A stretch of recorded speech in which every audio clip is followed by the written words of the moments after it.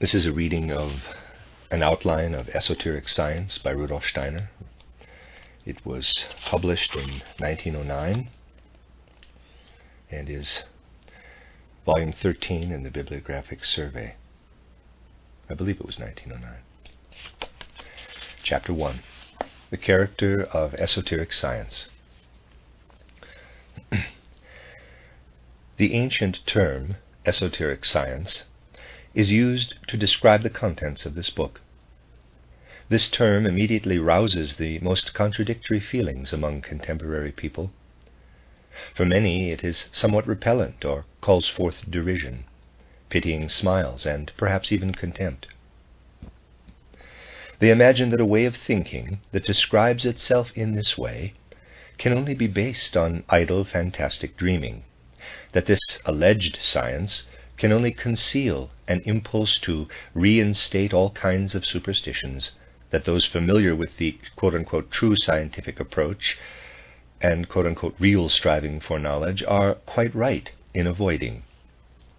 To others, what is meant by this term seems to provide them with something they cannot acquire in any other way. Depending on their personal predispositions, they are drawn to it, either out of a deep inner longing for knowledge or out of the curiosity of a refined soul. Between these sharply divergent opinions, there are all kinds of possible intermediate stages of conditional rejection or acceptance of what different individuals may think of on hearing the words esoteric science. For many people, the term esoteric science has a magical ring to it, because it seems to appease their fateful obsession with knowing of something unknown, mysterious, or even obscure, with a knowledge that cannot be acquired naturally. Many people do not want to satisfy their soul's deepest longings with something that can be clearly known. They tend to believe that in addition to what is recognizable and knowable in the world, there must also be something that eludes cognition. Regarding their deepest longing for knowledge, and with a peculiar illogicality, they do not notice.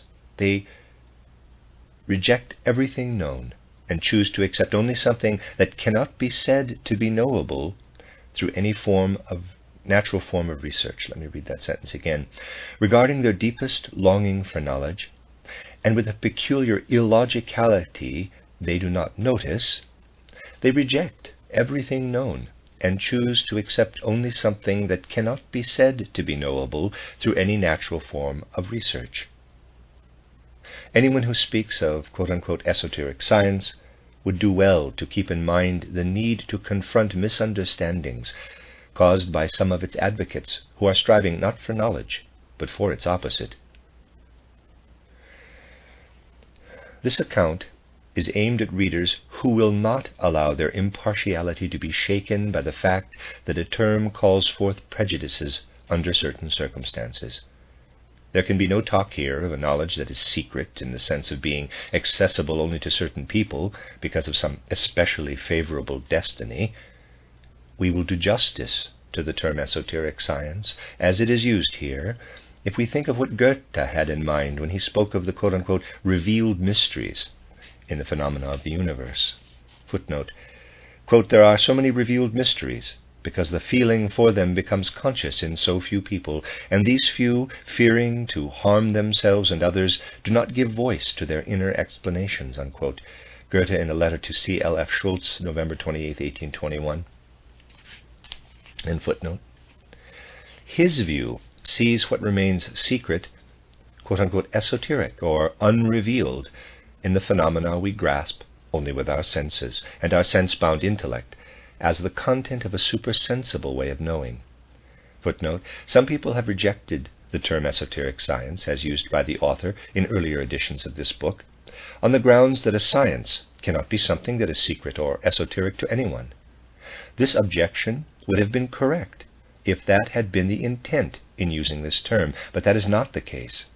The natural sciences, the sciences of nature, cannot be called natural in the sense that they belong to everyone by nature.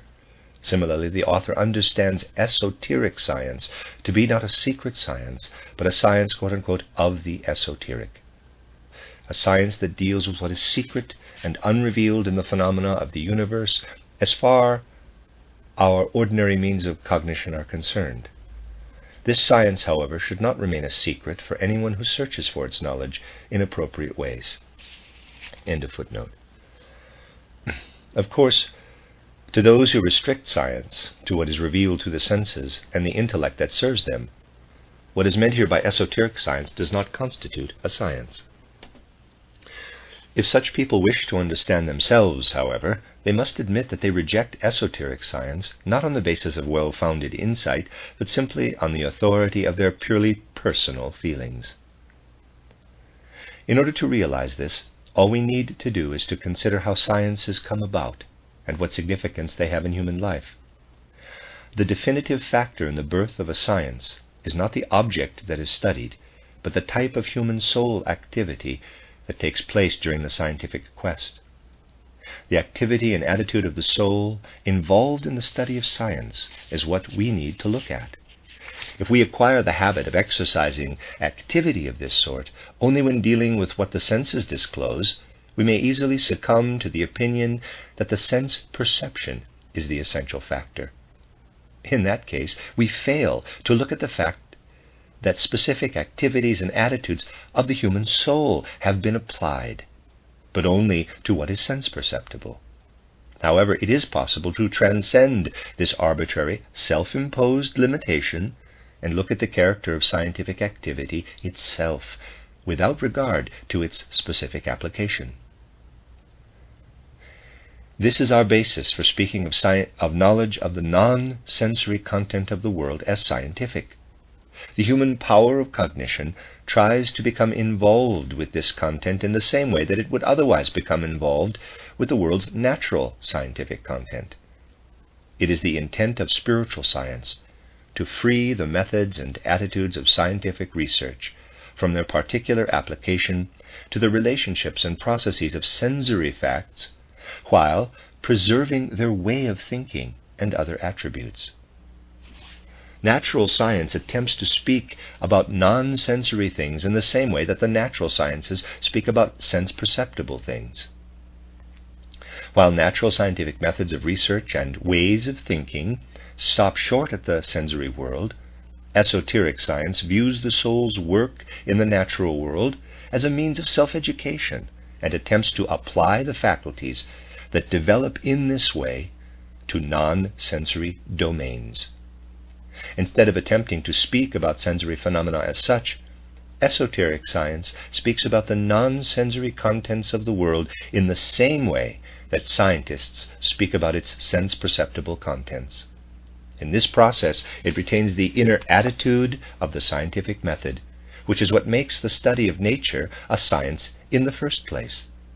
This permits esoteric science to call itself a science.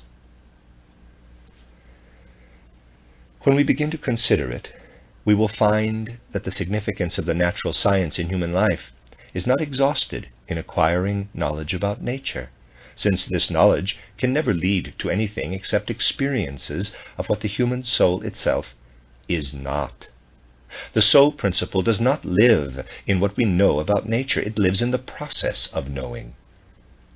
The soul experiences itself during its active involvement with nature, and the result of this living involvement is something other than knowledge about nature itself, namely the self-development experienced in acquiring this knowledge. Esoteric science attempts to apply the result of this self-development to areas that transcend mere nature. It is not the intent of esoteric scientists to underestimate the value of the natural sciences. On the contrary, they try to acknowledge it even more than the natural scientists do. They know that it is impossible to establish any science without the exacting way of thinking that is the rule in the natural sciences. But they also know that after this exactitude has been acquired by genuinely entering into the spirit of natural scientific thought, the soul's strength can hold it fast and apply it to other fields. Something appears at this point, however, that may cause misgivings. While observing nature, the soul is guided by the object under observation to a much greater extent than it is while observing the world's non-sensory contents, when it has to be able to hold fast to the essence of the scientific way of thinking out of purely inner impulses to a much greater extent. Since many people believe, although not consciously, that only the guidance of natural phenomena allows us to retain this essence, they tend to decide dogmatically that as soon as this guidance is abandoned, the soul with its scientific method is left groping in the dark. These people have not become aware of the distinctive character of this method. For the most part, they base their judgment on errors that necessarily arise when someone whose scientific attitude has not been sufficiently reinforced by observing natural phenomena nonetheless proceeds to observe non-sensory domains. Such cases naturally give rise to a lot of unscientific talk about the world's non-sensory content. However, this is not because such talk is essentially incapable of being scientific, but only because in this particular instance the scientific self-education that comes from observing nature was neglected. With regard to what has just been said, however, anyone wanting to speak about esoteric science must keep a sharp eye out for all the distractions and illusions that can arise from conjecturing about the revealed mysteries of the world without approaching them scientifically. And yet it would be counterproductive, right at the beginning of an account of esoteric science, to speak about all the possible aberrations that discredit its research in the minds of biased people, because these people conclude from the very existence of the aberrations, and it is true that they are very numerous, that the entire undertaking is unjustified. In most instances, however, scientists or scientifically minded critics reject esoteric science dogmatically, as was described earlier, and their reference to the aberrations is merely a pretext that is often unconscious. Discussion with such opponents will prove futile. Indeed, nothing prevents them from raising the very justified objection that there is no way of determining from the outset whether the person who believes others are in error actually possesses the firm foundation described above. Therefore, all that can be done by people who are striving in the direction of esoteric science is to present what they believe is permissible for them to say. Whether this belief is justified can only be decided by others, and in fact only by those who avoid dogmatic statements of any sort and are able to enter into how these esoteric researchers communicate the revealed mysteries of cosmic events. Of course, the researchers will be obliged to show how what they present relates to other achievements of knowledge and of life. They will also need to show what opposition is possible, and to what extent life's immediate outer sense-perceptible reality confirms their observations. However, they should never attempt to present things in a way that depends on the art of persuasion rather than on content for its effect. Esoteric scientific accounts often meet with the objection that they do not prove what they present, that they merely make some assertion or other, and say that esoteric science has determined this to be true. Do not misunderstand the account that follows by thinking that any part of it is being presented in this manner. An effort is being made here to allow the capability that unfolds in the soul through studying nature to continue to develop according to its own essence. In the course of this development, the soul encounters supersensible facts. It is assumed that every reader who is able to really go into what has been presented will necessarily run up against these facts. The moment we enter the domain of spiritual science, however, we encounter a difference between it and purely natural scientific observation. In the natural sciences, facts are present in the field of the sensory world. Scientists who present these facts regard the activity of the soul as something that recedes into the background in the face of sense-perceptible relationships and processes. Those who present spiritual scientific facts must place this soul activity in the forefront, because their readers only arrive at the facts by making this activity their own, in the right way. Unlike the facts of natural science, which although not understood are still available for human perception even without any soul activity, spiritual scientific facts enter into our perception only through activity on the part of the soul. Thus, those presenting spiritual science presume that the readers are accompanying them on the search for these facts. Their presentation consists of recounting the discovery of these facts and is governed not by personal whim, but by a scientific attitude trained by natural science. Therefore, they must also speak about the means they use to become able to observe non-sensory, super-sensible things. By attempting to present an esoteric scientific subject, we will soon see that this leads us to acquire concepts and ideas that we did not possess before. The new thoughts we acquire about the nature of proof are also different from our previous conceptions of it. We learn to recognize that when natural science is explained, quote-unquote, proof is something brought toward it from the outside, so to speak. In spiritual scientific thinking, however, the activity applied to proving something in natural scientific thinking is already present in the search for the facts. We cannot find these facts if the path that leads to them does not constitute a proving process in itself. Anyone who really follows this path already experiences the element of proof, and nothing more can be accomplished by means of a proof applied from outside. Failure to recognize this characteristic of esoteric science has led to many misunderstandings. The whole of esoteric science must spring from two thoughts that can take root in each human being. For the esoteric scientist, as the term is used in this book, these two thoughts express facts that can be experienced if we apply the right means. For many other people, these thoughts constitute extremely debatable claims that can provoke a great deal of argument and may even be proved to be impossible. The first of these thoughts is that behind the visible world there is an invisible one, a world that is temporarily concealed, at least as far as our senses and sense-bound thinking are concerned. The second is that by developing human capacities that lie dormant in us, it is possible to enter this hidden world. Some people may say that there is no such hidden world, that the world we perceive with our senses is the only one, that it contains everything necessary to solve its riddles, and that even if we are far from being able to answer all our existential questions at present, a time will come when sensory experiences and the science based on them will be able to provide the answers. Others say that we cannot state definitively that there is no hidden world behind the visible one, but our human powers of cognition cannot penetrate this world because they have limits that they cannot overstep. Although those who need faith, quote-unquote, may take refuge in a world of that sort, a true science, based on the guarantee of fact, cannot be concerned with such a world.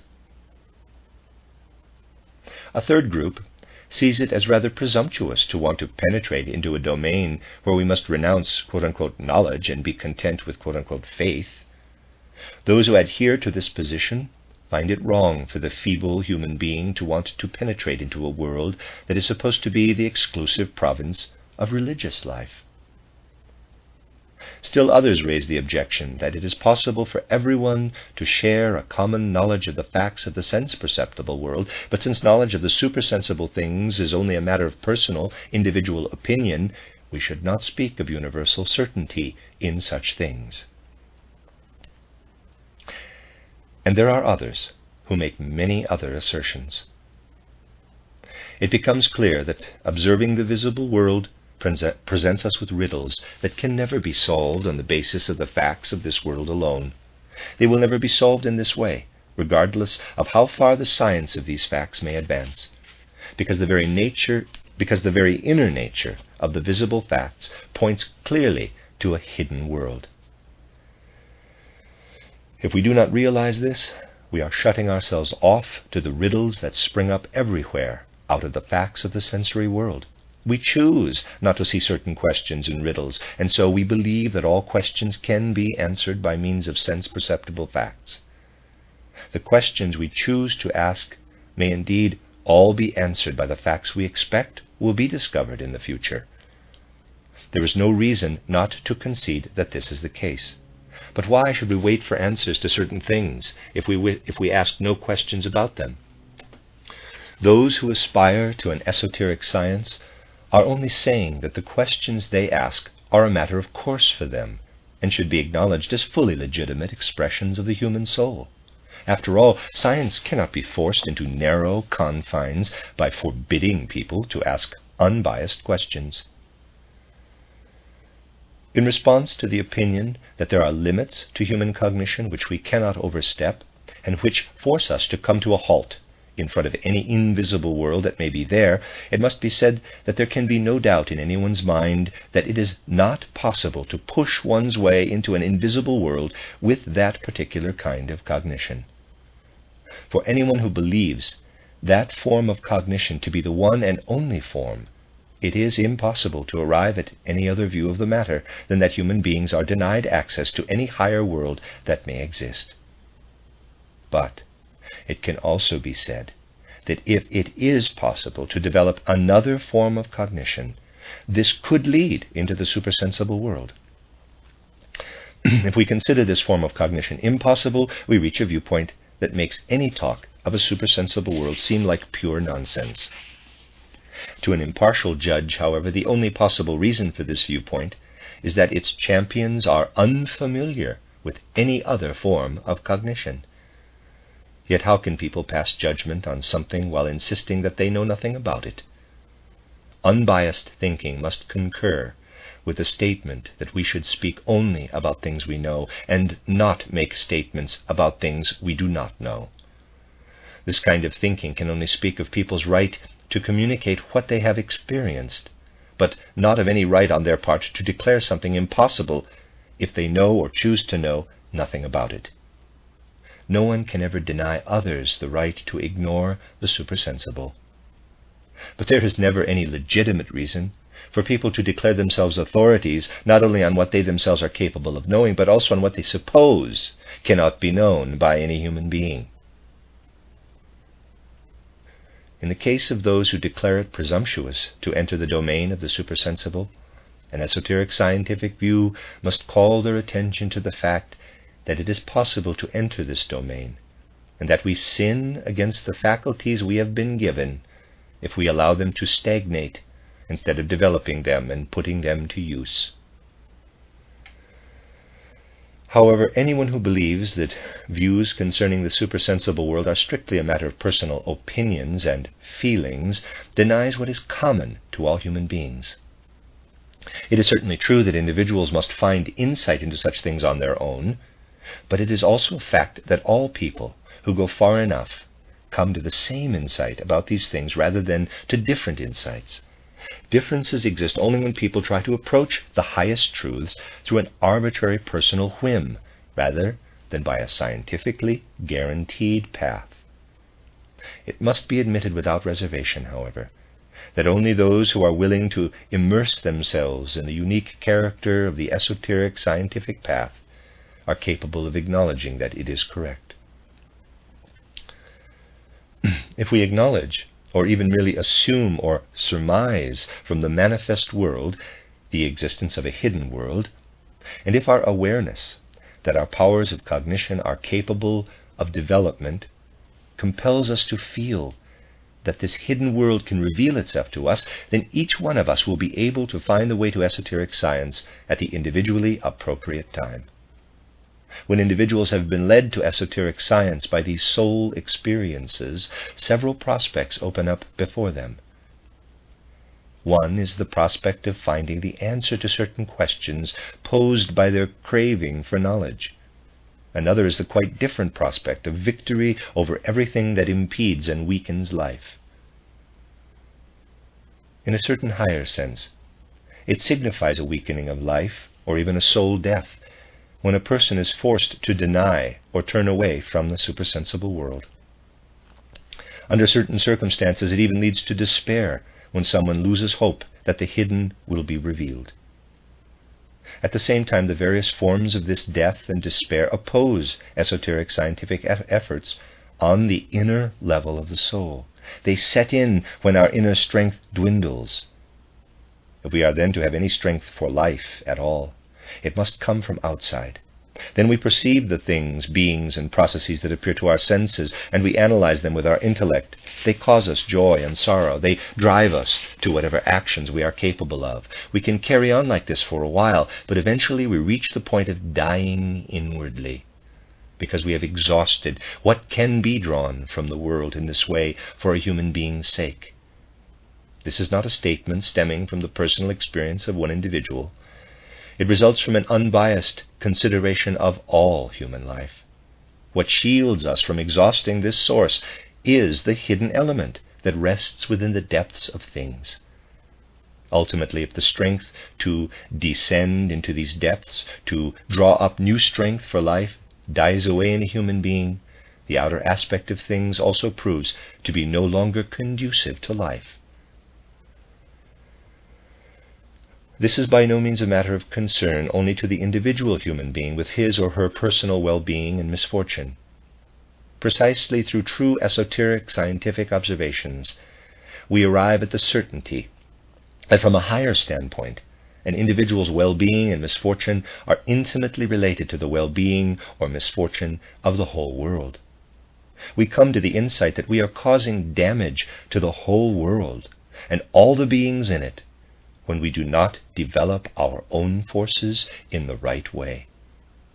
If we ravage our life by losing our connection to the supersensible world, not only do we destroy something within us, something that can ultimately drive us to despair as it dies off, but our weakness also creates a hindrance to the evolution of the entire world in which we live. Now, it is possible for human beings to deceive themselves.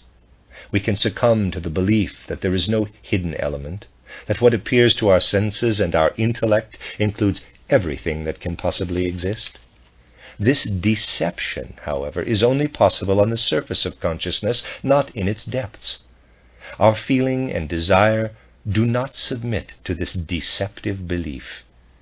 In one way or another, they will always long for something hidden.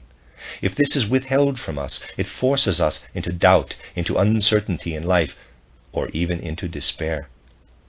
Cognition that reveals what is hidden is suited to overcoming all this hopelessness, uncertainty, and despair. In short, everything that weakens a life and makes it incapable of performing the services required of it within the world as a whole. This is the beautiful fruit of spiritual scientific knowledge. Rather than merely gratifying our passion for knowledge, it gives our life strength and steadfastness. It draws strength for work and confidence in life from an inexhaustible source. No one who has ever truly approached this source and returns repeatedly to take refuge there will ever go away unstrengthened.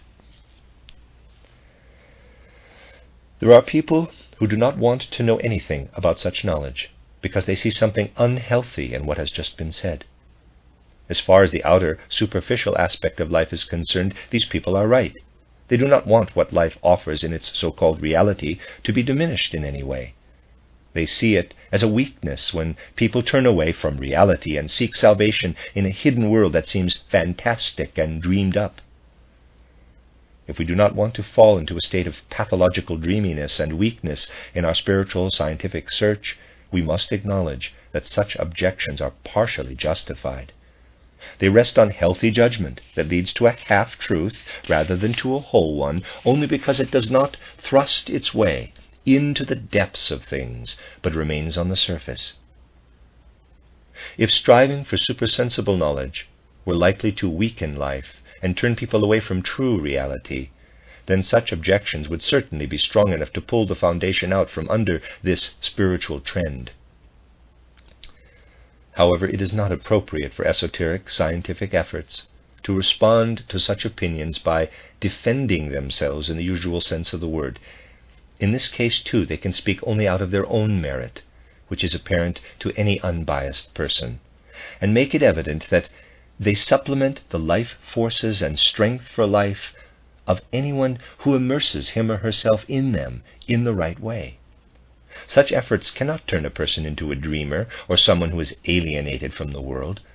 The strength they provide comes from the sources of life that are the origin of the soul and spiritual parts of us. Still other obstacles may confront many people when they first approach an esoteric scientific search. It is a fundamental truth that readers of esoteric scientific accounts find descriptions of soul experiences which they can follow in order to approach the world's supersensible contents. But while this is the ideal, it still has to be realized in actual practice. Readers must first absorb a fairly large number of supersensible experiences recounted by others without experiencing them personally. This cannot be otherwise, and will also be true of this book. The author will describe what he believes he knows about the nature of human beings and what happens to them at birth, at death, and in the body-free state in the spiritual world. He will also describe the evolution of the earth and of humanity. It could seem that a certain amount of alleged knowledge is being presented like dogma, as if belief based on authority were called for. However, this is not the case. In fact, what can be known about the world's supersensible content is present in the author as a living soul content, and immersing yourself in this content kindles impulses in your own soul, which then lead to the corresponding supersensible facts. In reading about spiritual scientific knowledge, you are active in a different way than you are in reading accounts of sense-perceptible facts. If you read accounts of the sense-perceptible world, you read about them.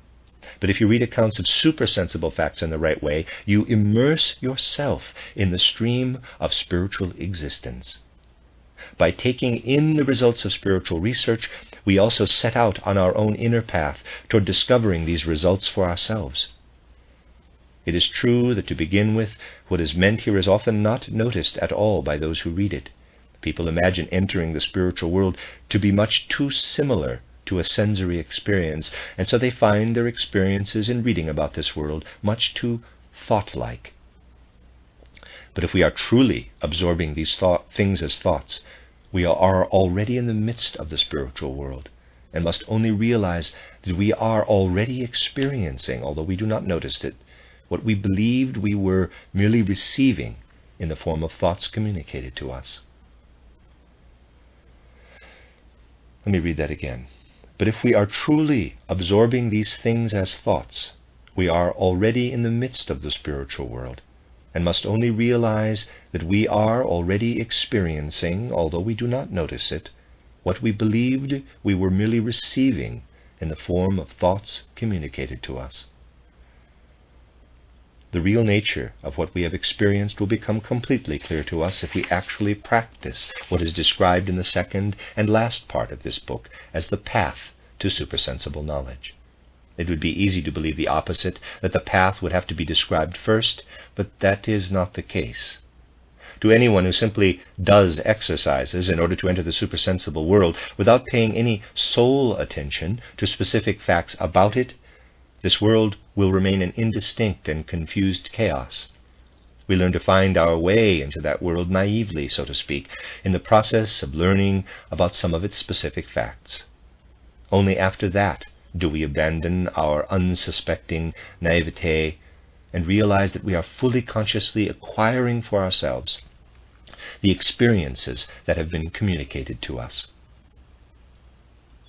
If you go into esoteric scientific accounts in depth, you will be convinced that this is the only sure path to supersensible knowledge. You will also realize that the opinion that supersensible knowledge might initially affect us like dogma, through the power of suggestion, as it were, is unfounded, because we acquire the content of this knowledge by means of a soul activity that strips it of any merely suggestive power and only allows it to speak to us in the same way as any truth that addresses our level-headed judgment.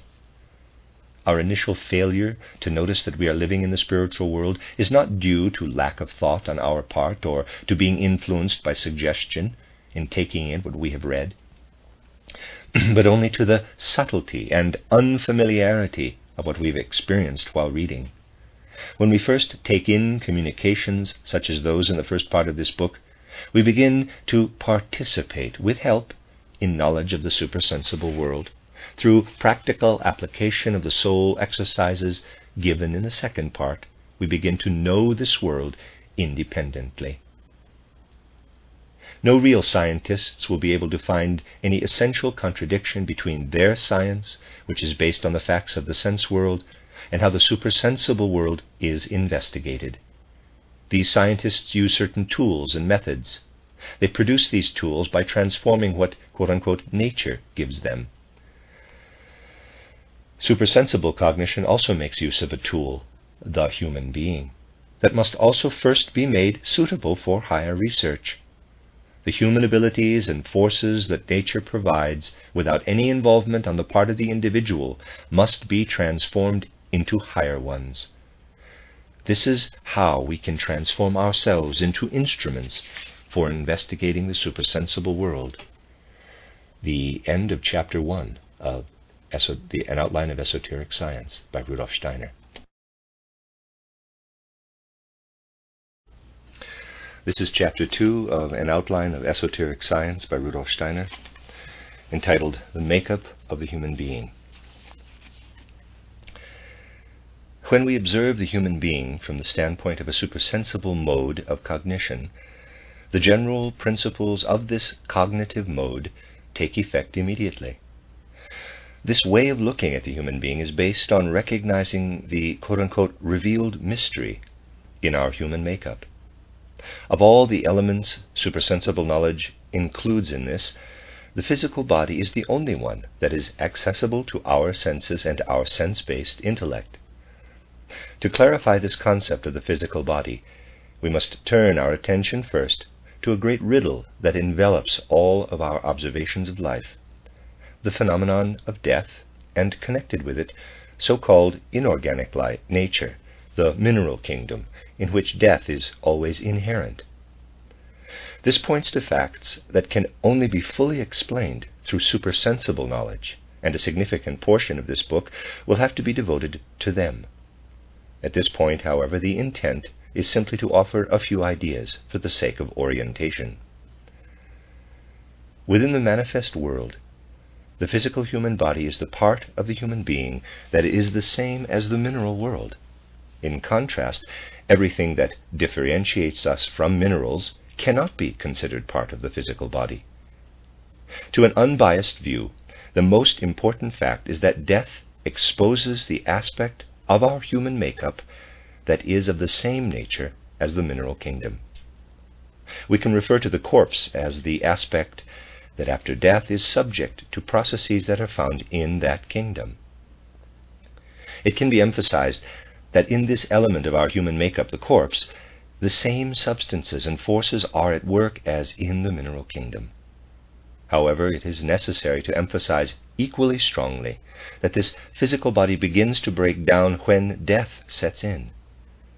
Yet we are also justified in saying that while the same substances and forces are at work in the physical human body as in minerals, as long as we are alive, they work in the service of something higher. Only after death do they work in the physical human body as they do in the mineral kingdom. They then appear in the form that is true to their own nature, that is, as disintegrators of the physical body's form. Thus, in the human being, we must distinguish clearly between what is manifest and what is hidden. During life, a hidden something has to wage a constant battle against the mineral substances and forces in the physical body. If this battle ceases, their mineral effects come to the fore. At this point, supersensible science must get involved. Its job is to look for what wages the battle, for something hidden from sensory observation and accessible only to supersensible observation. A later chapter in this book will discuss how to reach the point where this hidden something becomes as evident to us as sensory phenomena are to our ordinary eyes. For the moment, however, what is revealed to supersensible observation will simply be described. It has already been stated that information on how to approach higher vision can only be of value to people if they first become familiar with accounts of what supersensible research reveals. In this field, it is indeed possible to comprehend things that we cannot yet observe. In fact, understanding is the first step toward achieving vision in the right way. Although the hidden something that fights off the disintegration of the physical body is only visible to higher sight, its effects are clearly evident to a faculty of judgment restricted to manifest phenomena. These effects express themselves in the shape or form that the physical body's mineral substances and forces share during life.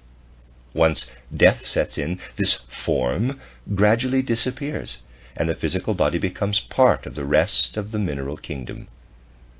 However, what prevents the physical substances and forces from going their own way during life, which would cause the physical body to disintegrate, can be observed by supersensible perception as an independent part of our human makeup. This independent element will be called the quote-unquote ether body, or quote-unquote life body. In order to prevent misunderstandings from creeping in right at the outset, there are two things that must be considered with regard to the terms applied to this second element of our human makeup. First, the use of the word ether is different here than it is in modern physics, which describes the medium of light as quote-unquote ether. Here, however, the meaning of the word will be restricted to the one given above. It will be applied to this entity that is accessible to higher vision, but recognizable to sensory perception only because of its effects. That is, because it is capable of giving a particular shape or form to the mineral substances and forces present in the physical body. Second, the word body should also not be misunderstood. After all, we have to use words taken from ordinary language, words that express only sense-perceptible things, to designate the higher things of existence. In sensory terms, of course, the ether body is nothing bodily at all, no matter how fine or delicate a body we might imagine. Parenthesis, as the author has discussed in his book Theosophy, his intention in using the terms ether body and life body is not simply to revive the old scientifically outdated idea of quote-unquote life force or quote-unquote vital force. Parenthesis. Having arrived at the point of mentioning the ether body or life body in describing supersensible things, we have also reached a point where this description necessarily contradicts some modern-day views. The evolution of the human spirit has led to a situation where talking about such an element of our human makeup is necessarily seen as unscientific nowadays. The materialistic view has reached the point of seeing nothing more in the living human body than an assemblage of physical substances and forces, such as are also found in minerals, in so-called inanimate objects. The only difference is supposed to be that the way they are put together is more complicated in living things than in lifeless matter. Not too long ago, even ordinary science had different views on this subject. If you track down the writings of serious scientists from the first half of the 19th century, you will find that at that time even some quote-unquote real scientists were also aware of something in living bodies that is different from what is present in lifeless minerals. Back then people spoke of a vital force or life force. Admittedly, they did not imagine this life force as the life body described above, but their concept was based, nonetheless, on an inkling that something of this sort does exist. They imagined this life force as supplementing the physical substances and forces of the living body, just as the force of magnetism supplements the plain iron in a magnet. Then came a time when this life force was removed from the stock of scientific concepts, and people tried to explain everything in terms of mere physical and chemical causes. More recently, however, a reaction against this has again set in among some scientific thinkers. In some quarters, it is admitted that assuming the existence of something like a life force is not total nonsense after all. However, even scientists who deign to admit this possibility will not want to make common cause with the view of the life body that has been presented here. As a general rule, engaging these people in dialogue from the viewpoint of supersensible knowledge will lead nowhere. Instead, supersensible knowledge should make a point of recognizing that the materialistic view is a necessary concomitant of our era's great progress in natural science, which is based on a tremendous refining of our methods of sensory observation. In the course of evolution, it is simply part of human nature to raise some specific individual capabilities to a certain degree of perfection at the expense of others from time to time. Human faculties that lead to quote-unquote hidden worlds had to be forced into the background by the exact sensory observation that the natural sciences developed to such a significant extent. But now a time has again come when we need to cultivate these faculties. We will win acknowledgement of what is hidden, not by combating judgments that are the logical consequence of denying the existence of hidden elements, but by showing these elements themselves in the right light, so that they can then be acknowledged by those for whom this time is right. This needed to be said here to keep people from assuming that the author is ignorant of the views of natural science when he talks about an ether body, something that is necessarily seen in many quarters as a figment of the imagination. This ether body, then, is a second part of our higher human makeup.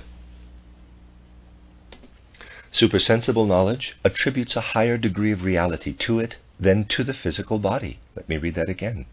Supersensible knowledge attributes a higher degree of reality to it than to the physical body.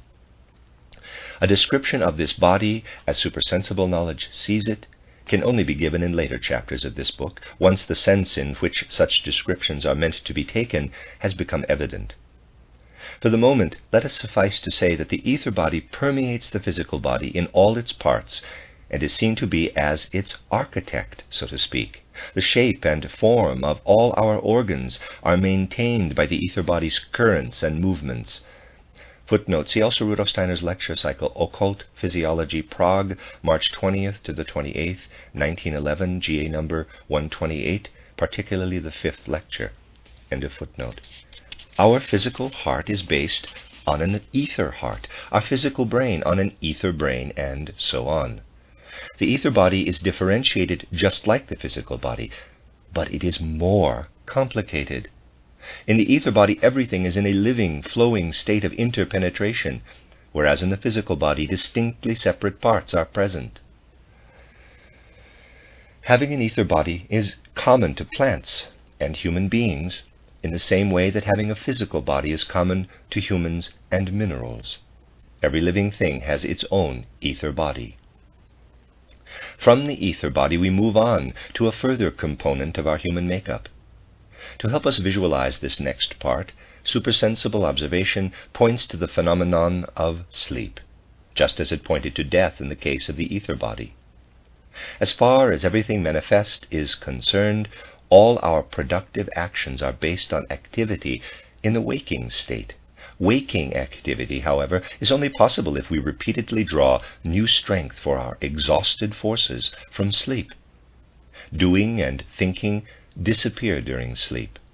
All suffering and pleasure are submerged as far as our conscious life is concerned. When we awaken, conscious forces rise up out of sleep's unconsciousness like water out of hidden and mysterious springs. The consciousness that sinks down into the dark depths when we fall asleep is the same as the one that rises up when we awaken. According to supersensible cognition, what awakens life again and again from the unconscious state is the third part of our human makeup. We can call it the quote-unquote astral body. Just as the physical body cannot maintain its form by means of the mineral substances and forces it contains, but only by being permeated by the ether body, the forces of the ether body are incapable of illumining themselves with the light of consciousness. Left to its own devices, the ether body would have to remain in an ongoing state of sleep. We might also say that it would only be able to support a plant-like existence within the physical body. A waking ether body is illumined by an astral body. As far as sensory perception is concerned, the effects of the astral body disappear when a person falls asleep. To supersensible observation, however, the astral body is still present, but appears to have separated from the ether body, or lifted out of it. Sensory perception does not deal with the astral body itself, but only with its effects on manifest elements. These effects are not directly present while we sleep. In the same sense that having a physical body is something we share with minerals, and the ether body something we share with plants, with respect to our astral body we are of the same nature as animals. Plants exist in a continuous state of sleep. If we do not judge these things accurately, it is easy to fall into the error of crediting plants with a consciousness similar to what animals and humans have in the waking state. This error is only possible if we form an inexact concept of consciousness. When an external stimulus is applied to a plant, it makes certain movements, just as an animal would do. We can say that plants whose leaves curl up under certain external stimuli are quote-unquote sensitive to these stimuli. The deciding factor in consciousness, however, is not the fact that a being responds to stimuli, but the fact that it inwardly experiences something new in addition to the mere response. Otherwise, we would also be able to speak of consciousness when a piece of iron expands under the influence of heat. Consciousness is only present when the being in question has an inner experience, of pain, for example, as a result of the heat's effect. The fourth element that supersensible cognition ascribes to our human makeup has nothing in common with the manifest world that surrounds us. It is what distinguishes us from our fellow creatures and makes us the crown of creation, of the created world that belongs to us, at least temporarily. Supersensible cognition forms a concept of this next part of our human makeup by pointing out essential differences among our waking experiences.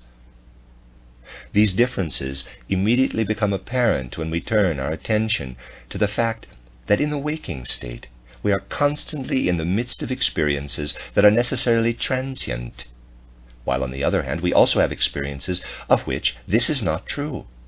This difference becomes especially clear when we compare our human experiences to those of animals.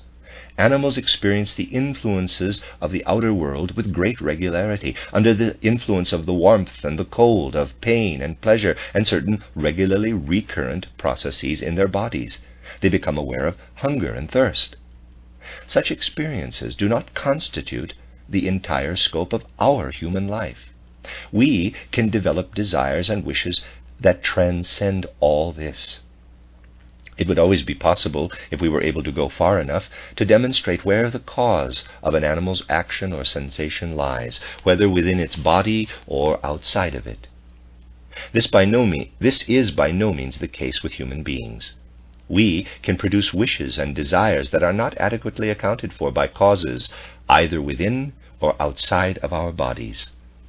We must acknowledge that everything falling into this domain has a special source. In spiritual scientific terms, this source can be seen in the human, quote-unquote, I, capital letter I, which can therefore be called the fourth part of our human makeup.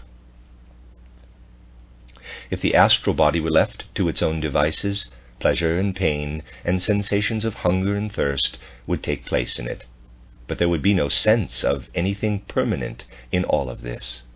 What we are calling the I is not the permanent factor itself, but what experiences permanency. In this field, we must formulate our concepts very clearly so that no misunderstandings arise. When we become aware of something lasting or permanent within the changing flow of our inner experiences, the feeling of I begins to dawn on us. The fact that a being feels hunger, for instance, cannot give it a feeling of I. Hunger sets in when its recurrent causes make themselves felt in the being in question, which then attacks its food with gusto simply because these recurrent causes are present. The feeling of I does not appear when recurrent causes of hunger drive us to seek food. It appears when, in addition to this, we retain an awareness of our pleasure on a previous occasion when our hunger was satisfied, so that our desire for food is driven by past experience as well as by our current experience of hunger. The physical body would fall apart if the ether body did not hold it together. The ether body would sink into unconsciousness if the astral body did not illumine it. Likewise, the astral body would repeatedly forget the past if the I did not rescue this past and carry it over into the present. What death is to the physical body and sleep to the ether body, forgetting is to the astral body. We can also say that life belongs to the ether body, consciousness to the astral body, and memory to the I. Falling into the error of ascribing memory to animals is even easier than ascribing consciousness to plants. It is natural to think of memory when a dog recognizes its owners, after perhaps not having seen them for a long time. In reality, however, this recognition is not based on memory, but on something totally different. The dog feels a certain attraction for its owners, which proceeds from their very being. This gives the dog pleasure when its owners are present. Each time they are again present after an absence, the dog's pleasure recurs. Memory, however, is only present when a being not only feels its experiences in the present, but also retains those of the past. Even if we acknowledge this, we might still fall into the error of thinking that the dog remembers. We could say, for instance, that since the dog grieves when its owners leave, it retains a memory of them. This too is an incorrect assessment of the situation. Through sharing life with its owners, the dog comes to need their presence and thus feels their absence in the same way that it feels hunger. If we do not make such distinctions, life's true circumstances will not become clear to us. Certain biases might make us object to this presentation and say that we cannot know whether or not anything similar to human memory is present in animals. This objection is based on untrained observation. If we are really capable of observing factually how an animal behaves in the context of its experiences, we will notice the difference between its behavior and that of a human being, and will realize that the animal's behavior is in keeping with the absence of memory. This fact is immediately clear to supersensible observation. But in addition, the effects of what enters human consciousness directly during supersensible observation enable our thought-permeated sensory perception to recognize it. If we say that we become aware of our own memory by inwardly observing our own souls, while we cannot do the same with the soul of an animal, this statement is based on a fateful error. What we can say about our own capacity for memory does not come from inwardly observing our souls, but only from what we experience with regard to ourselves in relationship to the objects and processes of the outer world. We experience this with regard to ourselves, with regard to other human beings, and also with regard to animals in exactly the same way. We are blinded by illusion when we believe that we assess the presence of memory only on the basis of inner observation. Although we may say that the power that underlies memory is an inner power, our assessment of it, even with regard to ourselves, is acquired from the outer world by looking at the context of life. We are able to assess this context with regard to an animal in the same way that we can assess it with regard to ourselves. Contemporary psychology suffers a great deal in this respect from its totally untrained and inexact ideas, which are highly deceptive due to errors in observation. It would be very easy to misunderstand this book's explanations of the faculty of memory. It will not be immediately apparent to people who consider only outer processes that there is a difference between what happens in memory-like occurrences in animals or even in plants and what is described here as real memory in human beings. It is true that when an animal does something for the third or fourth time, to all outer appearances it may well seem that memory and the learning associated with it are actually present. Like some natural scientists and their followers, we might even extend the concept of memory to include what happens when a chick creeps out of its shell and begins pecking at grain. It even knows the precise movements it needs to make with its head and body in order to do this. We might say that since it cannot have learned this while still in the shell, it must have learned it from the thousands and thousands of creatures who were its ancestors. This is what Hearing says, for example, footnote 3, Ewald Hearing, 1834 to 1918, let me try the German, über das Gedächtnis als eine allgemeine Funktion der organisierten Materie. Materie, maybe. Sorry, I guess there is an English here, quote, memory as a general function of organized matter, Vienna, 1870. End footnote.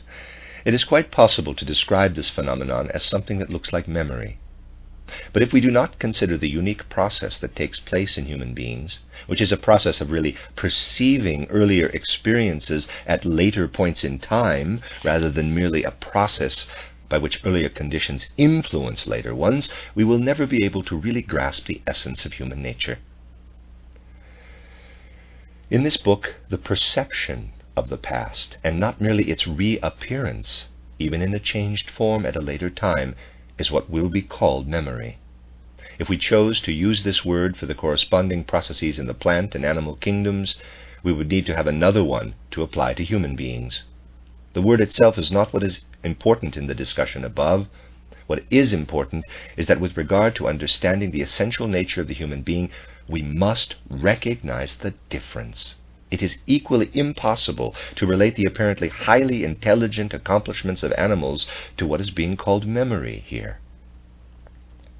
For the I, remembering and forgetting signify something very similar to what waking and sleeping signify for the astral body.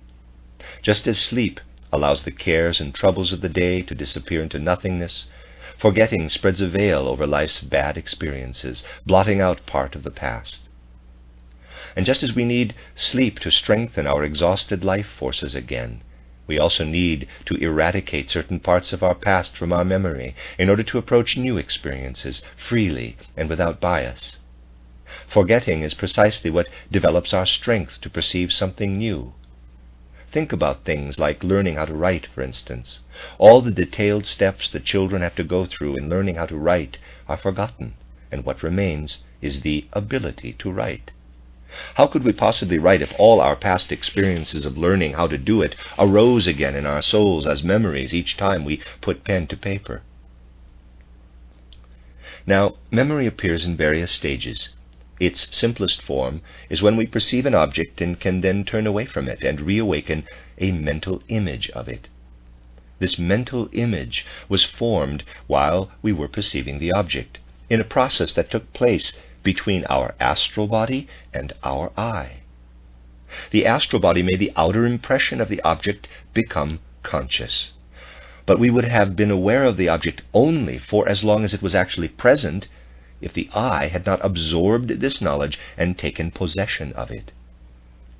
This is the point where supersensible observation separates our bodily nature from our soul nature. We speak of the astral body as long as we have in mind the birth of knowledge about an object that is present. What gives permanence to this knowledge, however, we then call the soul. But from what has just been said, we can immediately see how closely the human astral body is linked to the part of the soul that gives permanence to knowledge. These two things are united into a single element of our human makeup, so to speak, and therefore this union can also be called the astral body. If we want exact terms, we can also call the human astral body the soul body, and the soul, to the extent that it is united with this soul body, the sentient soul.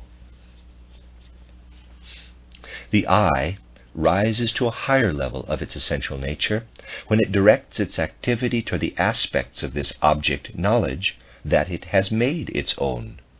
Through this activity, the I detaches itself more and more from perceived objects in order to work within what it has made its own. The part of the soul where this happens can be called the intellectual soul or mind soul. It is characteristic of both the sentient and mind souls that they work with what they receive through impressions of objects perceived by the senses and then retained in memory. Here the soul is totally given over to something external to it. Even what it takes possession of through memory has been received from outside. I'm going to read that paragraph again. The I rises to a higher level of its essential nature when it directs its activity toward the aspects of this object knowledge that it has made its own. Through this activity, the I detaches itself more and more from perceived objects in order to work within what it has made its own. The part of the soul where this happens can be called the intellectual soul or mind soul. It is characteristic of both the sentient and mind souls that they work with what they receive through impressions of objects perceived by the senses and then retained in memory. Here, the soul is totally given over to something external to it. Even what it takes possession of through memory has been received from outside. However, the soul can transcend all this. It consists of more than just the sentient and mind souls. It is easiest for the supersensible view to provide some idea of this by pointing to a single, simple fact whose comprehensive significance needs to be appreciated.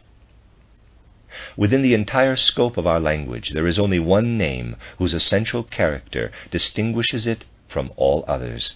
That name is capital I. Any other name can be applied to the thing or being to whom it belongs by any human being. But as a designation for a being, I has meaning only when that being applies it to itself. The name I can never be heard coming from outside as the name of the listener. One can only apply it to oneself. I am an I, only to myself.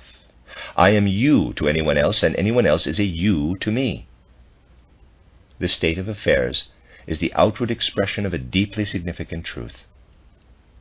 The actual essential nature of the I is independent of anything external. Therefore, nothing outside of it can call it by its name. Religious denominations that have consciously maintained their connection to the supersensible view call the term I the quote-unquote ineffable name of God. This points to what has just been indicated. Nothing external has access to the part of the human soul we are looking at now. This is the soul's quote-unquote hidden shrine, and only a being that is of the same nature as the soul can gain entrance there. The God who dwells within the human being begins to speak when the soul recognizes itself as an I. Just as the sentient and mind souls dwell in the outer world, a third soul element immerses itself in the divine when the soul achieves perception of its own being. It is easy to misunderstand this view as a declaration that the I and God are one and the same. However, it does not state that the I is God, but only that it is of the same character and essence as the divine. If we took a drop of water out of the sea, would we be claiming that it is the sea if we said that the drop is of the same essence or substance as the sea? If we absolutely want to use a comparison, we can say that the drop is to the sea as the I is to the divine. We can find a divine element in ourselves because our own primal being is taken from the divine. Thus, through this third part of the human soul, we acquire inner knowledge of ourselves, just as we acquire knowledge of the outer world through the astral body. This is why esoteric science can call this third soul element the consciousness soul. In an esoteric scientific sense, the soul consists of three parts: the sentient soul, the mind soul, and the consciousness soul. Just as the body consists of three parts: the physical body, the ether body, and the astral body. Psychological errors in observation, similar to those already mentioned regarding the erroneous assessment of the capacity for memory, make it difficult to acquire the right kind of insight into the essential nature of the I. Many things we believe we understand can seem to refute what is presented above, while in reality they confirm it. This is the case, for example, with Edward von Hartmann, his comments on the I in his Outline of Psychology. Quote, "In the first place, self-awareness is older than the word I. Personal pronouns are a rather late product of the evolution of languages. They are of value to language only as abbreviations. The word I is a shorter substitute for the speaker's own name, but a substitute that each speaker as such uses for him or herself, regardless of what proper name others may apply to him or her. Self-awareness can develop to a very great extent in animals and in untaught people with severe speech and hearing impairments, even without reference to a proper name. Awareness of one's own name can fully replace the absence of the use of the word I. This insight eliminates the magical aura that envelops the little word I in the minds of many people. This word cannot contribute in the least to the concept of self-awareness. Rather, it receives its entire content from that concept." End of quote, footnote. For Edward von Hartmann, 1842 to 1906, try the German again, System der Philosophie im Grundriss, that's parenthesis, an outline of a system of philosophy, parenthesis, volume 3. Also Grundriss der Psychologie, parenthesis, an outline of psychology, parenthesis, end footnote. We can agree completely with such views. We can also agree that no magical aura should be attached to the little word I to darken our thoughtful consideration of the matter. But the nature of a thing is not determined by how gradually the word designating it came about. The important point is that the essential being of the I in self-awareness is, quote, older than the word I, unquote, and that we are compelled to use this particular little word, endowed with qualities belonging to it alone, for the element in our interrelationship with the outer world that is different from what an animal can experience. Nothing can be shown about the nature of a triangle by showing how the word, quote-unquote, triangle came about. Similarly, nothing can be concluded about the nature of the I by knowing how the word developed out of a different verbal usage in the course of the evolution of language. The true nature of the I first reveals itself in the consciousness soul. The soul loses itself to other things in feeling and intellect, but as the consciousness soul it takes hold of its own being. That's why the consciousness soul's perception of the I can take place only through a certain inner activity.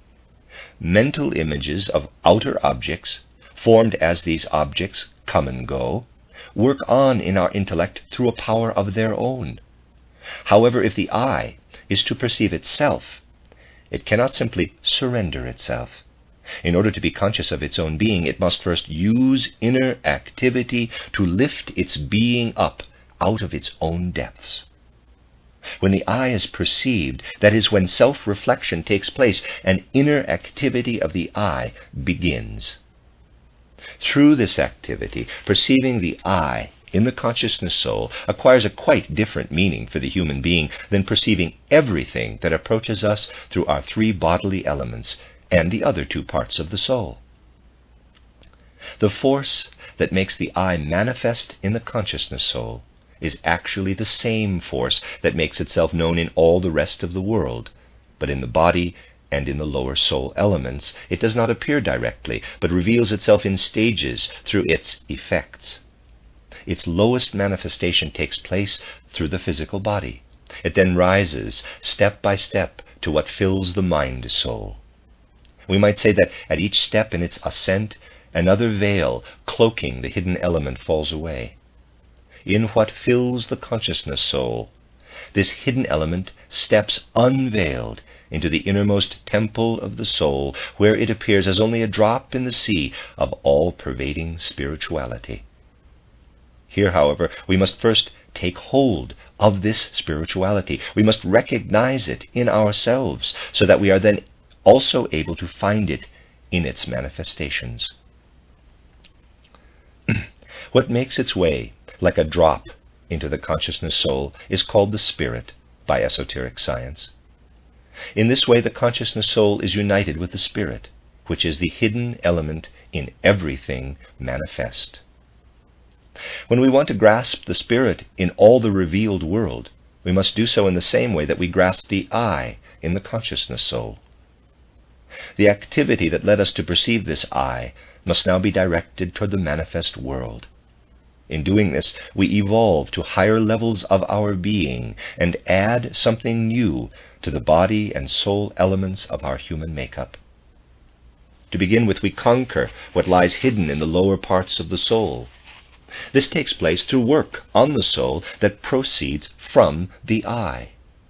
How a person is involved in this work becomes evident when we compare a noble idealist to someone who is still totally given up to lower desires and so-called sensual pleasures. Such a person can become a quote-unquote noble idealist by withdrawing from certain base inclinations and turning toward higher ones. That is, by working out of the I to have an ennobling and spiritualizing effect on his or her own soul. The I becomes the master within that person's soul life.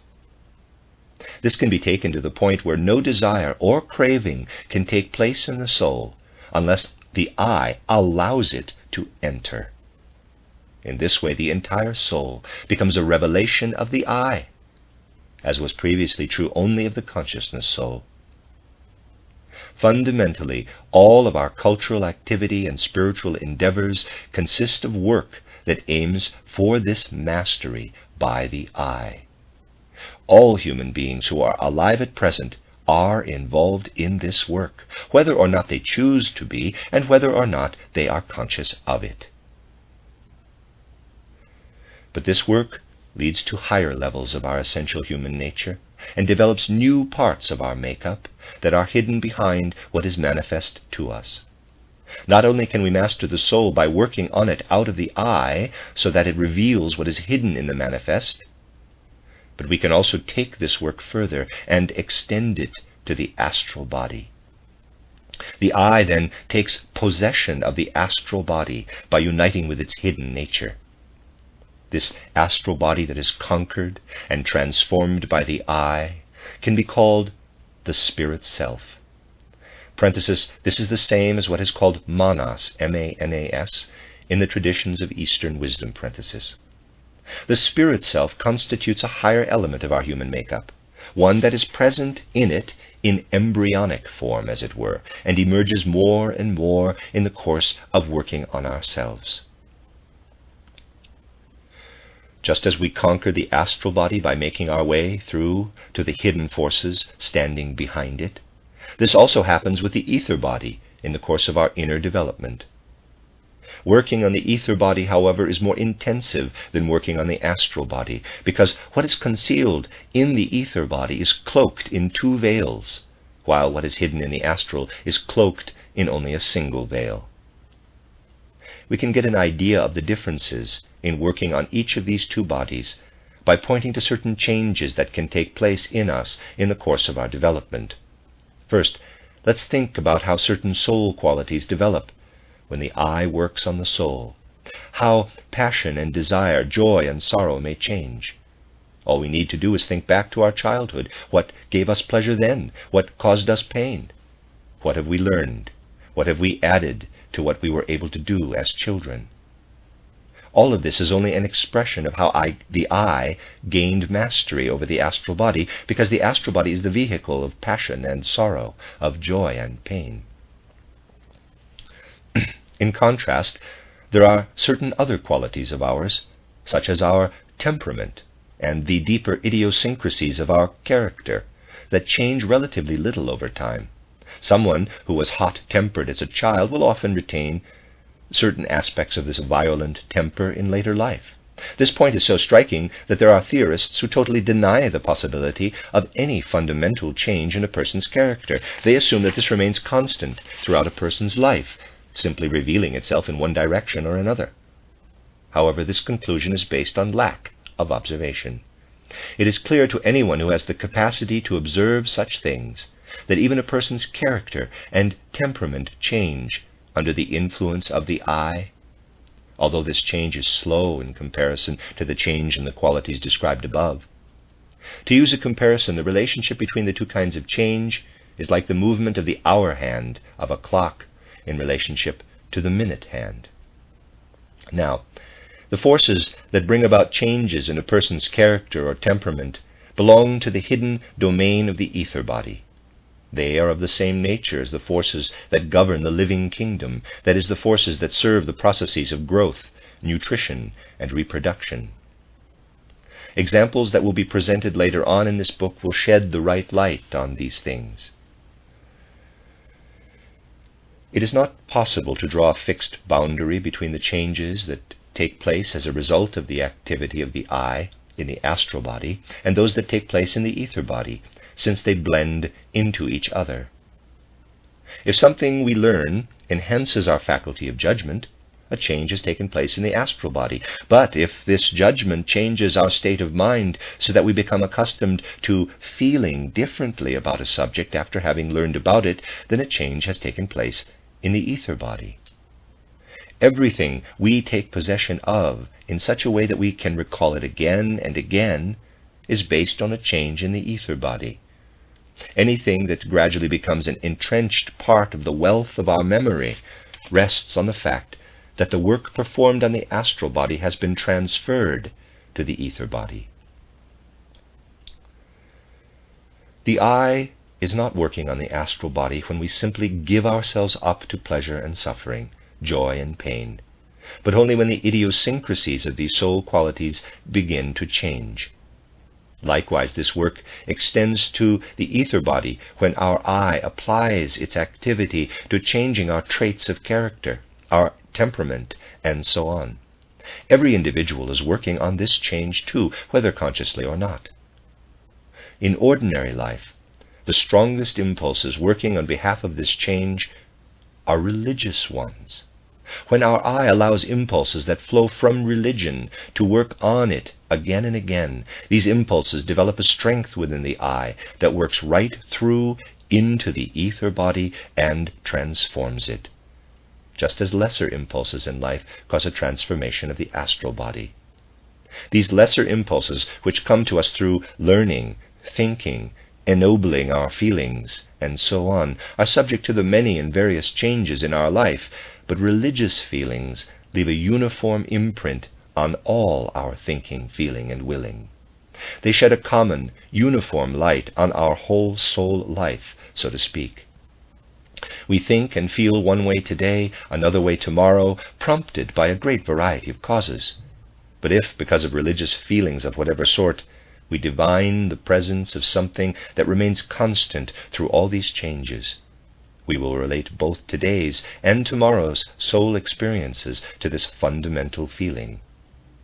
Religious life, therefore, has a far-reaching effect on our soul life that becomes stronger and stronger with time because it works through constant repetition. That is why it acquires the strength to work on our ether body. True art has similar effects on us. If through the outer form, color, or tone of a work of art we are able to penetrate to its spiritual foundation with our thought and feeling, then the impulses our I receives as a result actually work right through to the ether body. If we think this thought through to its conclusion, we can assess art's tremendous significance for all of human development and evolution. We have referred here to only a few examples of things that provide the I with impulses to work on the ether body.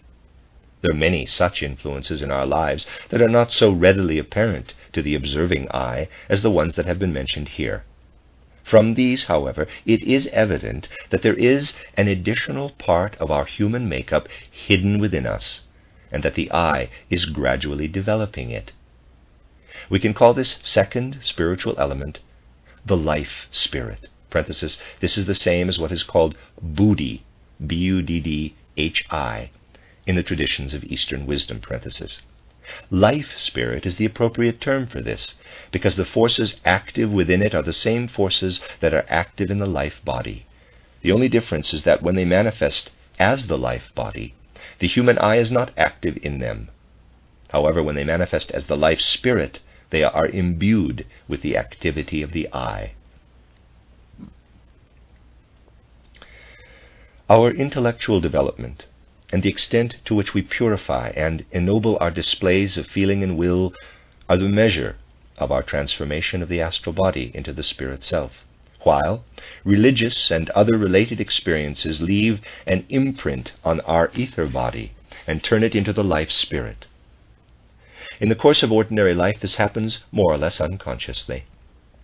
In contrast, in what is known as initiation, supersensible knowledge points out the means that allow us to take this work on the spirit self and life spirit quite consciously in hand.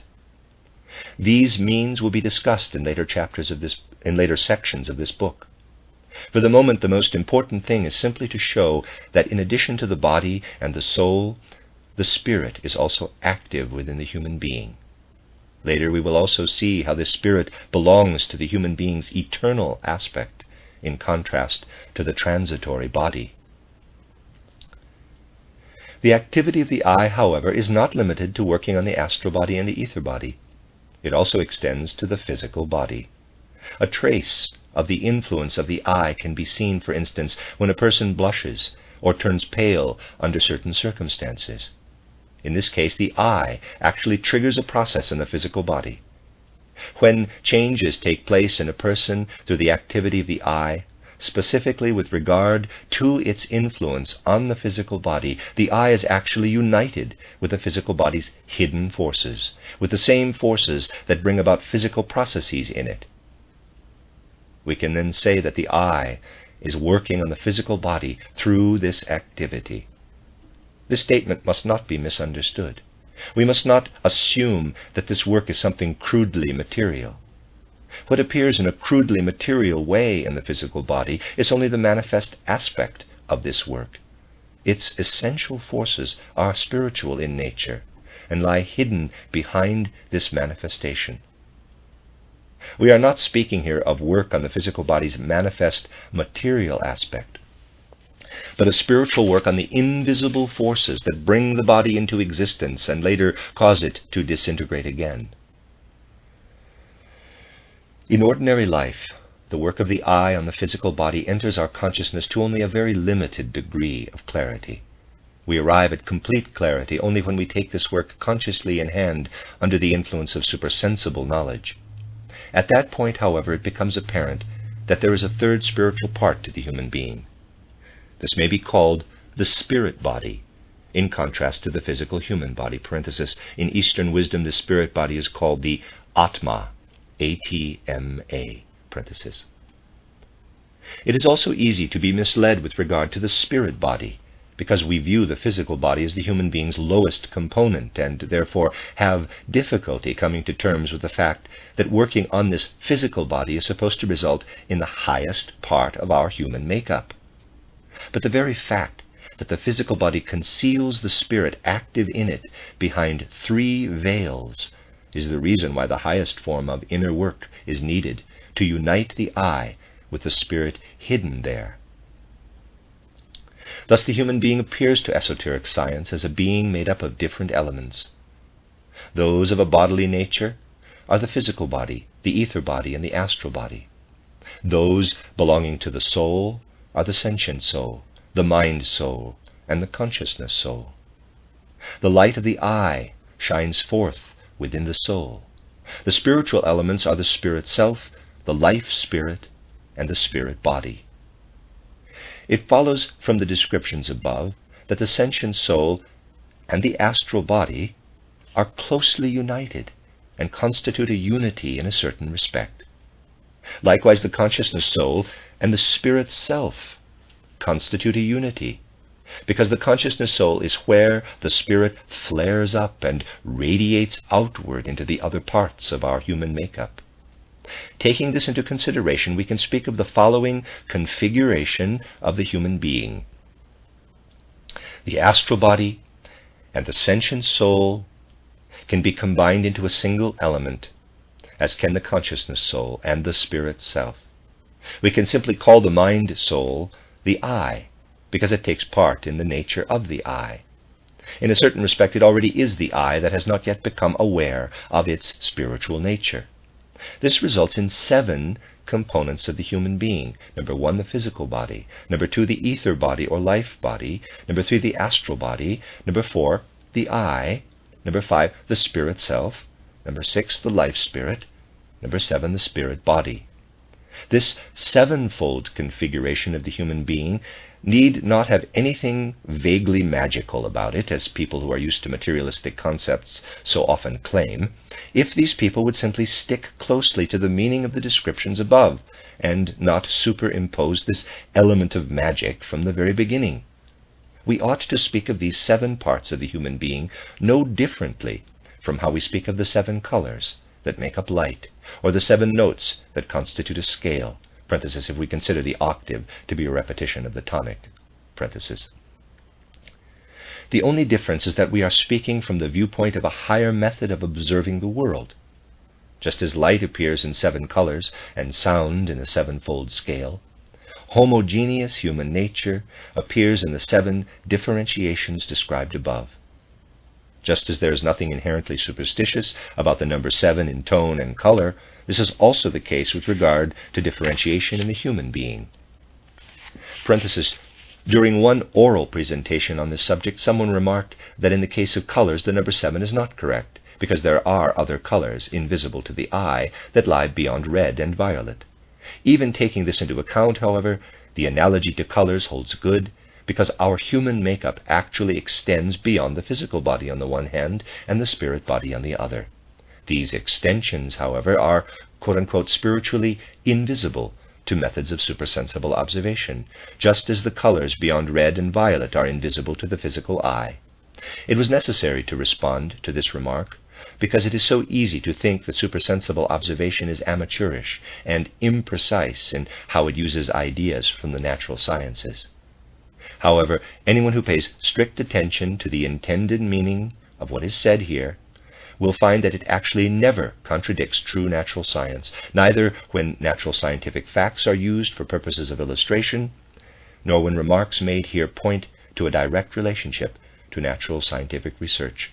Parenthesis, end of chapter 2. Chapter 3 of the book by Rudolf Steiner entitled An Outline of Esoteric Science, entitled Sleep and Death. Just as we cannot solve the riddle of life without considering death, we also cannot break through to understanding the essence of waking consciousness without considering the state we pass through during sleep. Someone who has no feeling for the significance of supersensible knowledge may entertain doubts about this knowledge simply because of its views on sleep and death. We can appreciate the reason for these doubts. There is nothing incomprehensible about it if someone states that human beings are here in order to lead an active and effective life, that purposeful activity depends on being able to devote ourselves to this life, and that delving into conditions like sleep and death can result only from a penchant for idle dreaminess and lead only to empty fantasies. It is easy for people to believe that rejecting such fantasies is a sign of a healthy soul, and that devoting oneself to idle dreaminess is a pathological trait that is present only in people who lack both joy in life and the strength to tackle it, and who are incapable of real purposeful activity.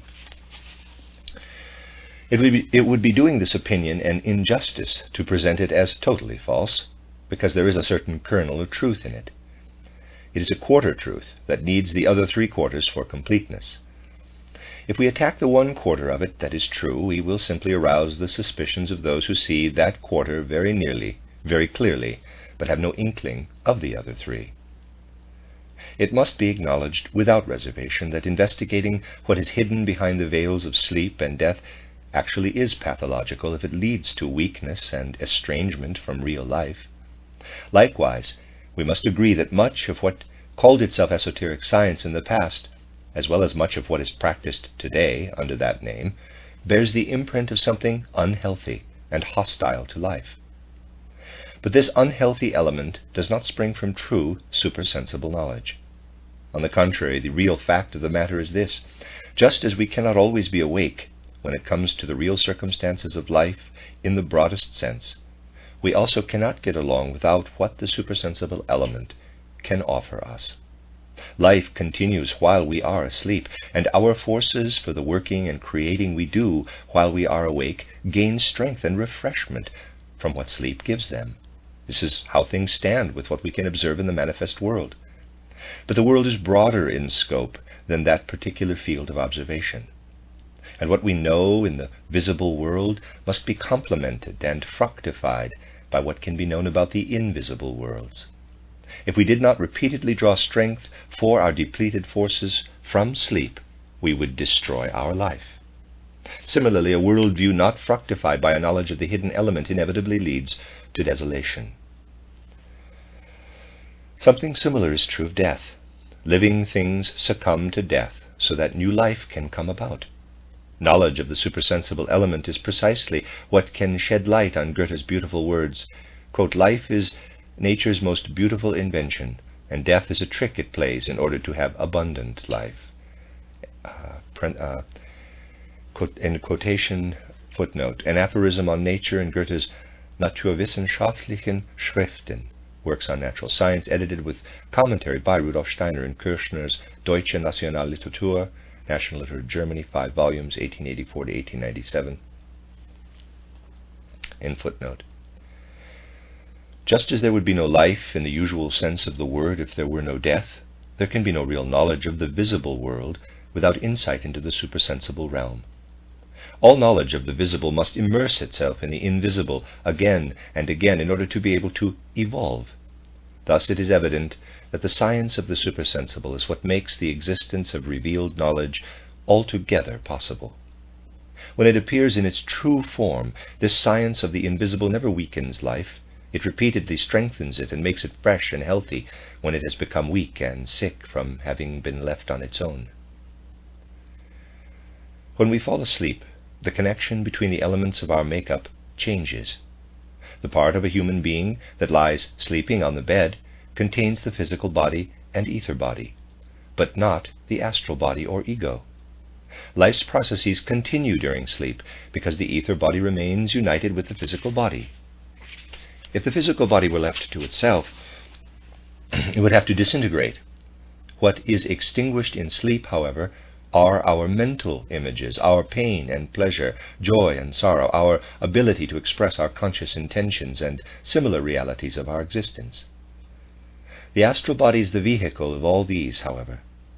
If we are unbiased in our assessment of this situation, we will never be able to entertain the notion that the astral body is destroyed during sleep, along with all our pleasure and pain and the entire world of our ideas and will. It is simply present in a different state. For our eye and astral body to have a conscious perception of our pain and suffering and all the other things just listed, rather than simply being filled with them, the astral body must be connected to the physical body and the ether body. And in fact it is connected when we are awake, but not when we are asleep. In sleep, the astral body withdraws.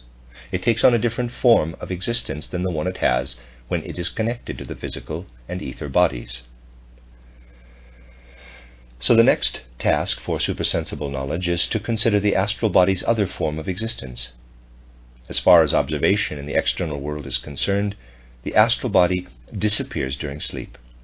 Now, supersensible perception's job is to follow it until it takes possession of the physical and ether bodies once again when we wake up. As in all cases involving knowledge of the world's hidden things and processes, discovering the particulars of what is really going on in the state of sleep requires supersensible observation. Once what can be discovered by this means has been stated, however, it is immediately understandable to truly unbiased thinking, because processes in the hidden world have effects that are visible in the manifest world.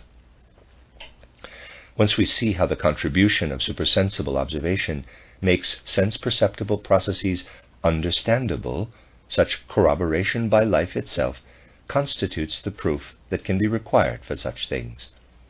Those who choose not to use the methods of attaining supersensible perception that will be explained later will still be able to have the experience of accepting the statements of supersensible knowledge and applying them to manifest things in their own experience. By doing so, they will find that life becomes clear and understandable.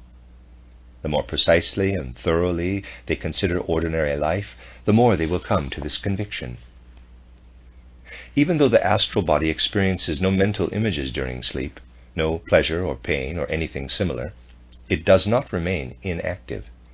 On the contrary, it is obliged to maintain a lively activity in the sleeping state, an activity it must take up again and again in rhythmical succession after periods of being involved in the activity that it shares with the physical and ether bodies. Just as the pendulum of a clock that has swung to the left and then comes back to the middle must then swing to the right because of the momentum gained by swinging to the left, the astral body and the I that rests in its bosom, having been active for a while in the physical and ether bodies, must then spend the next period of time being busy and active in the body-free state, in an environment of soul and spirit.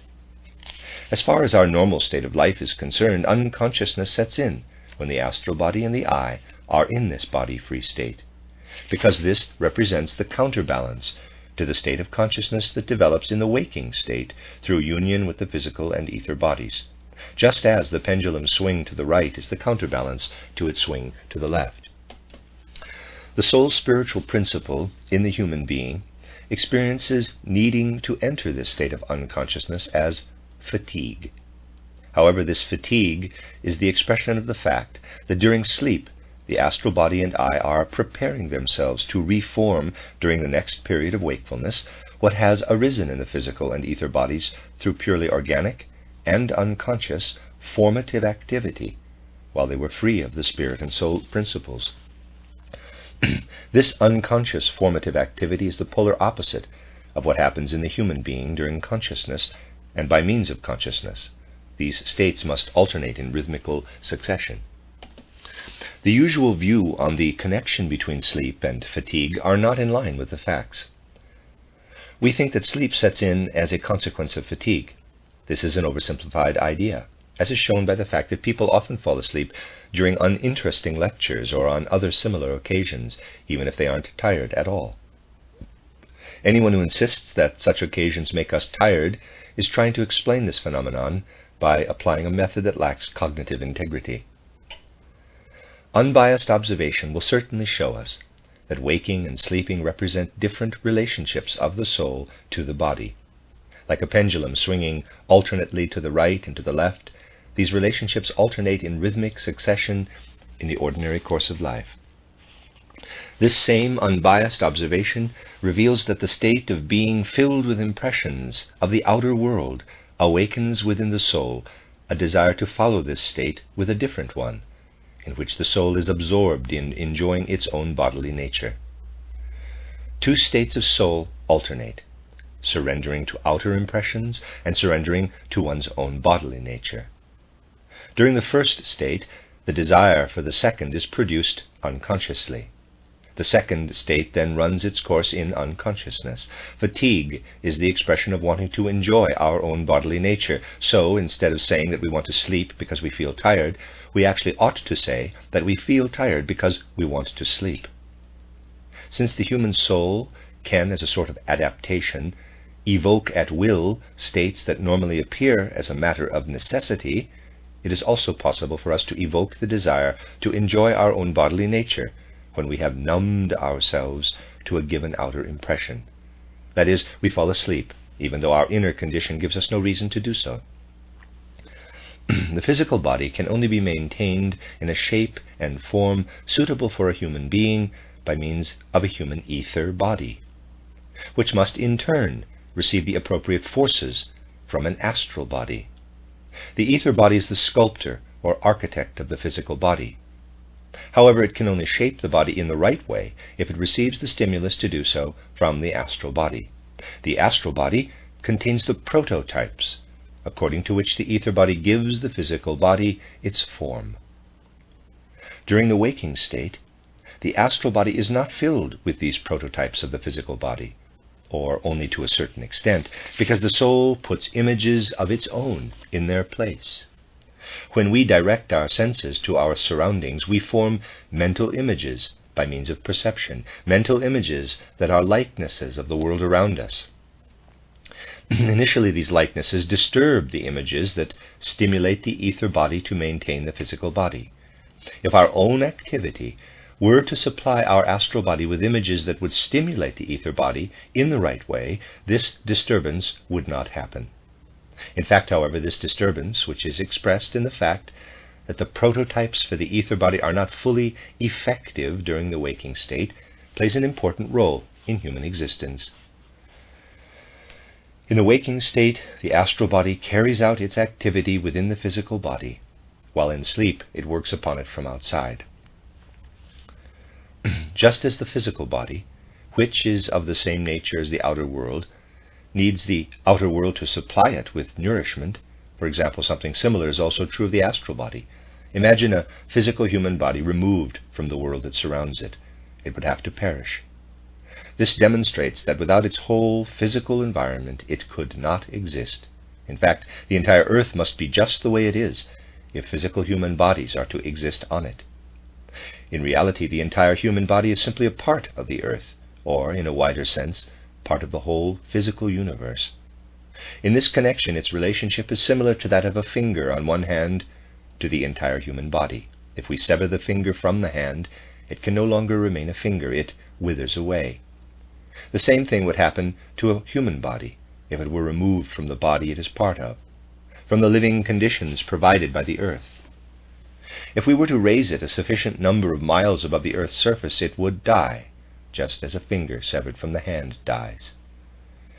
If we pay less attention to this fact with regard to our own physical bodies than with regard to fingers, this is simply because fingers cannot stroll around freely on the body the way people can on the earth, so the dependence of fingers is more obvious. Just as the physical body is embedded in the physical world to which it belongs, the astral body is also embedded in a world of its own. However, it is torn out of this world during our waking life. An analogy will illustrate what happens in this case. Imagine a container full of water. A single drop in this volume of water is not something separate and independent. But then, suppose we take a little sponge and absorb one drop out of the whole amount. Something similar happens with the human astral body when we wake up. During sleep, it is in a world that is like itself. In a certain sense, it constitutes something belonging to that world. But when we wake up, the physical body and the ether body absorb it and fill themselves with it. They contain the organs through which it perceives the outer world. But in order to acquire this perception, it must separate itself from the other world to which it belongs. However, it can only receive the prototypes it needs for the ether world from this other world. In the sleeping state, the astral body receives images from the world that surrounds it, just as the physical body receives nourishment from its surroundings. For example, the astral body actually lives out there in the universe, outside the physical and ether bodies, in the same universe that gave birth to the entire human being. This universe is the source of the images we use to maintain our form, and we are harmoniously incorporated into it during sleep. As we awaken, we lift ourselves up out of this all-encompassing harmony in order to acquire outer perception. During sleep, our astral bodies return to the harmony of the universe again. When we awaken, we bring enough strength with us out of the cosmic harmony into our bodies so that we can go without being in that state for a while. The astral body returns home during sleep and brings renewed forces back into our life when we awaken. The outer expression of this is the refreshment that healthy sleep bestows on us. Further esoteric scientific descriptions will show that the astral body's home is more encompassing than the aspect of the physical environment that belongs to the physical body in the narrower sense. While we humans, as physical beings, are part of the earth, our astral bodies are part of a world that embraces additional heavenly bodies. During sleep, therefore, we enter a world that encompasses other worlds in addition to our earth. As mentioned before, this fact will only become clear from later descriptions. It ought to be superfluous to point to a misunderstanding that can easily arise with regard to these facts, but this is not the case in an age when certain materialistic ways of thinking are present.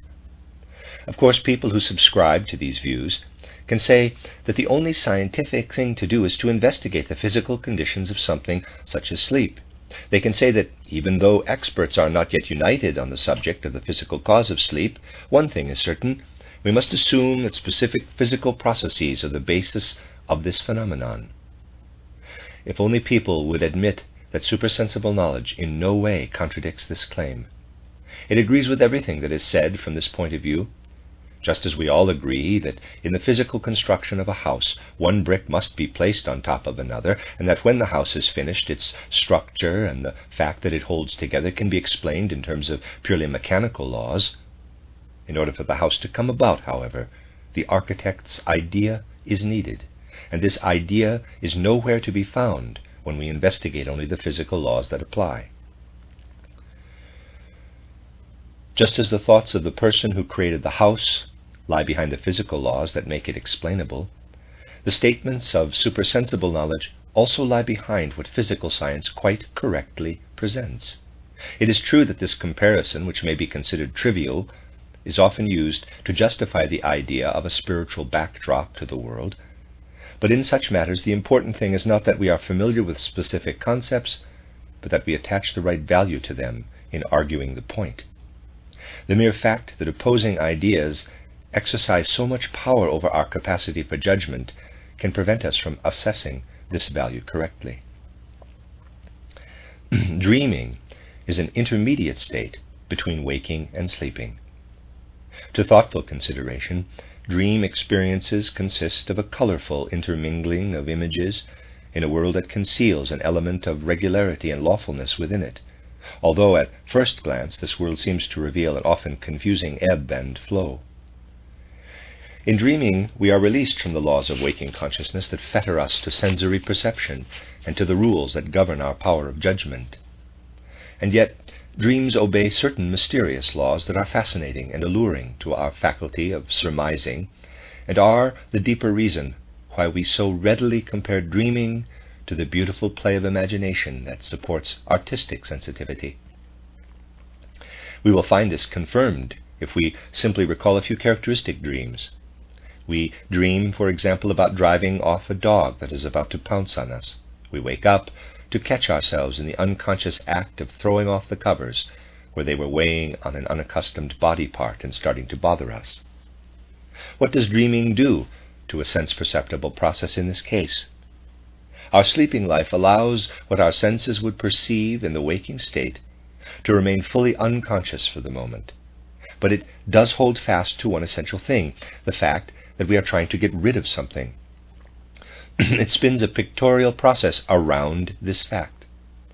The images, as such, are echoes of our daily waking life, but there is something arbitrary in the way they are borrowed from it. We have the feeling that although the same external provocation might also conjure up other pictures in our dream, these would still symbolically express the sensation of wanting to get rid of something. Dreams create symbols. They are symbolists. Inner processes can also be transformed into dream symbols. Suppose we dream that a fire is crackling nearby. We see the flames in our dream. We wake up and find that we have been too warmly covered and are getting hot. The feeling of too much warmth expresses itself in the dream image. Very dramatic experiences can be enacted in dreams. We dream, for instance, that we are standing at the edge of a cliff. We see a child running toward the edge. The dream lets us experience all our tormenting thoughts. If only the child would pay attention and not fall over the cliff. We see the child fall and hear a dull thud as the body lands. We wake up and find that something hanging on the bedroom wall has fallen down with a dull thump. In the dream, this simple process is expressed in exciting images. At the moment, we need not wonder about how it is possible for the momentary dull thud of a falling object to trigger a whole series of events that seemed to take place over a certain span of time. We only need to consider how the dream makes an image out of what sense perception would offer if we were awake. We see that as soon as our sensory activity comes to a halt, something creative asserts itself in us. This is the same creativity that is also present in completely dreamless sleep, where it appears as the soul state that is the opposite of the waking state. In order for this dreamless sleep to set in, the astral body must have withdrawn from the ether body and the physical body. During dreams, it is separated from the physical body in that it is no longer connected to our sense organs, but it still maintains a certain connection to the ether body. That we can perceive the astral body's processes in image form is due to this connection. When it ceases, the images immediately sink down into the darkness of the unconscious, and we have dreamless sleep. That dream pictures are arbitrary and often absurd is due to the fact that the astral body is not able to relate its images to the right objects and processes in our external surroundings, because it is separated from the physical body's sense organs. This state of affairs becomes much clearer when we consider a dream in which the I seems to split into two. For instance, when someone dreams of sitting in a classroom and being unable to answer a certain question, which the teacher then answers immediately. In this case, the dreamer cannot make use of the physical body's organs of perception, and is therefore not in a position to relate these two occurrences to one and the same person, namely his or herself. In order for each of us to recognize the enduring I in ourselves, we must first be equipped with organs of outer perception. This enduring I would only be perceptible to us outside the physical body if we had acquired the ability to become aware of it in some way other than through these organs of perception. It is up to supersensible consciousness to acquire the faculties needed for this. We will talk about the means of acquiring these faculties later on in this book. Death, too, occurs only because of a change in the relationship between the elements of our makeup. Here again, the effects of what supersensible perception describes can be seen in the manifest world, and if our power of judgment is unbiased, we will be able to confirm the communications of supersensible knowledge by observing outer life. However, in this case, the expression of the invisible in the visible is less apparent, and it is more difficult to fully recognize the significance of how the processes of outer life confirm what supersensible knowledge communicates. To those who refuse to understand how the sense perceptible contains a clear indication of the supersensible, claiming that these communications are mere figments of the imagination seems even more natural than saying the same of many things that have already been discussed in this book. During the transition to sleep, the astral body is simply released from its connection to the ether body and the physical body, which remain connected to each other. At death, however, the physical body also separates from the ether body. The physical body is given over to its own inherent forces. As a corpse, it must disintegrate. After death, the ether body, however, finds itself in a condition that it never experienced between birth and death, except under certain exceptional conditions that will be spoken of later. It is now united with the astral body, but without the presence of the physical body, because the ether and astral bodies do not separate from each other immediately after death. It is easy to understand the need for the force that holds them together for a time.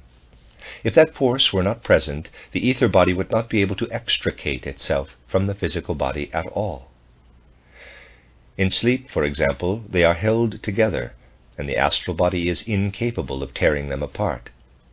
The requisite force takes effect at death, severing the ether body from the physical body, so that the ether body is now connected with the astral body.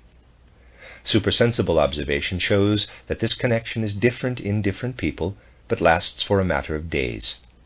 For the moment, this time period will be mentioned only as a point of information. Later, the astral body separates from its ether body and continues on its way without it. While these two bodies are still connected, we are in a state that allows us to perceive the experiences of our astral body. As long as the physical body is present, the work of restoring its worn-out organs must begin from outside as soon as the astral body is released from it. But once the physical body has been cast off, this work is no longer necessary. However, the force formerly used for this purpose during sleep persists after death and can now be used to make the astral body's own processes perceptible. If our processes of observation cling to life's externalities, we may still say that these are all claims that may be clear to those gifted with supersensible sight, but for everyone else there is no possibility of arriving at the truth of the matter. This is not the case. After supersensible knowledge discovers something in this or any other domain that is removed from ordinary perception, it can be grasped by our ordinary power of judgment. We must simply give the right consideration to relationships in life, in the manifest world. The relationships among thinking, feeling, and willing, and their relationship to our experiences in the outer world remain inherently incomprehensible as long as the character of their revealed activity is not seen as the expression of an unrevealed activity. This revealed activity becomes transparent to judgment only when the activity and the course it runs in the physical life of a human being can be seen as resulting from what supersensible knowledge concludes about non-physical things.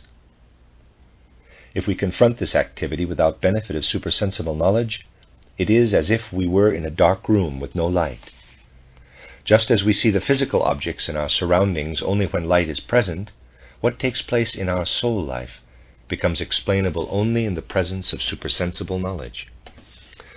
As long as we are connected to the physical body, the outer world enters our consciousness in the form of images or reproductions. But after we cast that body off, we begin to perceive what our astral body experiences when it is not connected to the outer world by physical sense organs. At first, the astral body has no new experiences. Its connection to the ether body prevents it from experiencing anything new. However, it does possess a memory of the life that is just over. The still present ether body allows this memory to appear as a comprehensive living picture. So, our first experience after death is a perception of life between death and birth as a series of images spread out in front of us. During that life, memory was present only during the waking state, during union with our physical bodies, and only to the extent that these physical bodies permitted. But nothing that makes an impression on the soul during life is ever lost to it. If the physical body were the perfect instrument for this, it would be possible at any moment in life to make our entire life appear to the soul. At death, the physical body's hindrance disappears. As long as the ether body persists, a certain perfect memory is present, but this disappears to the extent that the ether body loses the form, similar to the physical body, that it had while dwelling in that body. This is also the reason why the astral body separates from the ether body after a while. It can only remain united with an ether body whose form still corresponds to the physical body. During life, between birth and death, the ether body separates from the physical body only in exceptional instances and only for brief periods.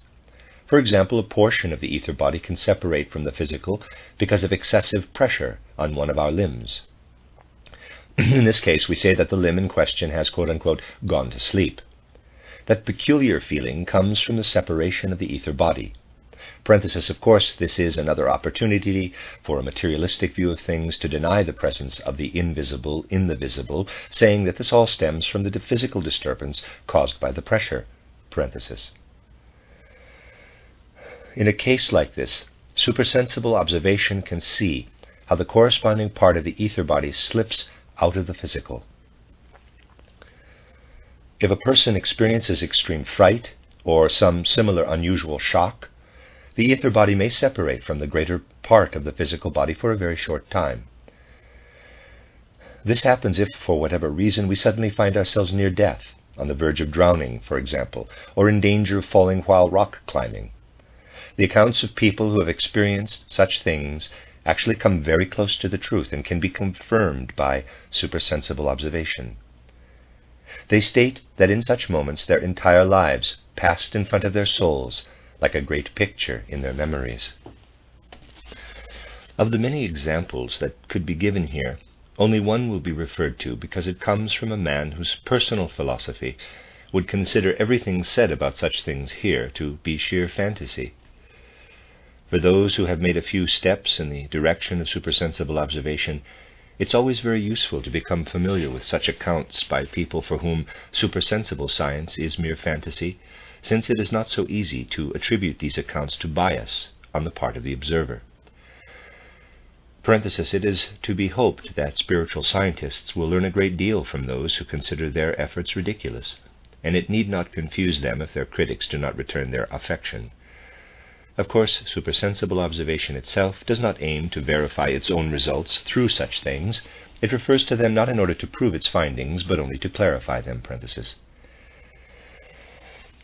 In his memoirs, Moritz Benedict, an eminent criminologist and well-known researcher in many other fields of natural science, relates a personal experience.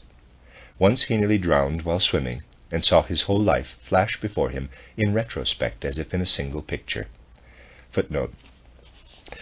Moritz Benedict, 1835 to 1920, in his autobiography Aus meinem Leben, Erinnerungen und Erörterungen, excerpts from my life, Recollections and Commentary, Vienna, 1906, page 35, Benedict describes this instance as follows, quote, I have had a great love for water ever since childhood, and this has prompted several experiences that stick in my memory. I went to great lengths to be able to swim outdoors, and once it happened that I went under while swimming in the Danube. Fortunately, I was driven up against a post that served as a marker for swimmers. For scarcely more than half a minute I was conscious of the fact that I was drowning, and made the remarkable observation that in that brief time my memories of my entire life passed in front of me at top speed. Psychologists are familiar with this observation, but few people have experienced it personally. I was about 12 years old at the time. End of footnote. If the images seen by others on similar occasions are described differently and even seem to have little to do with the events of their past, this does not contradict what was said above. The images that arise in this unusual state of separation from the physical body are often not readily explainable in terms of their relationship to life. However, if they are considered in the right way, this relationship can always be recognized. If someone was once near drowning and did not have the experiences described here, this in no way detracts from the general description. We must keep in mind that these experiences can take place only when the ether body is really separated from the physical body, but remains united with the astral body. When the shock also causes a loosening of the connection between the ether body and the astral body, these experiences do not take place, because complete loss of consciousness occurs, as it does during dreamless sleep. In the time immediately after death, our experiences of the past appear, combined into a single memory picture. After that, the astral body separates from the ether body and continues its journey on its own. It is not difficult to see that everything the astral body acquired through its own activity during its stay in the physical body now remains in it. The I developed the spirit self, the life spirit, and the spirit body to a certain extent. To the extent that these have been developed, they do not owe their existence to the organs of the various bodies, but to the I, which needs no outer organs either for self-perception or to remain in possession of what it has united with itself. In that case, we might wonder why we have no perception during sleep of the spirit self, life spirit, and spirit body that have developed. The reason for this is that the I is fettered to the physical body between birth and death. Even when it is with the astral body outside the physical body during sleep, it is still closely connected to the physical body, because the astral body's activity is directed toward the physical body at that point. In this state, the I and its perception are directed toward to the outer sensory world and prevented from receiving the revelations of the spirit directly. Death allows these revelations to reach the I for the first time, because death frees the I from its connection to the physical and ether bodies. The moment the soul withdraws from the physical world that lays claim to all of its activity during life, another world lights up for it. Even during this time, not all of our connections to the outer sense-perceptible world have been terminated. Instead, they are maintained by certain desires that are still present, These desires are the ones we create through being conscious of the I as the fourth element of our makeup. Desires and wishes that spring from the nature of the three lower bodies can only be active in the external world, and they cease when these bodies are discarded. Hunger, for example, comes about through the external body and is silenced as soon as this body is no longer connected to the I. If the I had no desires other than those that originate in its own spiritual nature, it would be completely satisfied by the spiritual world into which it is transported at death. Life, however, has given it other desires. Life kindled a longing in it for pleasures that can only be satisfied by physical organs, although these pleasures are not inherent in the organs themselves. The three bodies are not the only elements that expect satisfaction from the physical world. The I also finds certain pleasures in this world, pleasures that the spiritual world has no means of providing. For the I, there are two types of desires in life: those that originate within the bodies and must also be satisfied there, coming to an end when the bodies disintegrate, and those that originate in its own spiritual nature. The latter are also satisfied by means of bodily organs as long as the I inhabits the bodies, since the hidden element of the spirit manifests in bodily organs. Along with everything the senses perceive, they also take in something spiritual. This spiritual element is also present after death, although in a different form. Everything of a spiritual nature that the I desires within the sense-perceptible world is also still there when the senses are no longer present. If there were not a third type of desire in addition to these two, death would signify only a transition from desires that can be satisfied by the senses to those that find fulfillment in the revelation of the spiritual world. The third type of desire consists of the ones the I creates for itself during life in the sense-perceptible world, because it also takes pleasure in aspects of this world in which the spirit does not manifest. The lowest pleasures can be manifestations of the spirit.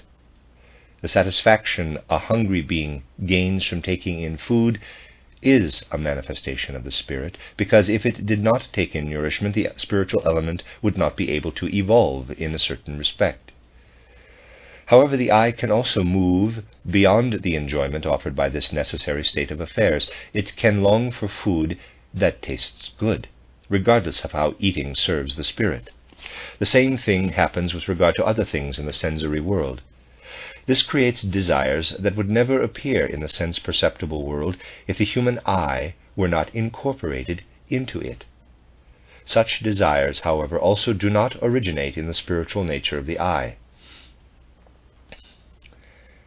Even as a spiritual being, the I must have sensory pleasures as long as it lives in a body. The spirit manifests in sense-perceptible things, and the I is enjoying nothing other than the spirit when it gives itself up to sense-perceptible things through which the light of the spirit shines.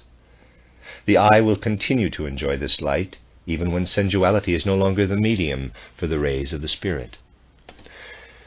In the spiritual world, however, no gratification exists for desires not already inhabited by the spirit in the sense-perceptible world. When death occurs, the possibility of satisfying these particular desires is cut off. The desire to enjoy good-tasting food can only be satisfied when the physical organs used in taking in food are present, the palate, the tongue, and so on. After shedding the physical body, we no longer have these. And if the I still needs to have these desires satisfied, this need must remain unmet.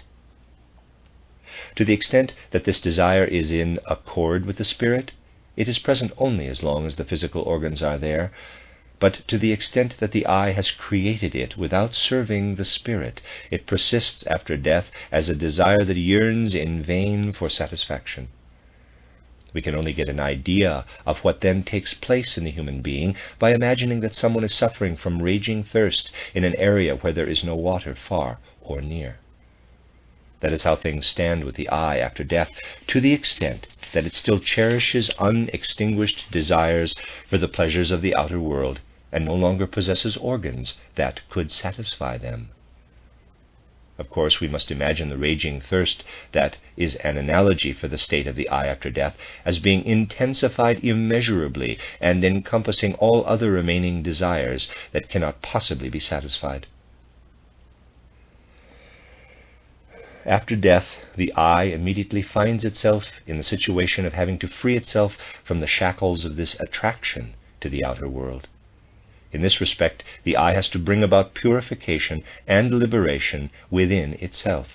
It must eradicate all the desires that came about in it during life in the body, which therefore have no right to exist in the spiritual world. The world of these desires is dissolved and destroyed after death like an object that is seized and consumed by fire. This offers us a glimpse into the world that supersensible knowledge calls the, quote, consuming fire of the spirit, unquote. Any desire that is sensual in nature, in a sense that is not an expression of the spirit, is seized upon by this fire. We might feel terrified and inconsolable when we confront the conceptions of these processes that spiritual science inevitably supplies. It might seem shocking that a hope that needs sense organs for its fulfillment must turn into hopelessness after death, and that a desire can only be satisfied by the physical world must be transformed into searing deprivation. However, it is possible to maintain this view only as long as we fail to consider that all the desires seized upon by this consuming fire after our death are not beneficial ones in any higher sense, but represent destructive forces in life. Through such forces, the I binds itself more closely to the world of the senses than is necessary for taking in its beneficial aspects. This world is a revelation of the spiritual element concealed behind it. If the I chose not to make use of the senses to enjoy this spiritual element, it would never be able to enjoy the spirit in this form, in which it can reveal itself only through the bodily senses. However, to the extent that the I desires the aspects of the sense world in which the spirit does not speak, it deprives itself of the world's true spiritual reality. If sensory enjoyment as an expression of the spirit signifies an elevation and development of the I, then enjoyment that is not such an expression signifies impoverishment and desolation. If a desire of this latter sort is satisfied in the sense world, its devastating effect on the I, although present, does not become visible until after death. That is why enjoying such pleasures in life can create new, similar desires, although we are not at all aware that we are enveloping ourselves in a consuming fire. What becomes visible after death is nothing other than what was already present around us during life. And when it becomes visible, its healing, beneficial consequences also become evident. For example, a person who loves someone else is not attracted only to the aspects of the other person that can be experienced through physical organs. However, these are the only aspects that can be said to become inaccessible to perception at death. After death, the aspect of the beloved person, for which physical organs were only a means to an end, becomes visible. In fact, the only thing that prevents this other higher aspect from being completely visible is the presence of desires that can only be satisfied by means of physical organs. If this desire were not eradicated, conscious perception of the beloved person after death could not come about at all. Seen in this way, the terrifying, inconsolable conception we might have of post-death events, as they are described by supersensible knowledge, is transformed into a conception that is deeply satisfying and consoling. The experiences we have immediately after death differ from life's experiences in still another respect. During purification, we live life in reverse, so to speak. We go through everything we experienced during life since birth, but in reverse order, back to childhood, beginning with events immediately preceding our death. In this process, everything in our life that did not originate in the spiritual nature of the I appears spiritually before us, but we experience its inverse. For example, if a person dies at age 60 but injured someone else in body or soul at age 40, he or she will experience this event again on reaching this point in his or her 40th year on the journey back through life. However, what is experienced this time will not be the satisfaction that came from attacking the other, but the pain the other person suffered as a result. From what has just been described, we can immediately see that the only part of such an incident that can be perceived as painful after death is the part originating in a desire of the I that has its source purely in the outer physical world. In reality, the I not only harms the other person by satisfying such a desire, it also harms itself. But this damage remains invisible during life.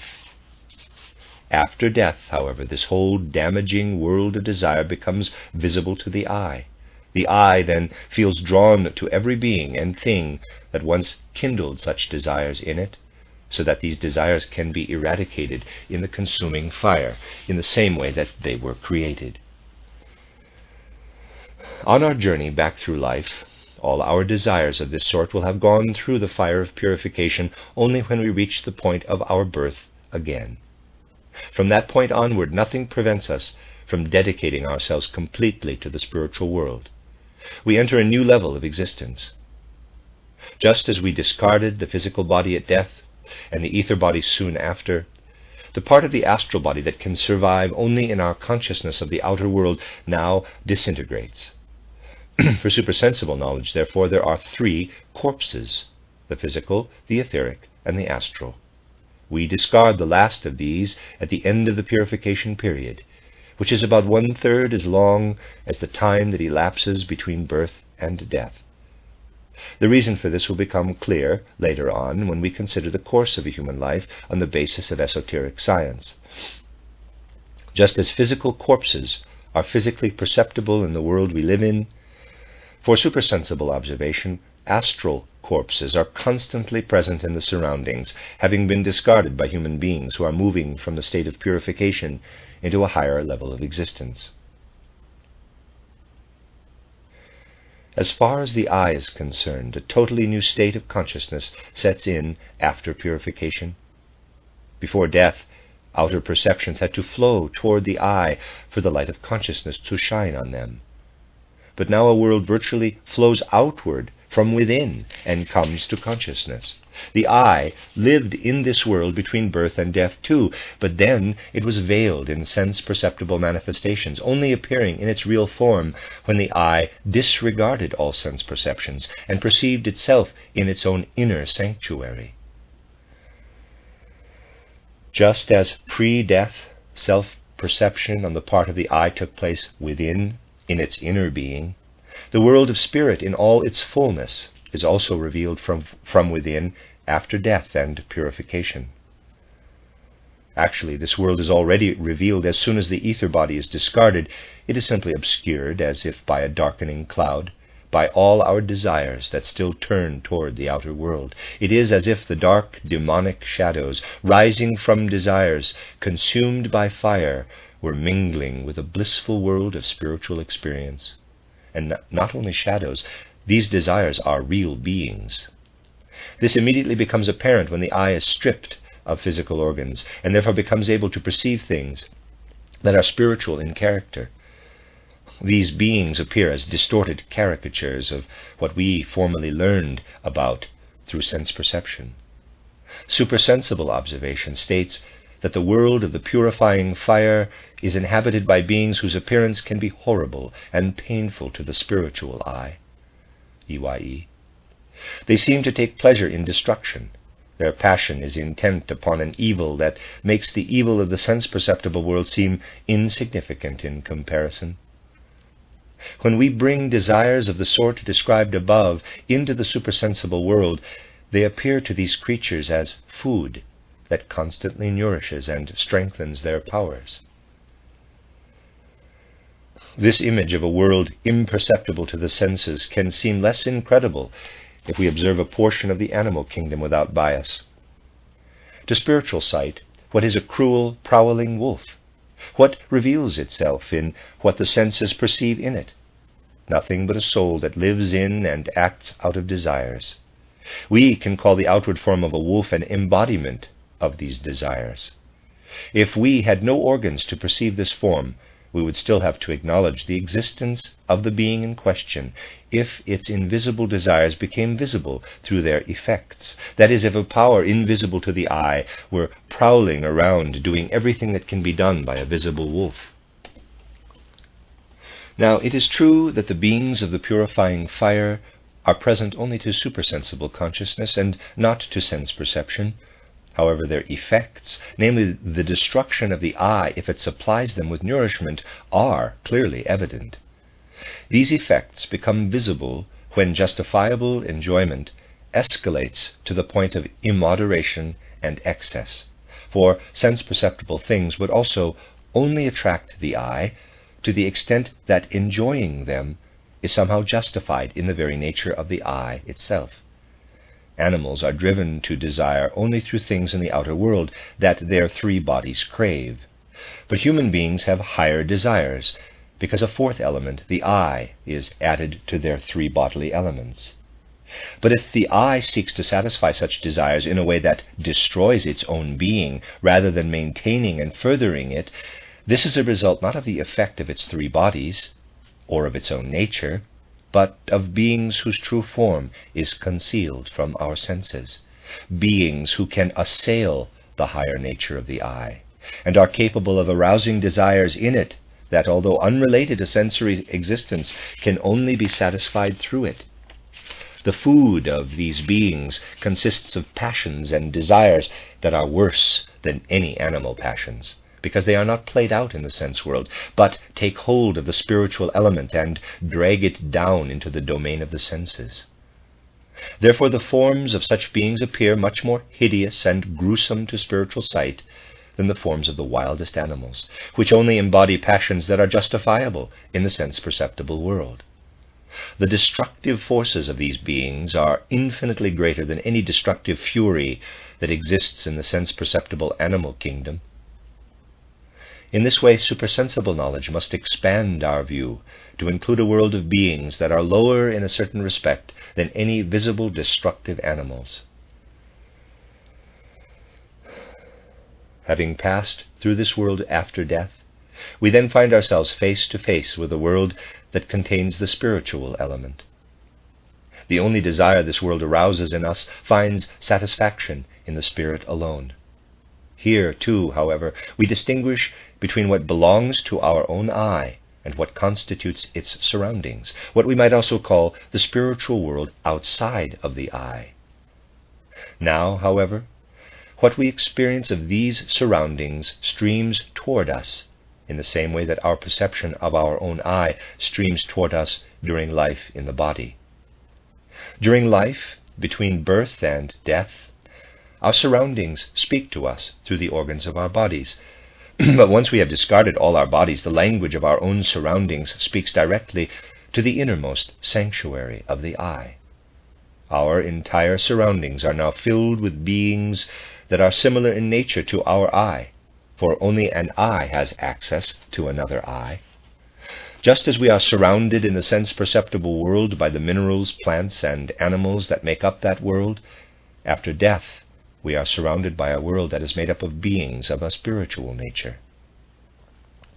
However, something that is not part of our surroundings there comes with us into the spiritual world. That is, what the eye has experienced in the sense-perceptible world. Immediately after our death, and for as long as our ether body is still connected to the eye, the sum total of these experiences appears temporarily in the form of a comprehensive memory picture. The ether body itself is then discarded, of course, but something of this memory picture remains behind as an imperishable possession of the eye, as if we had made an extract or distillation of everything that happened to us between birth and death. This is life's spiritual yield, its fruits.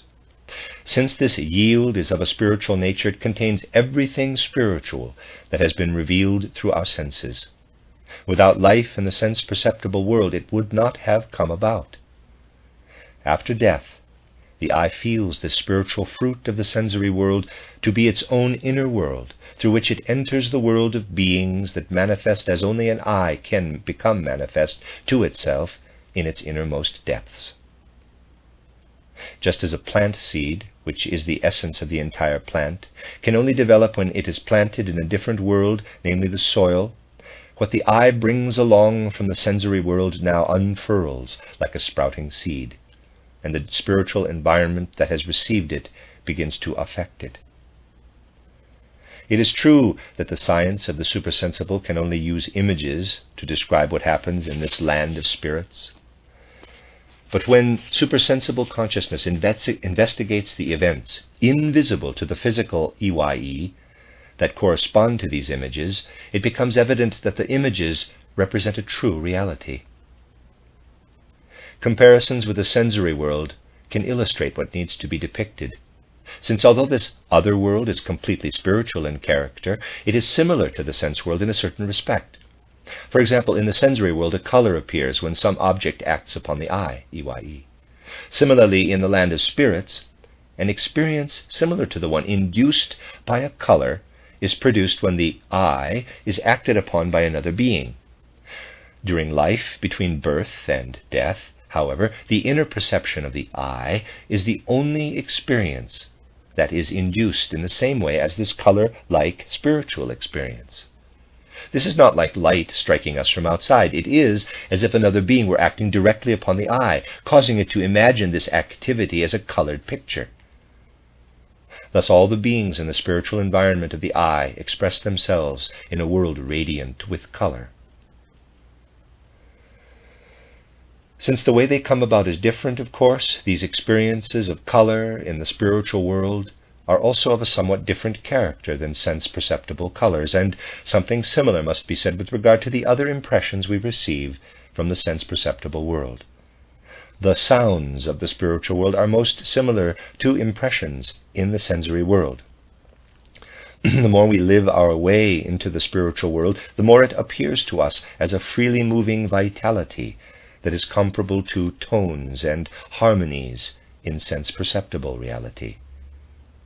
However, we do not sense these tones as something that approaches a sense organ from outside, but rather as a force streaming through the eye out into the world.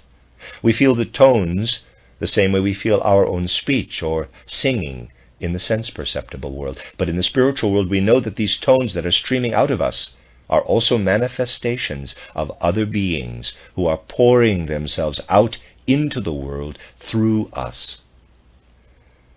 A still higher manifestation takes place in the land of spirits, when sound becomes the quote-unquote spiritual word. Then, not only the movement-filled vitality of another spiritual being, but also the being itself communicates its own inner nature to the eye. When this happens, when the spiritual word flows through the eye, two beings live within each other without any of the separation that is a necessary part of togetherness in the sense-perceptible world. This is really what it is like for the eye to be together with other spiritual beings after death. I'm on page 91. I have just finished paragraph 16, and is pretty much the first half of Sleep and Death, from An Outline of Esoteric Science by Rudolf Steiner. This is the second half of the third chapter of An Outline of Esoteric Science by Rudolf Steiner. The chapter 3 is entitled Sleep and Death. I am on page 91 of that chapter, the 17th paragraph. 3 distinct domains of the land of spirits appear to supersensible consciousness. They may be compared to 3 regions in the physical sense-perceptible world. The first is the spiritual world's quote-unquote land masses, so to speak. The second is its quote-unquote bodies of water. The third is its quote-unquote atmosphere. In the first domain of the land of spirits, everything that assumes a physical shape on earth so that it can be perceived by means of physical organs is perceived according to its spiritual nature. For example, the force that gives a crystal its shape can be perceived in the land of spirits, but its manifestation there is the opposite of what appears in the sense-perceptible world, so to speak. To spiritual sight, the space occupied by a mass of rock in the physical world appears as a cavity of some sort, but the force that shapes the form of the stone is seen all around this cavity. The color the stone possesses in the sense-perceptible world appears as an experience of its complementary color in the spiritual world. Thus, from the viewpoint of the land of spirits, a red stone appears greenish and a green one is experienced as reddish. All other characteristics also appear in the form of their opposites. Just as things, such as stones and masses of soil, make up the sense-perceptible world's land masses or continents, the formations described above constitute the spiritual world's land masses. In quotes. Everything that is life in the sense-perceptible world is the oceanic region in the spiritual world. To our physical eyes, life is evident in its effects in plants, animals, and human beings. To our spiritual eyes, life is a being that flows, permeating the land of spirits like seas and rivers. Better still, it can be compared to blood circulation in the body. Because the distribution of seas and rivers in the sense-perceptible world is irregular, while a certain regularity, like that of the circulating blood, is the rule in the distribution of flowing life in the land of spirits. At the same time, this flowing life is also heard. It resounds spiritually, as it were. The third domain of the land of spirits is its atmosphere, in quotes. Everything that appears in the sense-perceptible world as feeling exists in the spiritual realm as an all-pervading presence, just like the air on earth. We must imagine it as a sea of flowing feeling. Sorrow and pain, joy and delight flow throughout the domain like winds and storms in the atmosphere of the sense-perceptible world. Let's imagine a battle being fought on earth. Not only human figures with forms that can be seen with physical eyes confront each other here, but feelings confront feelings and passions confront passions. The battlefield is not only full of human figures, it is also full of pain. All the passions, the pain, and the joy of conquest that are active here not only manifest as sense-perceptible effects, but also become perceptible to spiritual senses as an atmospheric process in the land of spirits. In the spirit, an event like this is like a thunderstorm in the physical world. Spiritual perception of such events can also be compared to hearing words in the physical world. That is why it is said that, quote, wafting spiritual words, unquote, surround and permeate the beings and events of the land of spirits, just as air surrounds and permeates the beings of earth. Still other perceptions are possible in this spiritual world. Something comparable to the warmth and light of the physical world is also present here. The actual world of thoughts is what pervades everything in the land of spirits, like the warmth that pervades all earthly things and beings. Here, however, we must imagine these thoughts as living, independent beings. What we grasp as a thought in the manifest world is like a shadow of a thought being that is active in the land of spirits. Let's imagine that a thought is extracted from the human being in which it is present and is endowed with an inner life of its own as an active entity.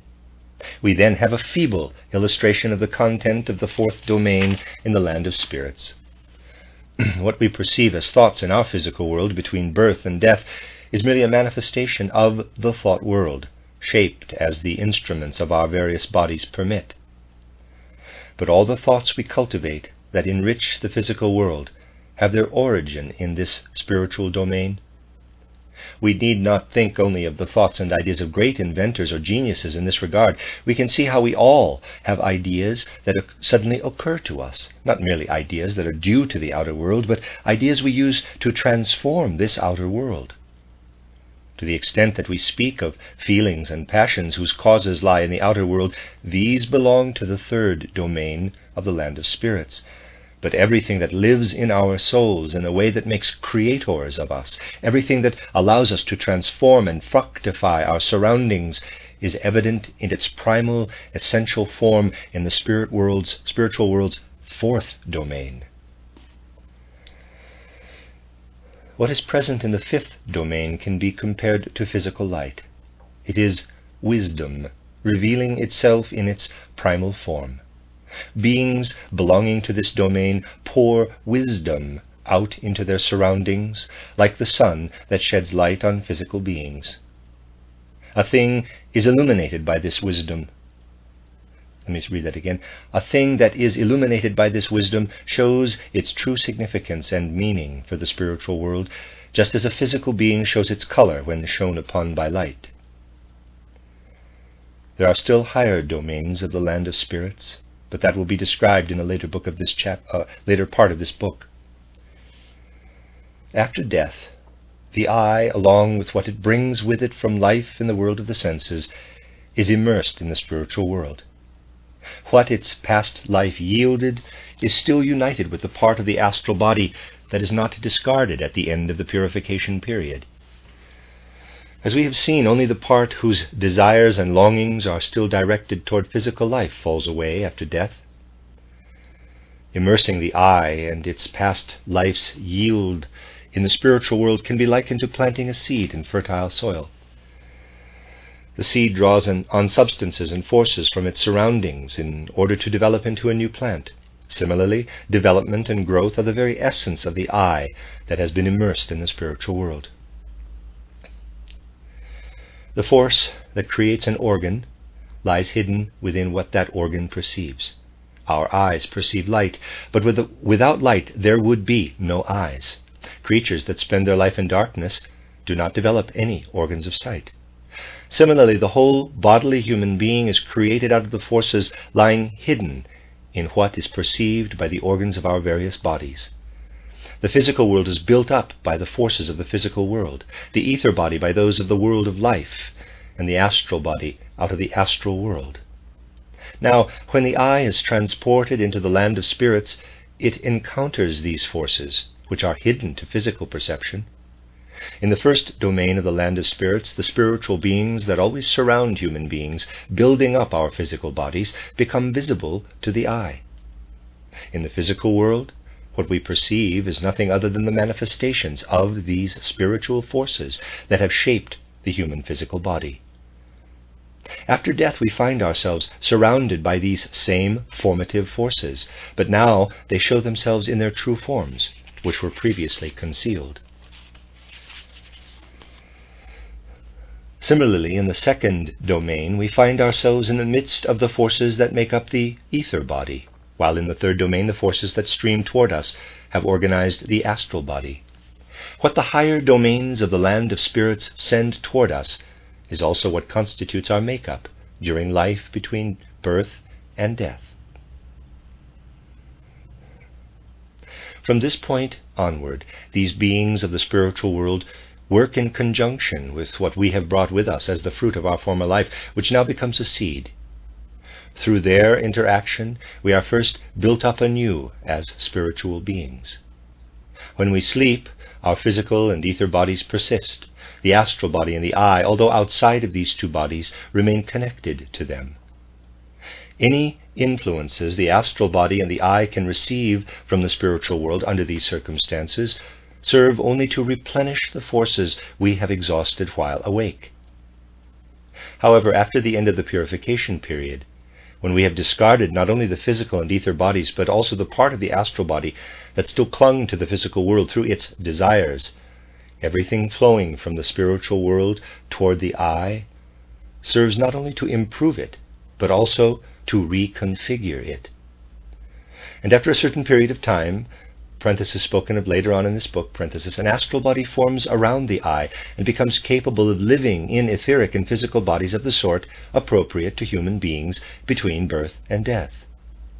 Then we are ready to undergo birth again and to appear in a new earth existence, which then incorporates the fruit of our previous life. Up to the point of forming a new astral body, we witness our own rebuilding. Since the powers of the land of spirits, like our self-aware I, manifest from within rather than through outer organs, we are able to perceive their manifestations as long as our faculties are not yet directed toward an outwardly perceptible world. However, the moment the astral body has taken shape again, these faculties turn outward. From that point onward, the astral body again begins to demand an external ether body and physical body, and turns away from the revelations of the inner world. For this reason, an interim period of sinking into unconsciousness now begins. Consciousness will be able to appear again only in the physical world, when the organs necessary for physical perception have been formed. During this time, when the consciousness illuminated by inner perception has come to an end, a new ether body begins to connect to the astral body, and we can then enter a physical body again.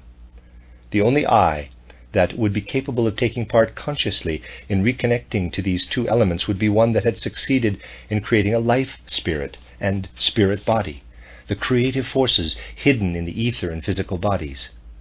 Until we reach this stage, beings that are further along in their development than we are must direct this process of reconnecting. These beings lead the astral body to a set of parents so that it can be given the appropriate etheric and physical bodies. Before the connection to the ether body has been completed, something happens that is extremely significant for us as we enter physical existence again. As we have seen, each of us in our previous life created destructive forces that became evident during our journey backward after death. Let's look again at the example mentioned earlier.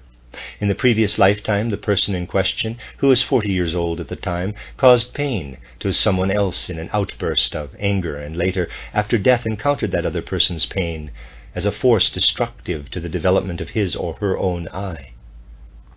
The same is true of all similar incidents in this person's previous life. These obstacles to development then confront the person's I when it re-enters physical life.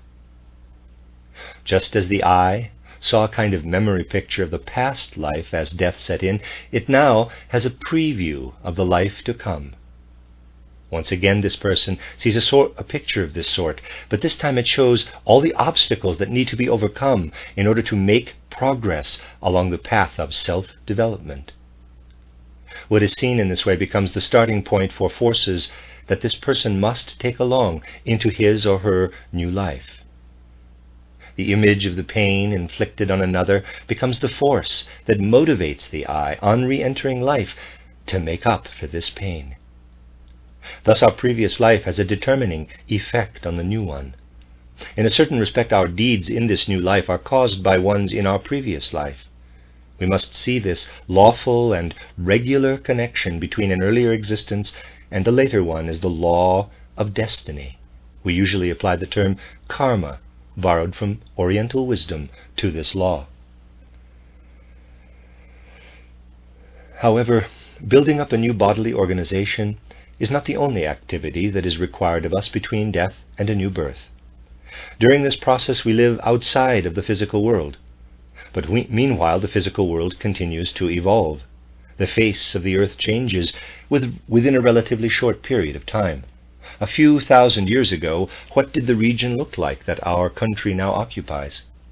As a general rule, when we appear on earth in a new existence, it does not look the way it did during our last lifetime. All kinds of things have changed in our absence. Now, hidden forces are also at work, changing the face of the earth. They work out of the world we find ourselves in after death, and we too must help to transform the earth. However, as long as we have not become clearly conscious of the relationship between the spiritual element and its physical expression by creating the life spirit and spirit body in ourselves, we require the guidance of higher beings if we are to assist in this transformation, but we do assist in it nonetheless. We can say that during the time between death and a new birth, we transform the earth in a way that aligns its conditions with what is developing within us. If we observe some spot on earth at a certain point in time, and again after a long time has elapsed, we find it in a totally different condition. The forces that have brought about this change are present among human beings who have died. This is how they are connected with the earth between death and rebirth. Supersensible consciousness sees manifestations of the hidden spiritual element in all of physical existence.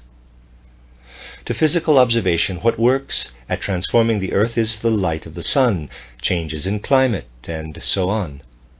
To supersensible observation, However, the forces of people who have died are active in the rays of sunlight falling on the plants. If we observe in this way, we become aware of human souls hovering around the plants, transforming the surface of the earth, and so on. In death, our attention is not focused only on ourselves and on preparing our own new earthly existence.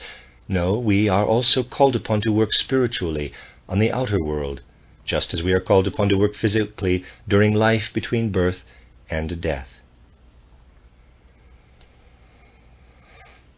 Not only does human life work on circumstances in the physical world from the land of spirits, but the reverse is also true. Activity in physical existence has its effects in the spiritual world. An example can illustrate what happens in this connection. A bond of love exists between mother and child. This love arises out of an attraction between the two of them that is rooted in the sense world, but it changes over the course of time. The sensory bond becomes more and more spiritual. And this spiritual bond is fashioned not only for the sake of the physical world, but for the land of spirits as well. This is also true of other relationships. What is fashioned in the physical world by spiritual beings persists in the spiritual world. Friends who have become intimately connected during life also belong together in the land of spirits.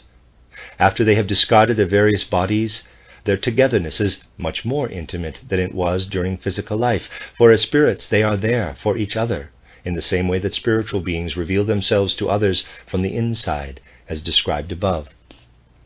Also, a bond that has formed between two people leads them together again in a new life. In the truest sense of the word, therefore, we must speak of people finding each other again after death. This process that takes place with human beings between birth and death, and then from death to a new birth, repeats itself. We return to earth again and again whenever the fruit of one physical lifetime has ripened in the land of spirits. Yet this repetition does not go on without beginning or end. At one point we left different forms of existence for ones that run their course as described here. And in future we will leave these and move on to others. An overview of these changing stages will be presented later, when the evolution of the cosmos in its relationship to the human being is described from the viewpoint of supersensible consciousness. Of course, the processes that take place between death and a new birth are even more hidden from outer sensory observation than is the case with the spiritual element underlying our existence as it manifests between birth and death. Sense perception can see the effects of this part of the hidden world only where these effects enter physical existence. For sensory observation, the question is whether human beings entering existence through birth bring along something of the processes that supersensible knowledge describes between a death and the next birth. Even if we find a snail shell with no trace of an animal in it, we will acknowledge that the shell came about through the activity of an animal. We will not be able to believe that this form created itself by means of mere physical forces. Similarly, if we observe people during life and discover something that cannot have originated in this life, it is reasonable to admit that it originates in what the science of the supersensible describes, if this sheds clarifying light on something that is otherwise unexplainable. Thus it is also possible for rational sensory observation to understand invisible causes through their visible effects. Any unbiased observer of our current life will find this more and more correct with each new observation. It is simply a question of finding the right point of view for observing effects in outer life. For example, where are the effects of what supersensible knowledge describes as processes belonging to the purification period? How do effects appear that belong to what we are supposed to experience after this realm of purification in the purely spiritual realm, according to details provided by spiritual research? If we reflect on life deeply and seriously, there are plenty of riddles that demand our attention in this particular area. We see one person born into poverty and misery, endowed with only meager talents and seemingly predestined for a pitiable existence because of the circumstances of his or her birth. Meanwhile, Another person receives lavish care and attention from solicitous hands and hearts from the first moment of life, develops brilliant capabilities, and has all the potential for a fruitful and satisfying life. We can respond to such questions with one or two opposing points of view. The first one clings to what we can perceive with our senses and understand with our sense-bound intellect. This view does not question the fact that one person is born to happiness and another to misfortune. Even if it doesn't use the term chance, it will not think of assuming that there is some lawful interrelatedness that causes such disparities. And when it comes to potentials and talents, this way of looking at things will attribute them to what is inherited, unquote, in quotes, inherited, from parents, grandparents, and other ancestors. It will refuse to look for causes in spiritual processes undergone by the person in question before birth, processes that shaped his or her potentials and talents, yet are quite independent of his or her line of descent. However, there is also a second point of view that will feel unsatisfied with this interpretation, insisting that even in the manifest world we do not see things happen in specific places or under specific circumstances without needing to assume that there are reasons why they happen. Even though these causes remain undiscovered in many instances, they are present nonetheless. Alpine flowers do not grow on lowland plains. There is something in their nature that brings them together with alpine surroundings. Likewise, there must be something in a person that causes him or her to be born into a particular environment. Causes that lie only in the physical world are not enough to explain this. To any more profound thinker, assuming that such causes are sufficient would be like assuming that the fact that one person hits another doesn't have to do with the feelings of the person doing the hitting, but only with the physical mechanism of his or her hand. This second viewpoint is equally dissatisfied with any explanation of predispositions and talents as qualities that are merely quote-unquote inherited. Nevertheless, it can be pointed out that certain abilities do run in families. Musical abilities were passed down in the Bach family for 250 years.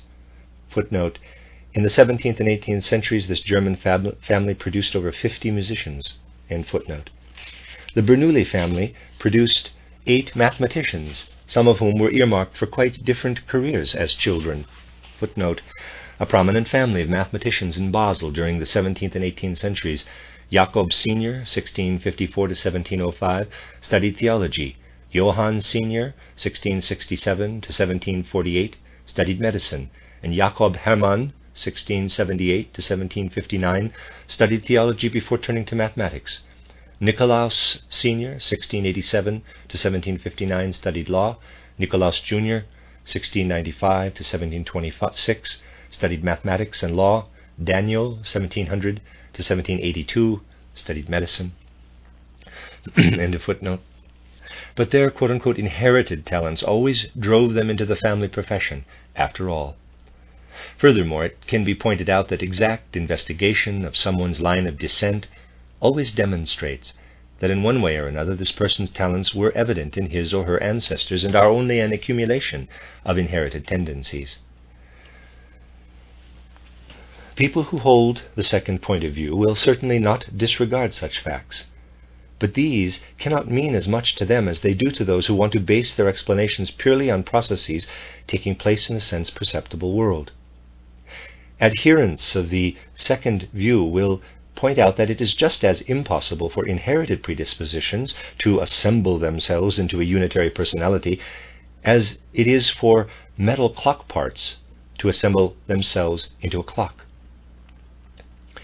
To the objection that the parents working together can bring about this combination of predispositions and that this takes the place of the watchmaker, as it were, they will reply, quote, if you look at it impartially, you will find an element in each child's personality that is completely new. This cannot come from the child's parents, simply because it was not present in them. Unquote. Unclear thinking can cause a great deal of confusion in this area. The worst is if adherents of the first viewpoint see adherents of the second as opposing something that is based on positive fact, while it may not even occur to the latter to deny the truth or value of such facts. They too see quite clearly that a particular cultural predisposition or spiritual direction is, quote-unquote, passed down within a family, and that if certain predispositions are combined and accumulate, they can result in an outstanding personality. They are quite capable of agreeing that the most illustrious name almost always stands at the end of a bloodline rather than at the beginning. It should not be held against them, however, if they are forced to hold ideas that are quite different from those of people who choose not to go beyond sense-perceptible facts. These people can be rebutted by saying that individuals certainly do demonstrate certain characteristics belonging to their ancestors, because the element of spirit and soul that enters physical existence through birth derives its bodily nature from what heredity provides. However, this says nothing more than that a being shares the idiosyncrasies of the medium in which it is immersed. Unbiased minds will not deny the justification for the comparison, although it is certainly a strange and trivial one, if we say that the fact that a human being appears clothed in the traits of his or her ancestors says just as little about the origin of this individual's personal characteristics as being wet from falling into the water says about the wet person's inner character. Furthermore, the fact that the most illustrious name stands at the end of a bloodline demonstrates that the bearer of this name needed that bloodline in order to fashion the body that was necessary for the development of his or her entire personality. This proves nothing about the quote-unquote inheritability of the personal element itself. In fact, it proves the exact opposite as far as healthy logic is concerned. If personal talents actually were passed down within a family, they would have to stand at the beginning of a bloodline to be transmitted to the descendants. The fact that they are present at the end, however, is evident that they are not passed down. Of course, it would be easy to misunderstand the statement that if an individual's personal gifts were simply subject to the law of heredity, they would have to appear at the beginning of a bloodline. We might say, quote, well, they cannot appear there because they have to develop first, unquote. This is not a valid objection, because when we want to prove that something has been inherited from a predecessor, we have to demonstrate that the predecessor's previously existing trait becomes evident again in a descendant. If it is apparent that something is present at the beginning of a bloodline and reappears later on, it would be justified to speak of heredity. But we cannot do this if something that was not present earlier shows up at the end of a bloodline. The reversal of the sentence above was only intended to show that the idea of heredity is an impossible one. This is not intended to deny the fact that those who speak of spiritual causation in life often add just as much to the confusion. They often speak in terms that are much too general and indefinite. If we say that an individual's personality is an accumulation of inherited characteristics, that can certainly be compared to the statement that a number of metal parts have assembled themselves into a clock. But it must also be admitted that many statements about spiritual worlds are no different from the statement that the parts of a clock are incapable of putting themselves together so that the hands actually move, and that therefore something spiritual must be present to make sure this movement happens. Faced with such a statement, we actually have more reason to say, quote, I'm not going to bother anymore with these quote-unquote mystical beings that move the hands of the clock. I'd rather find out about the mechanical relationships that make this happen, unquote. It is not at all a question of merely knowing that there is something spiritual, the watchmaker, behind mechanical objects, such as clocks. The only significant thing here is to become familiar with the watchmaker's thoughts, which existed before the clock was assembled. We can rediscover these thoughts in the mechanism of the clock. Merely dreaming or fantasizing about the supersensible element never gives rise to anything except confusion, because it is unable to satisfy the opponents of spiritual views, who are quite right when they say that such references to supersensible beings in the abstract do not help us understand the actual facts of the matter. Of course, these opponents may also say the same thing about the statements of spiritual science, which are specific and definite. In that case, however, we can point to how the activity of a hidden spiritual element affects our outer life. We can say, quote, suppose it's true what spiritual research claims to have established by means of observation, that during the purification period we undergo after death, our souls experience how specific actions of ours in the previous life hinder our further development, and that while we are experiencing this, we develop an impulse to make up for the consequences of these actions. Let's assume that we bring this impulse with us into a new life, and that it then shapes character traits that put us in a position to make up for what we have done. If we look at the sum total of such impulses, we then have a reason why we are born into certain surroundings as a matter of destiny." Unquote. The same can be applied to a different assumption. Once again, let's assume that spiritual science is right in saying that the fruits of a bygone life are incorporated into an individual's spiritual seed, and that in the land of spirits, where we spend the time between death and a new life, these fruits ripen so that they can be transformed into predispositions and abilities that will appear in that new life, shaping our personalities to reflect the effects of what we have gained from a prior life. If we make these assumptions and use them to observe life in an unbiased way, we will see that they make it possible for us to acknowledge all the realities of the sense world in their full truth and significance. At the same time, they clarify everything that must always remain incomprehensible to those who base themselves strictly on sense-perceptible facts while turning their attention to the spiritual world. And above all, any illogical assumptions will disappear. For instance, the one to the effect that because the most illustrious name appears at the end of a bloodline, the bearer of that name must have inherited his or her talents.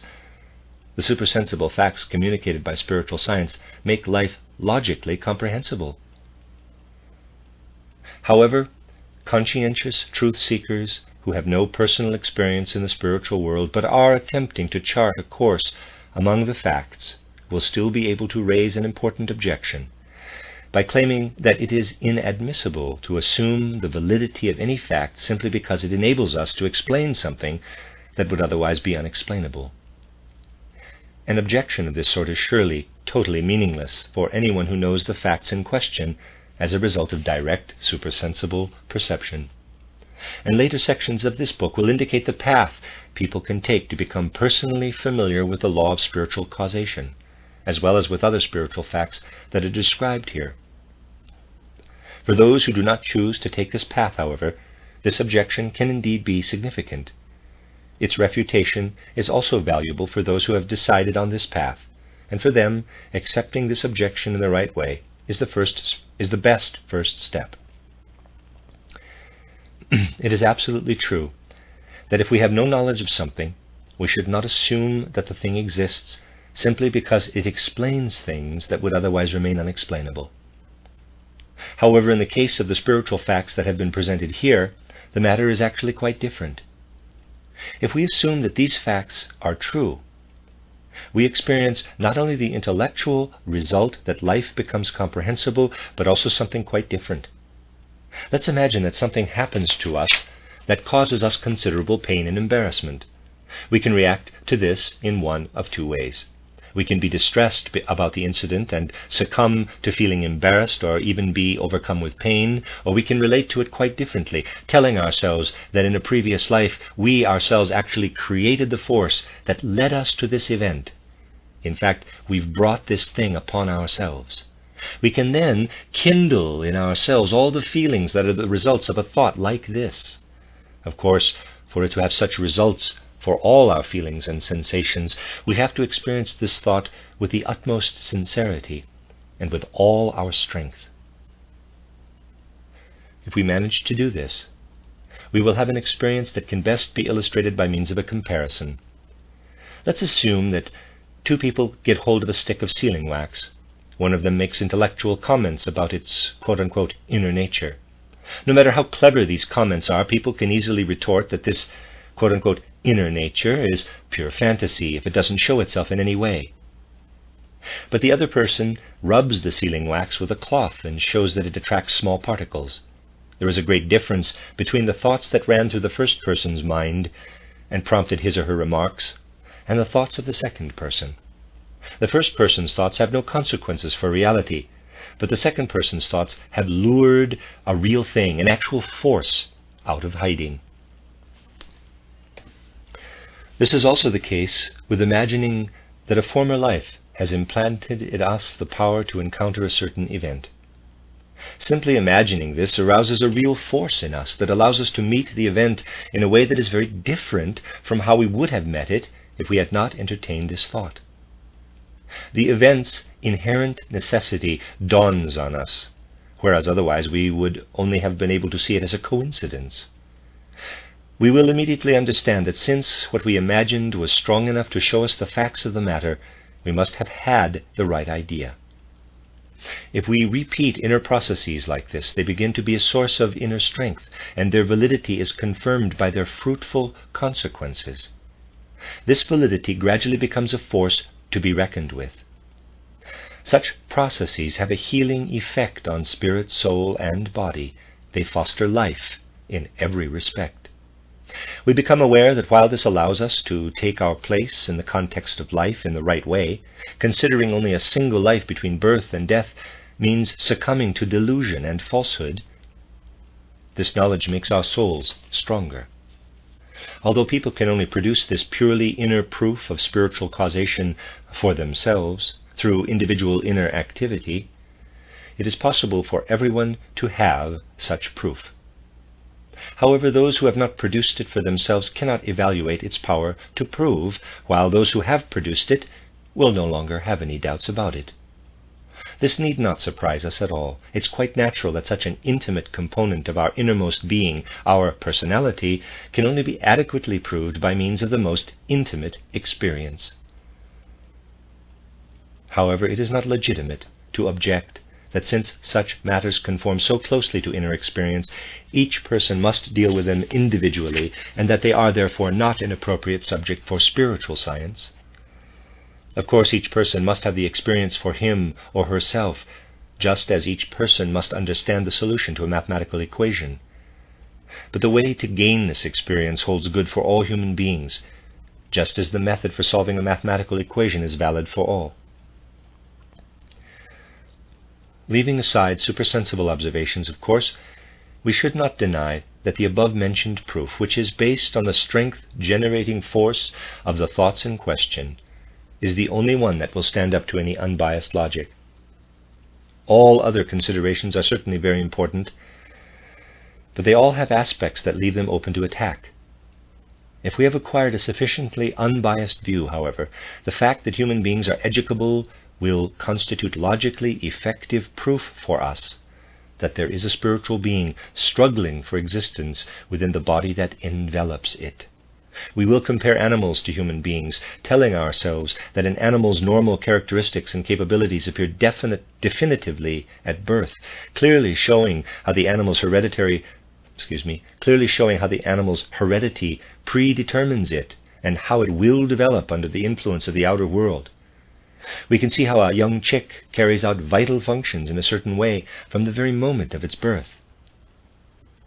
In human beings, however, upbringing and education establish a relationship between our inner soul activity and something that can exist without any connection to heredity. We are also capable of assimilating the effects of outer influences, and all educators know that such influences must be met by forces coming from within the person in question. If this is not the case, any attempt at education will be in vain. Unbiased educators are aware of a clear-cut boundary between inherited predispositions and the personal inner forces shining through them, which can come from earlier lives. It is true that the proofs we can advance for such things are not as quote-unquote weighty as the proofs of certain facts of physics that can be demonstrated by means of a pair of scales. But then these are subtle and intimate aspects of our lives, and if we have a sense for them, their intangible proofs are as conclusive, or more so, than tangible reality. The objection that animals can also be trained and can acquire characteristics and faculties through education is not valid to those who are able to see the essentials. Aside from the fact that all kinds of intermediary states exist in the world, the results of training an animal do not fuse with its personal nature in at all the same way as this happens in humans. It has even been stated that the abilities domestic animals acquire through training and through living together with human beings are inheritable, that is, that they work directly on the level of the species rather than on the individual level. Darwin describes how dogs fetch and carry without being trained to do so or having seen it done. Who would make similar claims about human education? There are thinkers whose observations have made them go beyond the idea that human beings are put together from outside by means of purely hereditary forces. These thinkers have worked their way up to the idea that a spiritual being and individuality precedes and shapes our physical existence. Many of them, however, do not find it possible to grasp the existence of repeated earthly lives whose fruits are present in the interim as formative forces helping to build up the human being. Let's hear what one such thinker has to say. In his book Anthropology, Emanuel Hermann Fichte, son of the famous Fichte, cites the observations that led him to the following conclusion, quote, "In the fullest sense of the word, the parents do not produce the child. They make not only the organic substance available, but also the intermediate sensory soul element that is evident in the child's temperament, unique soul coloring, specialization of impulses and the like, whose common source is fantasy, in that broader sense that we have already established. Such a unique mixture and union of the parents' souls is unmistakable in all these elements of the personality. It is completely justifiable to explain them as purely a product of procreation, especially if, as we have concluded, procreation is to be seen as an actual soul process. But precisely the crucial central point of the personality is lacking here, for a deeper and more penetrating observation reveals that even these idiosyncrasies of mind and soul are only garments that cloak the child's real spiritual ideal predispositions, instruments that are capable of furthering or hindering the development of these predispositions, but in no way capable of creating them out of themselves." Footnote: Emanuel Hermann Fichte, 1796 to 1879, Anthropologie, Leipzig, 1860, pages 528 and 532. I. H. Fichte was a philosopher and edited the works of his father, philosopher Johann Gottlieb Fichte, 1762 to 1814, a transcendental idealist who attempted to perfect Kant's ideas. End of footnote. Further on we read, "Each person existed previously in accordance with his or her fundamental spiritual form. Spiritually considered, no individual resembles another any more than one species of animal resembles another." End quote. These thoughts go just far enough to permit a spiritual being to enter our physical bodily nature. However, since this being's formative forces are not derived from causes in previous lives, it would have to arise from a divine primal foundation each time a personality comes into existence. If we assume this to be true, there is no possibility of explaining the relationship that exists between predispositions that work their way out from inside us and what comes from our outer earthly surroundings and approaches our inner being in the course of life. The inner human being, springing anew for each individual out of a divine primal foundation, would have to be a total stranger to what confronts it in earthly life. For this not to be the case, as in fact it is not, the inner human being must have already been connected to the outer world. It must not be living in it for the first time. Unbiased educators can clearly perceive that they are introducing their students to results of earthly life that are indeed strange to their merely inherited traits of character, yet make them feel as if they had already taken part in the work that produces these results. If we consider the life of present-day humanity from all points of view, the only satisfactory explanation for it is provided by repeated earthly lives, and the facts that spiritual research reveals about existence in the spiritual realm between these earthly lives. The expression, quote-unquote, present-day humanity, is used quite deliberately here. Spiritual research shows that when the cycle of earthly lives first began, the conditions facing spiritual beings entering their bodily garments were quite different from what they are at present. In the following chapters we will go back to this primeval state of humanity. Once the results of spiritual science have demonstrated how human beings took on their present form in the context of the Earth's evolution, it will then be possible to point out more precisely how the human being's essential spiritual core comes from supersensible worlds and enters its bodily garments, as well as, quote, how human destiny, unquote, as well as how, quote, human destiny, unquote, the spiritual law of causation develops. The end of chapter 3 of An Outline of Esoteric Science. The chapter is called Sleep and Death.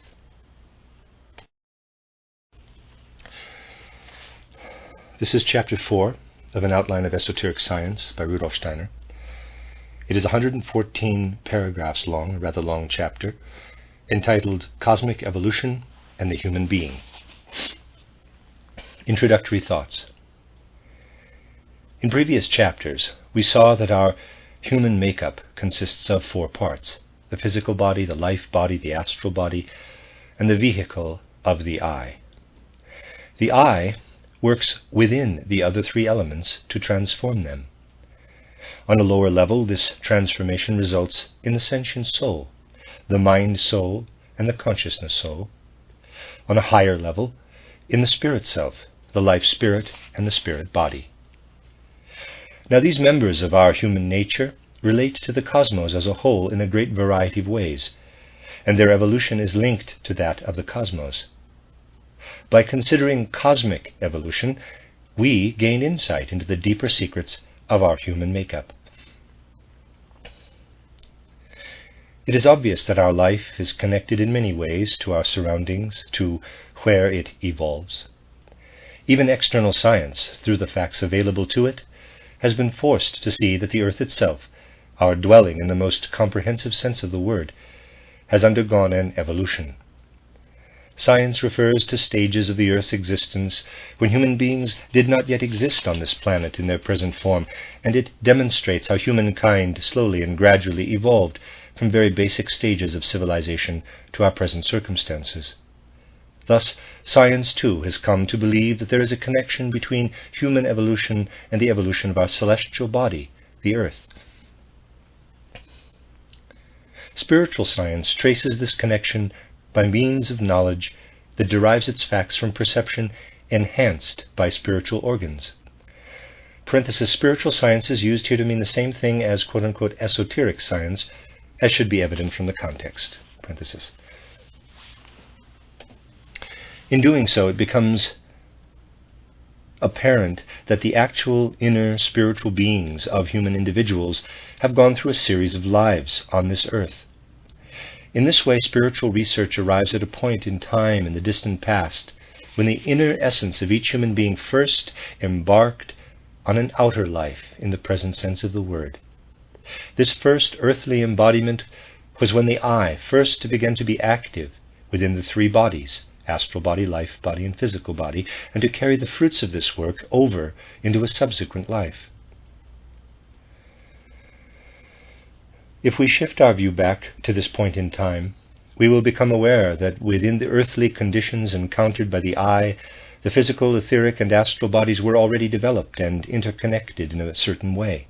The I then united for the first time with the being consisting of these 3 bodies, and began to take part in their further evolution. Until reaching this level where they first encountered an I, they had been evolving without one. To answer our questions about how these 3 bodies arrived at a stage of development where they were capable of receiving an I, and about how this I itself came into existence and became capable of working within these bodies, spiritual scientific research must go still further back in time. We can only answer these questions by tracing the development of the earth itself by spiritual scientific means. Through such research, we arrive at this planet's beginning point. A view based solely on facts supplied by our physical senses is not far-reaching enough to come to conclusions that have anything to do with this beginning. One such view concludes that all of the earth's substance formed out of a primeval mist. It cannot be the task of this book to go into such ideas in more detail, because spiritual research is more concerned with spiritual causes lying behind matter than with the more mere material processes of Earth's evolution. As an example, if there is a person in front of us who is raising a hand, This can suggest two different ways of looking at this action. We can either investigate the mechanism of the person's arm and the rest of his or her body and describe the process that is taking place as a purely physical one. Or we can turn our spiritual attention to what is going on in the person's soul and to his or her inner motivation for raising a hand. In a similar way, researchers schooled in spiritual perception see spiritual processes behind all the processes of the physical sense-perceptible world. To them, any transformation in the material aspect of the earth is a manifestation of spiritual forces lying behind matter. But if we go further and further back in time in our spiritual observation of the life of the earth, we eventually arrive at the point in evolution where matter first began to exist. This material element developed out of the spiritual. Before this point, only the spiritual element was present. Through further spiritual observation, we can see how this spiritual element partially condensed into matter, so to speak. The process taking place before us is the same thing on a higher level as what would take place if we were observing a container full of water undergoing some ingenious cooling process so that lumps of ice gradually form. Just as we see ice condensing out of something that used to be all water, spiritual observation allows us to trace how material things, processes, and beings condense out of an element that was formerly completely spiritual in character. This is how the earth developed from a spiritual cosmic being into a physical planet. Everything materially connected to it condensed out of what was formerly spiritually connected to it. However, we must not imagine that the spiritual element is ever totally transformed into matter. Matter is always only a transformed portion of the original spiritual element, which remains the actual guiding principle even while matter is evolving. It is reasonable to state that a view restricting itself to sense-perceptible physical processes and to what our intellect can conclude from them is not able to inform us about the spiritual element in question here. Let's imagine a being with senses that are capable of perceiving ice, but not the finer state of water, from which ice emerges by means of cooling. For this being, water would simply not be present and could only be perceived when parts of it turned to ice. Likewise, the spiritual element that lies concealed behind earthly processes remains hidden from those who do not admit the existence of anything not present to the physical senses.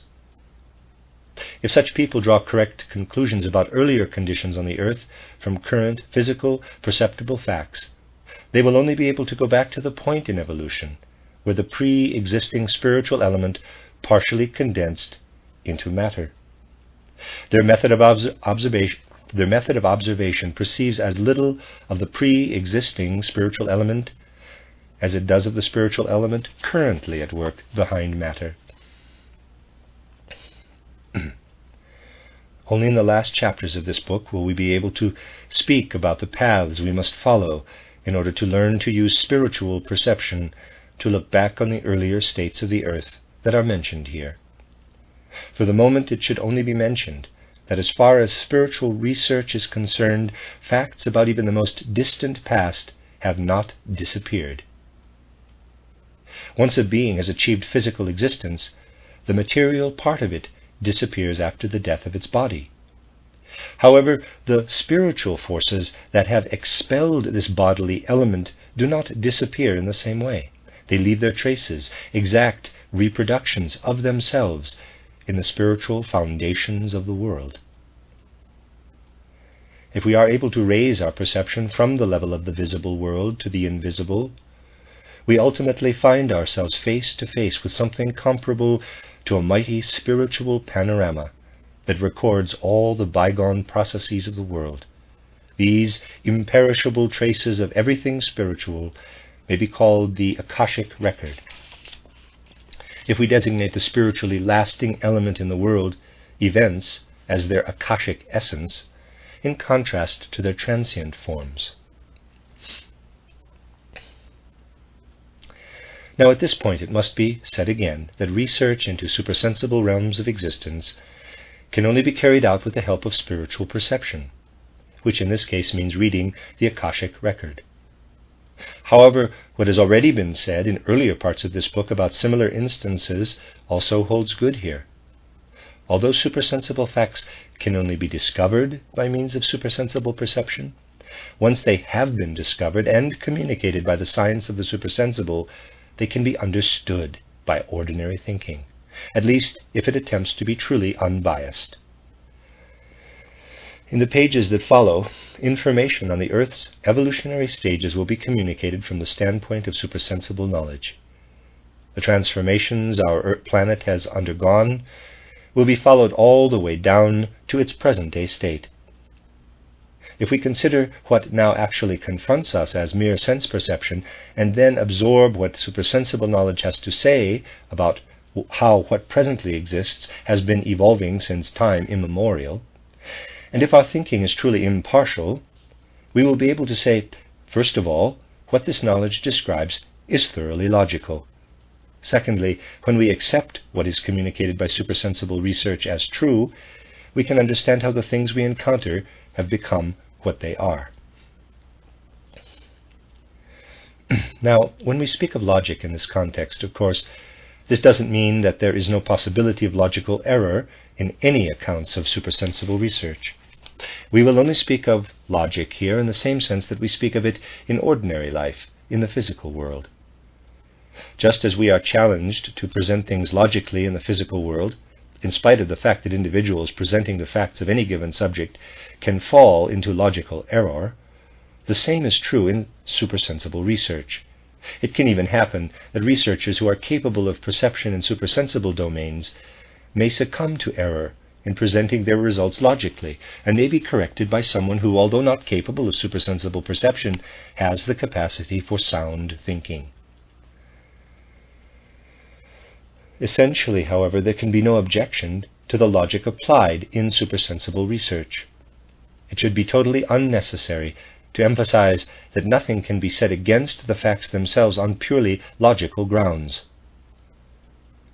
Just as the existence of a whale in the physical world can never be proved logically, but only by seeing one, only spiritual perception can recognize supersensible facts as such. However, it cannot be emphasized enough that before attempting to observe the spiritual world through our own perception, we must first acquire an overview of it, both by means of logic, as was indicated earlier, and by realizing how universally understandable the sense-perceptible manifest world becomes if we assume that the communications of esoteric science are correct.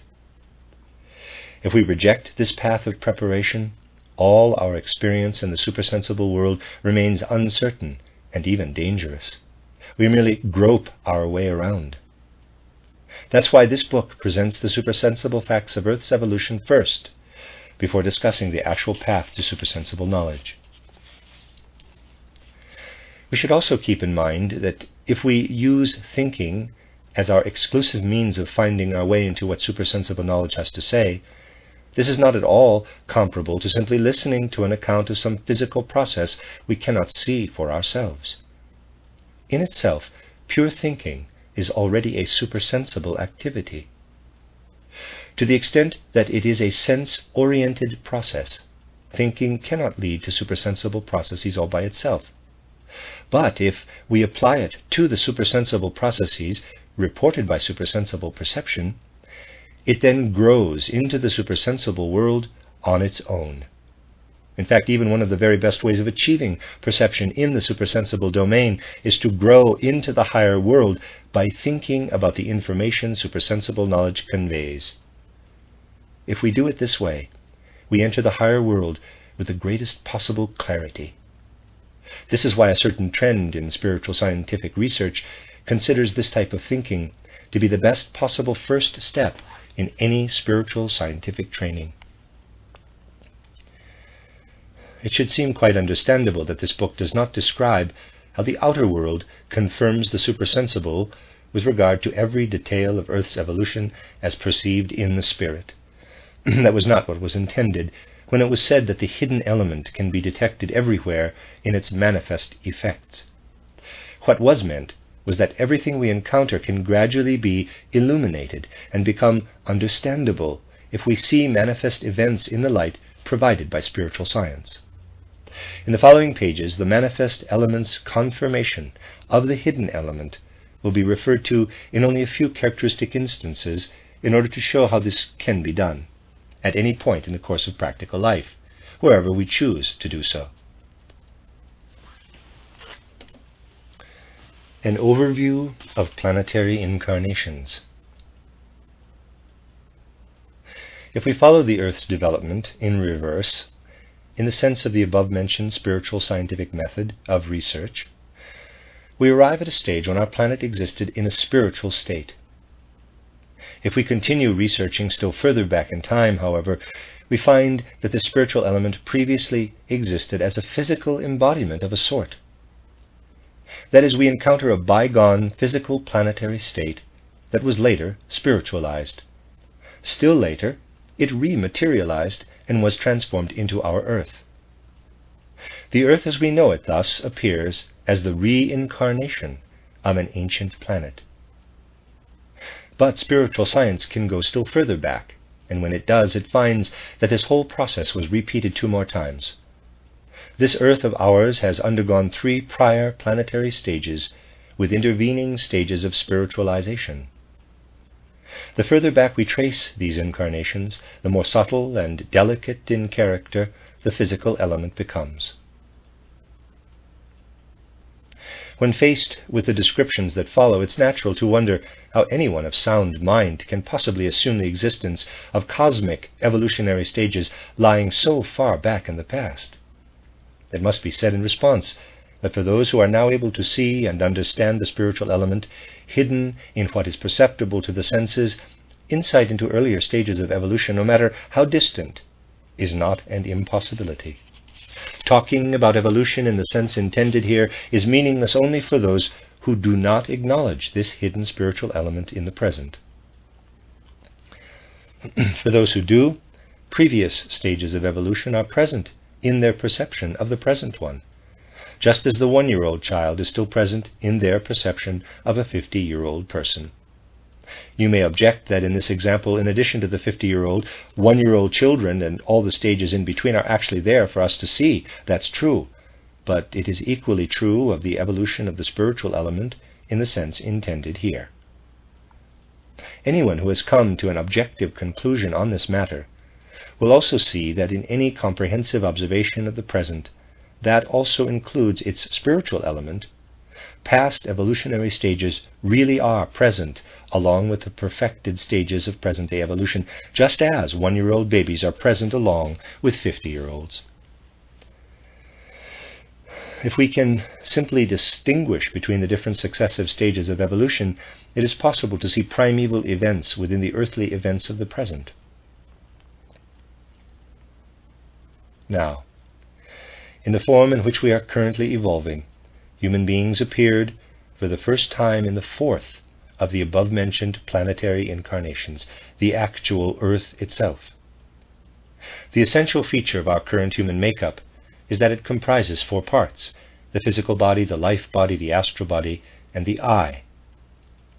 However, this composite figure would not have been able to appear if it had not been prepared by the circumstances of prior evolution.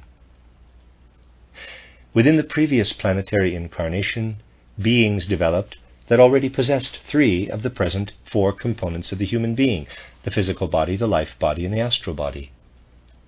These beings, who could be called the predecessors of human beings in a certain respect, still had no I. But they had developed the 3 other parts and their interrelationships to the point of becoming mature enough to then receive the I. Thus, our predecessors on the planet, in its previous incarnation, achieved a degree of maturity in the 3 parts they possessed. This planetary incarnation then passed over into a spiritual state, out of which a new physical planetary state then developed, namely that of the Earth. In this Earth, our matured human predecessors were present in a seminal state, so to speak. The entire planet, having undergone spiritualization and reappearance in a new form, was able to offer these embryonic humans with their physical, etheric, and astral bodies not only the possibility of developing to their previous level again, but also the possibility of moving beyond it by receiving the I. The Earth phase of evolution, therefore, fell into two parts. In the first period, the Earth itself appeared as a reincarnation of the previous planetary stage. This recapitulation period, however, took place on a higher level than that of the previous incarnation because of the intervening stage of spiritualization.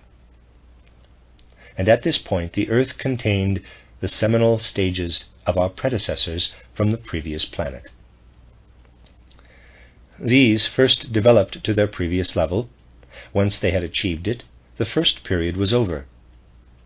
Because of its own higher level of evolution, however, the Earth could then develop these seminal human beings still further by making them capable of receiving the I.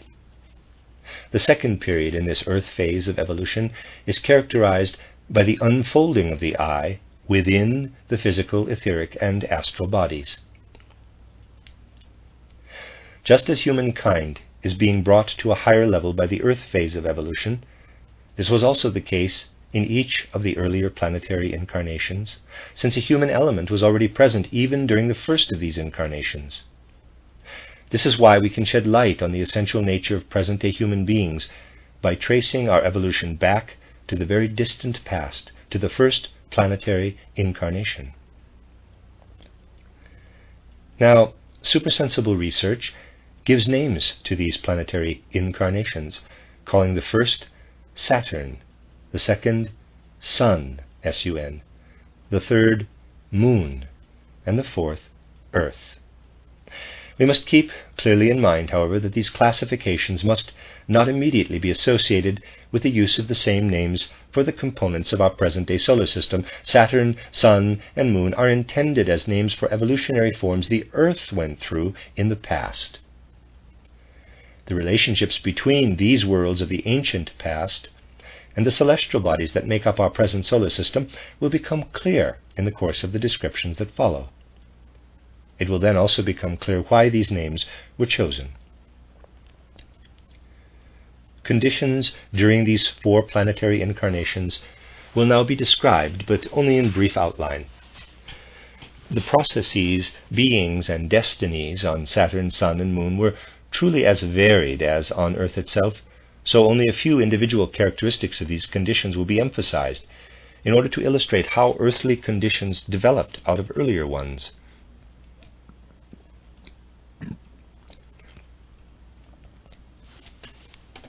We must also keep in mind that the further back we go, the less similar these conditions are to the present day, and yet in order to describe them at all, we have to characterize them by using mental images derived from present-day earthly circumstances. Thus, when we use words such as light or heat with regard to these earlier stages, we must not forget that they do not mean exactly the same thing as what we now call light and heat, and yet this terminology is correct, because what light and heat developed out of is apparent to observers of the supersensible at earlier stages of evolution. By following the descriptions given here, we will be able to gather from the context what mental images we need in order to arrive at illustrations and comparisons that characterize events that took place in the far distant past. This difficulty in finding suitable descriptions becomes especially significant with regard to planetary conditions prior to the Moon incarnation. The conditions prevailing during the Moon incarnation itself still showed a certain similarity to earthly conditions, so when we attempt to describe them, their similarity provides certain clues about how to express supersensibly acquired perceptions in clear ideas. It is a different matter when the Saturn and Sun phases of evolution are described. What is accessible to clairvoyant observation there is very different from the objects and beings belonging to our present sphere of life, and this makes it extremely difficult to bring these ancient realities into the scope of supersensible consciousness. But since our present makeup cannot be understood without going back as far as the Saturn state, these realities must be described. These descriptions will certainly not be misunderstood by anyone who keeps this difficulty in mind and is aware that much of what is said is more of an allusion to actual realities than an exact description of them. A contradiction might be found between what is said here and on the following pages and what is said in the paragraph beginning on page 125 about the past continuing to exist in the present. We might imagine that an earlier Saturn, Sun, or Moon state, or even a human form such as is described here as having existed during those bygone stages, does not exist anywhere alongside the current state of our Earth. It is true that there are no Saturn, Sun, and Moon humans running around among Earthlings, in the same way that there are little children running around among 50-year-olds. However, humankind's earlier states are supersensibly perceptible within earthly human beings. In order to recognize this, we must only have acquired a power of discrimination that includes the full scope of life's circumstances.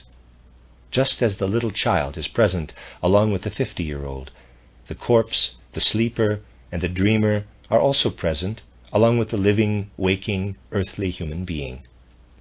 Even if these various manifestations of the present-day human being are not the direct equivalents of the various stages of evolution, an objective observer will nonetheless see these stages in them.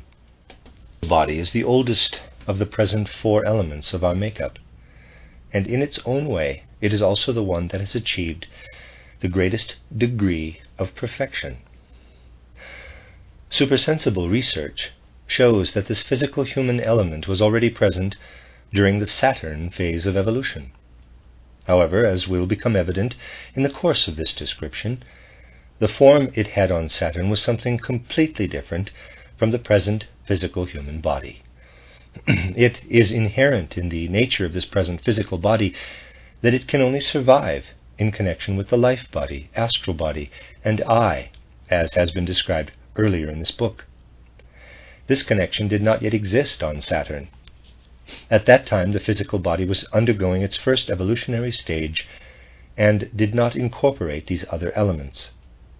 It matured enough to receive a life body only in the course of the Saturn phase of evolution. But in order for it to actually do so, Saturn first had to spiritualize and then reincarnate as Sun. During the Sun incarnation, what the physical body had become on Saturn had to develop all over again, as if from a residual embryo, before it could imbue itself with an ether body. Incorporating an ether body changed the character of the physical body, raising it to a second level of perfection. Something similar took place during the Moon phase of evolution, when our predecessors, having evolved from the Sun to the Moon, incorporated the astral body. This transformed the physical body for a third time, raising it to a third level of perfection. The life body was similarly transformed and was then at its second level of perfection. During the Earth phase, the I was incorporated into our human predecessors, who consisted of physical, etheric, and astral bodies at that point. Through this process, the physical body achieved its fourth level of perfection, the life body its third, and the astral body its second, while the I is still only in its first stage of existence. If we can devote ourselves to taking an unbiased look at the human being, we will have no difficulty imagining these elements' different degrees of perfection in the right way. All we need to do is to compare the physical body with the astral body in this respect. Obviously, the astral body, as a soul component, is at a higher level of evolution than the physical body. And in future, when it has been perfected, it will be much more significant for our overall makeup than the present physical body. In its own way, however, the physical body has reached a certain climax in its evolution. Just think of the structure of the heart, which is organized in harmony with the greatest possible wisdom, or of the wonderful construction of the brain, or even of a single part of a bone, such as the upper end of the thigh bone. Within the end of this bone we find a regularly structured network or trellis-like pattern of delicate rods. The whole thing is arranged so as to yield the best possible results for the surface of the joint, for example, the best distribution of friction, so that it achieves the right kind of mobility while using as little material as possible. We find wisdom-filled arrangements such as this in all parts of the physical body. And if we then go on to observe the harmonious interaction between the parts and the whole, we will certainly agree that this member of our human makeup is complete and perfect in its own way. Any apparent ineffectiveness in certain parts of the body or disturbances in its structure or functioning seem unimportant in comparison. We will even discover that in a certain respect, such disturbances are only the necessary shadow side of the wisdom-filled light that illumines our entire physical organism. Now let's compare this to the astral body as the vehicle of our pleasure and pain, desires and passions.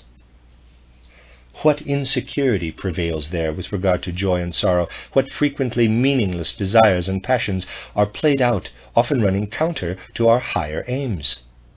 The astral body is only beginning to achieve the harmony and internal consistency that we already find in the physical body. Similarly, it is possible to show that the ether body, although more perfect in its own way than the astral body, is less perfect than the physical body. If we consider the I in the right way, it will also become evident that it is currently only at the very beginning of its evolution. To what extent, for example, has it already accomplished its task of transforming the other components of our makeup into manifestations of its own nature? For those familiar with spiritual science, the results of outer observations in this area are underscored by something else. We might point out that the physical body is subject to illness, but spiritual science is in a position to demonstrate that a great percentage of all illness originates in errors and aberrations of the astral body that destroy the perfect harmony of the physical body in a roundabout way, through being transmitted to the ether body. Both this deeper connection, which can only be touched on here, and the actual reason for many disease processes elude any scientific method of observation that chooses to confine itself to physical sense-perceptible facts.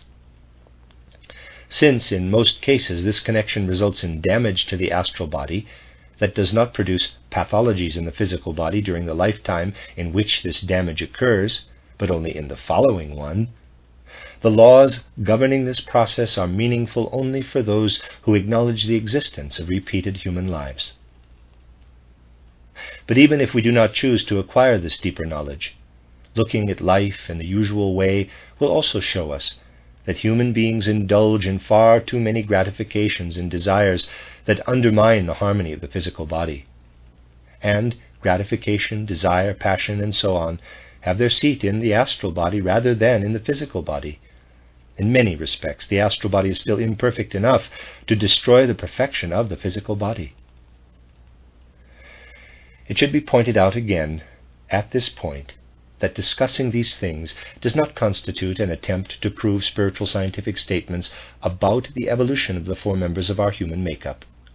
Any proof is taken from spiritual research itself, which shows that the physical body has undergone 4 transformations toward higher degrees of perfection, while our other members have undergone fewer, as already described. Here, we are simply attempting to show that spiritual research communicates facts whose effects are also evident in the varying degrees of perfection of the physical body, life body, and so on, and that these different levels of perfection are also outwardly perceptible. The end of the first part of chapter 4 up to, but not including, paragraph 17, which is where the Saturn phase description proper starts. This is chapter 4 of An Outline of Esoteric Science by Rudolf Steiner. This is the second part. I'm beginning with his description of Saturn, paragraph 17, on page 135 of the Classics and Anthroposophy text. If we want to form an approximately accurate idea of conditions during the Saturn phase of evolution, we must consider the fact that during that period none of the things and creatures currently belonging to the Earth and its mineral, plant, and animal kingdoms were present as such. The beings of these three kingdoms developed only during later evolutionary periods.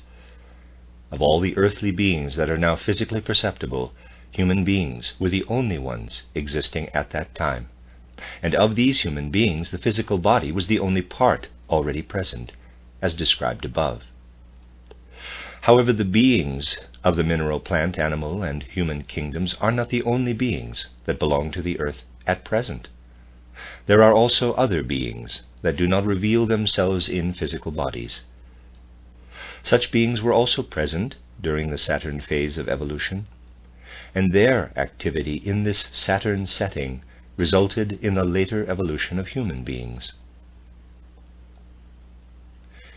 In looking at the middle evolutionary period of the Saturn incarnation, although not at its beginning or end, spiritual perception can discern a state consisting primarily of warmth. No gaseous, liquid, or solid elements are to be found. These all appear only in later incarnations. Let's imagine that human beings with present-day sense organs were to approach this Saturn world as observers. With the exception of the sensation of warmth, they would experience none of the sensory impressions humans can have.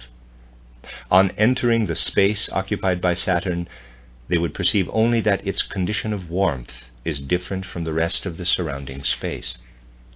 However, they would discover that this space is not uniformly warm throughout, but has warmer and colder areas that alternate in a great variety of patterns. Warmth would be perceived radiating along certain lines that are not straight, but form irregular shapes produced by variations in heat. Our observers would be confronted by something like a structured cosmic being that appears in constantly changing states and consists only of heat.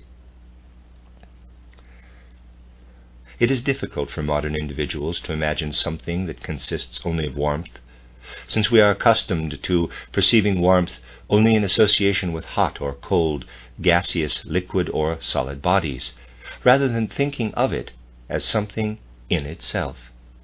Especially those of us who have absorbed the ideas of modern physics will find it ridiculous to talk about warmth or heat in the way just described, and we might say this.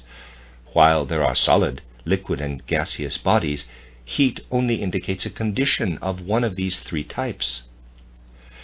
When the smallest particles of a gas are in motion, this motion is perceived as heat, so where there is no gas, there can be no such movement, and therefore no heat. Spiritual scientific researchers see this subject in a quite different light. For them, heat is something that they can speak of in the same sense that they speak of a gas, a liquid, or a solid body. It is a substance still more delicate than a gas, and a gas is nothing other than condensed heat in the same sense that a liquid is a condensed vapor or a solid a condensed liquid. So spiritual scientists speak of bodies of heat, just as they also speak of bodies of gas or vapor. In order to follow spiritual researchers into this domain, it is only necessary to admit that soul perception is possible. In the world that is presented to our physical senses, heat certainly does exist as a condition of solids, liquids, and gases. However, this is only an external aspect or effect of heat. Physicists speak only about heat's effect, not about its inner nature. Let's try to disregard all the effects of heat we receive through external objects and simply picture the inner experience we have when we say, quote, "I feel warm," unquote, or, quote, "I feel cold," unquote. Only this inner experience can give us an idea of what Saturn was like in the evolutionary period described above. We would have been able to run right through the space it occupied. There would have been no gas to exert any pressure, no solid or liquid bodies to reflect any impressions of light. But at every point within this space, we would have had the inner feeling of a particular degree of warmth, yet without receiving any impression from outside. Conditions in a cosmic body like this are not suitable for the animals, plants, and minerals of the present time. It should therefore hardly be necessary to say that what was described above could never actually take place. It is not possible for a modern human being, as such, to actually confront old Saturn as an observer. The description was only intended as an illustration. The beings that supersensible perception becomes aware of while observing Saturn are at a very different stage of evolution than present-day sense-perceptible earthly beings. The first beings to appear to this supersensible perception do not have physical bodies like those of present-day human beings. When we speak of a physical body in this context, we must be careful to avoid thinking about human physical bodies as they exist today. Rather, we must distinguish carefully between the physical body and the mineral body. A physical body is one that is governed by the physical laws we observe today in the mineral kingdom. However, our present-day physical bodies are not only governed by such physical laws, but are also imbued with mineral substance. There can be no talk of physical mineral bodies like this on Saturn. The physical corporeality that existed on Saturn was governed by physical laws, but these laws expressed themselves only in the effects of warmth. So the physical body was a delicate, ethereal body of heat. All of Saturn consisted of warmth bodies like this, which laid the first foundations for present-day physical, mineral, human bodies. Our present bodies developed when the gaseous, liquid, and solid states of matter that later came into existence were incorporated into these warmth bodies. Among the other non-human beings perceived by supersensible consciousness, when it becomes aware of the Saturn state, there are some, for example, who have no need for a physical body. The lowest component of their makeup is an ether body. In addition, however, they have a part that is higher than any belonging to human beings. The highest member of the human being is the spirit body, but these other beings have something that is higher still. Between the ether body and the spirit body, they also have all the other components described in this book as belonging to human beings: the astral body, the eye, the spirit self, and the life spirit. Saturn, like our Earth, was surrounded by an atmosphere, but instead of being a sphere of air, Saturn's atmosphere was of a spiritual character. To precisely express this inner experience that occurs in spiritual research, instead of saying, quote, Saturn is surrounded by an atmosphere, unquote, we would have to say, quote, while supersensible cognition is becoming aware of Saturn, an atmosphere that belongs to Saturn also presents itself to consciousness, unquote. Similarly, we would have to say, quote, other beings, unquote, or, quote, beings of this sort, unquote, quote, present themselves, unquote. Transforming this into the expression that something is present must be permitted, because this also takes place in the expressions we use for actual soul experience in the case of sensory perception. This is evident from the context of the discussion. However, it must be kept in mind in reading the descriptions that follow. Saturn consisted entirely of beings, those just described and still others. There was a constant interaction between the warmth bodies on Saturn and these beings, who allowed the elements of their makeup to sink down into Saturn's physical warmth bodies. So, while there was no life in these warmth bodies themselves, the life of their surroundings was expressed in them. They could be compared to mirrors, but instead of reflecting images of the beings in question, they reflected their state of life. We would not have been able to discover anything living on Saturn itself, and yet Saturn had an enlivening effect on the surrounding celestial space, because like an echo, it radiated back the life sent down to it. Saturn seemed like one big mirror of celestial life. Certain exalted beings whose life was reflected by Saturn may be called the spirits of wisdom. In Christian esotericism, they are known as curiotities or dominions. Their activity on Saturn did not begin with the middle evolutionary period described above. In fact, in a certain sense, it had already come to an end by then. Before they could become conscious of how the warmth bodies of Saturn were reflecting their own life, the spirits of wisdom first had to bring these bodies to the point of being able to carry out this reflecting process. For this reason, their activity commenced shortly after the beginning of the Saturn phase of evolution, when Saturn's bodily nature still consisted of chaotic substance that would not have been capable of reflecting anything. In observing this chaotic substance, we are making use of spiritual perception to transport ourselves back to the beginning of the Saturn phase. What can be observed at this point has not yet acquired the character of heat that it will later possess. In trying to characterize it, we can only speak of a quality that can be compared to human willing. It is will, and only will, through and through. At this point, therefore, we are dealing with a state that is all soul.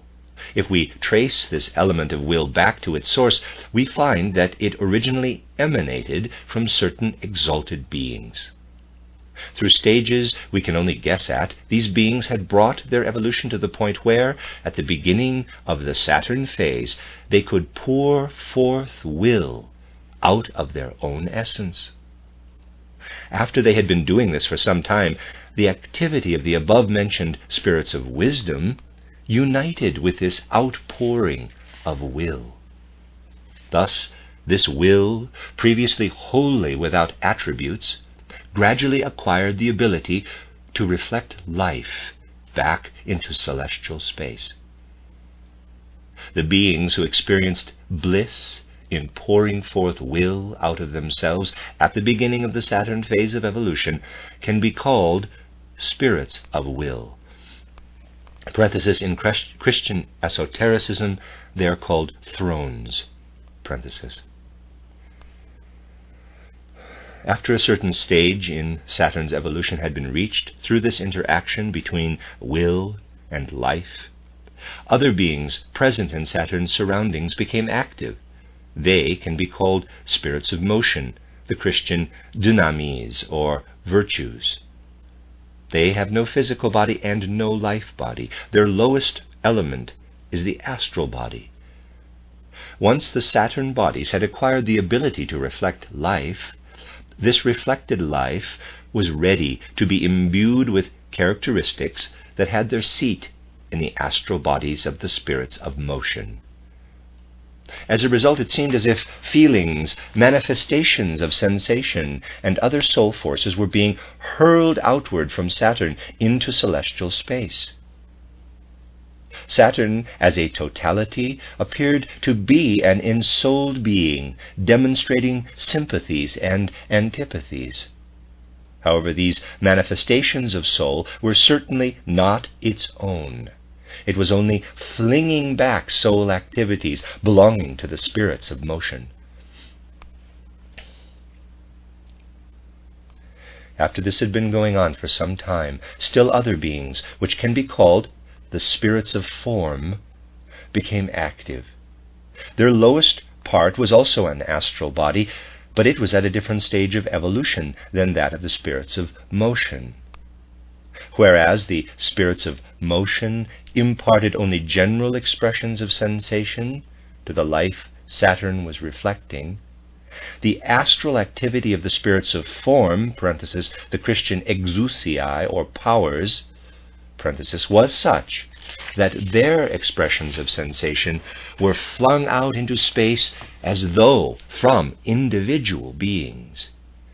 It could be said that the spirits of motion allowed Saturn as a whole to appear as an ensouled being, while the spirits of form divided this life into individual living beings, so that Saturn then appeared as a conglomerate of soul beings. To get a picture of this, imagine how a mulberry or a blackberry is made up of small individual fruits. To those with supersensible perception, Saturn at this period in its evolution was likewise made up of individual Saturn beings, which, although they did not yet possess individual lives and souls, reflected the lives and souls of the beings that lived in them. In the next order of beings to intervene in this state of Saturn, the astral body was also the lowest element, but these beings had brought the astral body to a stage of development where it functioned like a present-day human eye. Through these beings, the eye looked down upon Saturn from its surroundings and conveyed its own nature to Saturn's individual living beings. As a result, what was sent out from Saturn into space appeared similar to the activity of human personalities in our present cycle of life.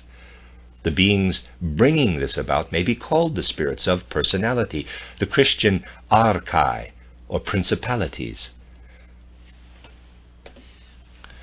They granted a semblance of the character of personality to the little Saturn bodies.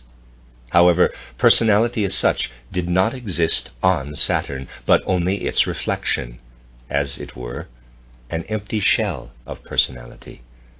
The spirits of personality had their real personality out in the periphery, in Saturn's surroundings. The delicate substance described earlier as heat was bestowed on the Saturn bodies through the fact that the spirits of personality allowed their essence to be reflected back by these bodies in the way that has been described. There was no inwardness in anything on Saturn, but the spirits of personality recognized the image of their own inwardness as it streamed back to them from Saturn in the form of heat. While all this was going on, the spirits of personality were at the level of present-day human beings. They were going through their human phase. If we want to take an unbiased look at this state of affairs, we must imagine that a being can be, quote-unquote, human in a form different from the form we presently possess. The spirits of personality were human on Saturn. Their lowest component was not the physical body, but the astral body with the eye. Although they had no physical or ether body, such as ours, in which to express the astral body's experiences, they not only possessed the eye, but were also aware of it, because the heat of Saturn made them conscious of it, by reflecting it back to them. They were human beings, under circumstances different from those of Earth. The events in the further course of Saturn's evolution were different in character from the previous ones. Previously, everything had been a reflection of outer life and sensation, but at this point an inner life of a sort began. Here and there, within the Saturn world, light began to stir, flaring up and then darkening again. Flickers and glimmers of light appeared in some places, while in others lightning-like flashes appeared. Saturn's warmth bodies started to flicker and glow and eventually to shine. The fact that this stage of evolution had been reached made it possible once again for certain beings to become active. These beings can be called spirits of fire, the Christian archangeloi, or archangels. They did have astral bodies, but at that stage of their existence, they were unable to stimulate them by themselves. They would have had no feeling or sensation if they had not been able to work on the warmth bodies that had reached the Saturn stage that has just been described. Acting on these bodies gave the spirits of fire the possibility of recognizing their own existence through the influence they exerted. They could not say to themselves, "I exist," but only something like, "My surroundings permit me to exist." They did perceive, and their perceptions consisted of the activities of light on Saturn that have been described above. These are, in a certain sense, their eye. This granted these beings consciousness of a very particular sort that can be described as pictorial consciousness. we can imagine it as similar in nature to human dream consciousness, but it possessed a much greater degree of vitality than our dreaming does, and we must realize that its images were no mere insubstantial dream images surging in and out, but bore an actual relationship to Saturn's stirrings of light. In this interplay between the spirits of fire and Saturn's warmth bodies, the germinal form of human sense organs were incorporated into evolution. Let me read that again. In this interplay between the spirits of fire and Saturn's warmth bodies, the germinal form of human sense organs were incorporated into evolution. We see the first glimmering, the first delicate ethereal beginning of the organs we currently use to perceive the physical world. Phantom human beings who at this point exhibit only light archetypes of sense organs are recognizable to clairvoyant perception within the Saturn world.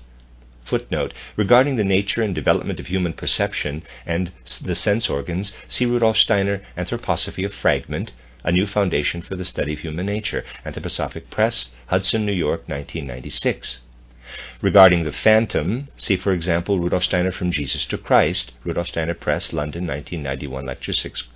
Quote, the physical forces and substances laid aside at death are not the whole physical body, because its complete configuration could never derive from them alone. Something else belongs to these substances and forces, which is best called the phantom of the human being. This phantom is the form shape that, as a spiritual texture, builds up the physical substances and forces so that they fill out the form we encounter as a human being on the physical plane, unquote, page 113, end footnote. Sense organs, therefore, are the fruit of the activity of the spirits of fire. But these spirits were not the only ones involved in bringing these organs about. At the same time, other beings entered the field of Saturn. These beings were so far advanced in their evolution that they were able to use these embryonic senses to perceive the cosmic events taking place in life on Saturn. These beings may be called the spirits of love, the Christian seraphim. Without them, the spirits of fire could not have had the consciousness described above. The spirits of love looked at events on Saturn with a consciousness that enabled them to convey these events in image form to the spirits of fire. They themselves renounced any benefits, any gratification or pleasure that they might have derived from perceiving events on Saturn. They renounced all of this so that the spirits of fire could have it. These events were followed by a new period in Saturn's existence. Something else was added to the stirrings of light. It may seem sheer folly to many when we speak of what then reveals itself to supersensible cognition. Saturn's interior was like surging, intermingling sensations of taste. Sweet, bitter, sour, and so on could be observed at various points within Saturn, while outwardly all of this reverberated into celestial space as sound and was perceived as music of a sort. Once again, certain beings found it possible to become active in these processes taking place on Saturn. We will call them sons of twilight, or sons of life. The Christian angeloi, or angels. They interacted with the surging forces of taste that were present in Saturn's interior. Through this, their ether body or life body became active in a way that can be described as a type of metabolism. They brought life into Saturn's interior, and processes of nutrition and elimination began to take place there. The activity of these beings brought about these processes indirectly rather than directly. This internal life made it possible for still other beings to enter, beings who can be called spirits of harmony, the Christian cherubim. they transmitted a dim type of consciousness to the sons of life. It was even dimmer and more dusk-like than our present-day dream consciousness, similar to our consciousness during dreamless sleep, which is of such a low order that we never become conscious of it at all, so to speak. Nonetheless, it is present. It is different from our day consciousness in kind as well as in degree. At present, plants also have this dreamless sleep consciousness. Although it does not convey perceptions of an outer world in the human sense, it does regulate the life processes and bring them into harmony with the processes of the outer cosmos. At the Saturn stage in question, the sons of life were not able to perceive this regulating process, but the spirits of harmony did perceive it and were therefore the actual regulators. All this life activity was played out in phantom human beings described earlier. As a result, spiritual sight perceived them as enlivened. Their life was only a semblance of life, however. It actually belonged to the sons of life, who made use of these phantom human beings, as it were, in order to express their own life. Now let's turn our attention to these phantom humans with their semblance of life. During the Saturn period described, their forms were ever changing, resembling now this figure, now that. As they continued to evolve, these forms became more defined and lasted somewhat longer as they began to be imbued with the effects of spirits that we have already mentioned with regard to the beginning of the Saturn phase of evolution, namely the spirits of will, or thrones. As a result, these phantom humans themselves appeared with the simplest, dullest form of consciousness. We must imagine this consciousness as even duller than that of dreamless sleep. Under present conditions, minerals have this form of consciousness, which brings the inner being into harmony with the outer physical world. On Saturn, the spirits of will regulated this harmony. As a result, human beings appeared as reproductions of the life of Saturn itself. What Saturn was on a large scale, human beings were on a small scale. This provided the initial nucleus of something that is still only in a seminal state in present-day human beings, namely the spirit body, or Atma. Within Saturn, the dull will of these ancient human beings was evident to supersensible perception through effects that can be compared to smells. What manifested outwardly, moving out into celestial space, was somewhat similar to a personality, but instead of being directed by an internal eye, it was regulated from outside like a machine. The regulating agents were the spirits of will. If we survey the descriptions above, it becomes evident that starting from the middle stage of the Saturn phase described first, the stages of this evolutionary phase can be characterized by comparing their effects to present-day sense impressions. We said that the Saturn phase manifested first as heat, followed by stirrings of light, and then by stirrings of taste and sound. Finally, something arose that revealed itself within Saturn like sensations of smell, and on the outside like a mechanically acting human eye. What were Saturn's manifestations prior to the state of warmth? What had existed before that cannot be compared to anything accessible to outer sensory perception. Saturn's warmth state was preceded by a state that we now experience only in our inner being. If we give ourselves up to ideas that we form If we give ourselves up to ideas that we form voluntarily in our souls, without being impelled to do so by outer impressions, we have within us something that no physical senses can perceive, something that can only be perceived by higher sight. Saturn's warmth state was preceded by manifestations that exist only for those who perceive supersensibly. We can list 3 such states: pure soul warmth, that is not outwardly perceptible, pure spiritual light, that is darkness for everything outside, and finally a state of spiritual essence that is complete in itself and needs no external being in order to become conscious of itself. Pure inner warmth accompanies the appearance of the spirits of motion. Pure spiritual light, the spirits of wisdom. Pure inner essence is connected to the first outpourings of the spirits of will. With the appearance of Saturn's warmth, therefore, our evolution made the step from a purely spiritual inner life to an existence that manifested outwardly. It will be especially difficult, no doubt, for present-day consciousness to accept the statement that what we call, quote-unquote, time first appeared during Saturn's warmth stage, since preceding states were not temporal at all, but belonged to a domain that spiritual science can call, quote-unquote, duration.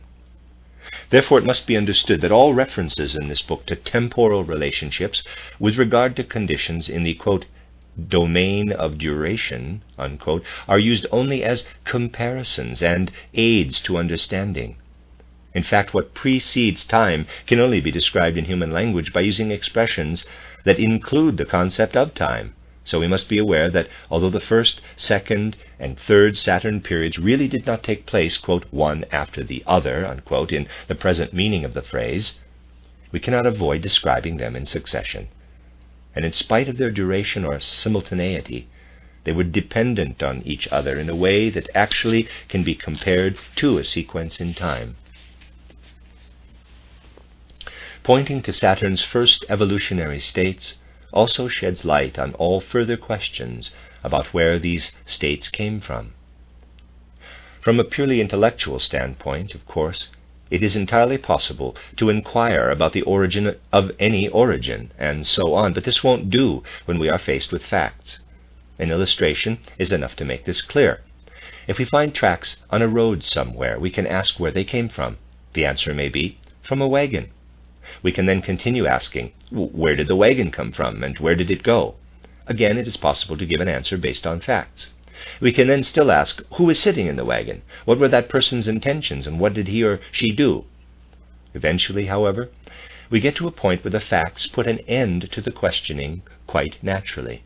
If we continue questioning after that, we are getting away from the purpose of the original question and simply go on asking questions mechanically. In instances such as the one just cited for purposes of comparison, it is easy to tell where the facts put an end to the questioning. This is not so easy when it comes to great questions about the cosmos. If we look closely, however, we will still be able to see that all questions of where things came from must end in the Saturn states described above, because there we come to a place where beings and processes derive their justification from themselves rather than from their origins. As a result of the Saturn phase of evolution, germinal human beings evolved to a certain stage, reaching the low-grade, dull consciousness we talked about earlier. We must not imagine that it began to develop only in the last Saturn period. The spirits of will worked during all of Saturn's stages. But to supersensible perception, the result of their activity is most conspicuous in the last period. There is no fixed dividing line between the activities and effects of the different groups of beings. When it is said that the spirits of will were active first and then the spirits of wisdom, that does not mean that they were active only at that time. They were active throughout the entire evolution of Saturn, but their activity can be observed best during the periods specifically mentioned with regard to each group, when the beings in question took over the leadership, as it were. The entire Saturn phase of evolution, therefore, appears as a reworking of what emanated from the spirits of will by the spirits of wisdom, movement, form, and so on. In this process, these spiritual beings were also undergoing an evolution of their own. For example, after having their life reflected back to them from Saturn, the spirits of wisdom were at a different level than they were before. The fruits of their activity enhanced their own intrinsic capabilities. As a result, when the activity was completed, something similar to human sleep set in for them. The periods when their activity was directed toward Saturn were followed by periods when they lived in other worlds, so to speak, and their activity was turned away from Saturn. Therefore, clairvoyant perception sees an ascent and a descent in the Saturn evolution described above. The ascent continued until the state of warmth had been formed. With the first stirrings of light, the ebbing had already begun. By the time phantom human beings had acquired form through the spirits of will, the spiritual beings had gradually withdrawn. The Saturn phase of evolution died away and disappeared as such, and a period of rest set in. It was as if the incipient human beings entered a state of dissolution, not one in which they disappeared, but one similar to what happens to the seed of a plant, which rests in the earth as it prepares to mature into a new plant. Similarly, germinal human beings rested in the bosom of the cosmos and awaited a new awakening. When the time came for these germinal human beings to awaken, the spiritual beings described above had acquired, under different circumstances, the capacity to work on them once more. The ether bodies of the spirits of wisdom had acquired a capacity not only for enjoying the reflection of life as they did on Saturn, but also for allowing life to stream out from themselves, endowing other beings. At this point, the spirits of motion were as far advanced as the spirits of wisdom had been on Saturn. Previously, the lowest member in their makeup had been the astral body, but then they acquired the ether body or life body. The other spiritual beings, too, had arrived at correspondingly higher levels of evolution and could therefore work differently to evolve the germinal human beings than they could on Saturn. However, the germinal human beings had dissolved at the end of the Saturn evolutionary phase. In order for the spiritual beings who had evolved further to pick up where they had left off, the germinal human beings first had to briefly recapitulate what they had gone through on Saturn. Parenthesis, this is visible to supersensible perception. Parenthesis. Incipient human beings emerged from concealment and began to develop their own Let me read that again. Incipient human beings emerged from concealment and began to develop through their own capacity, through forces that had been implanted in them on Saturn.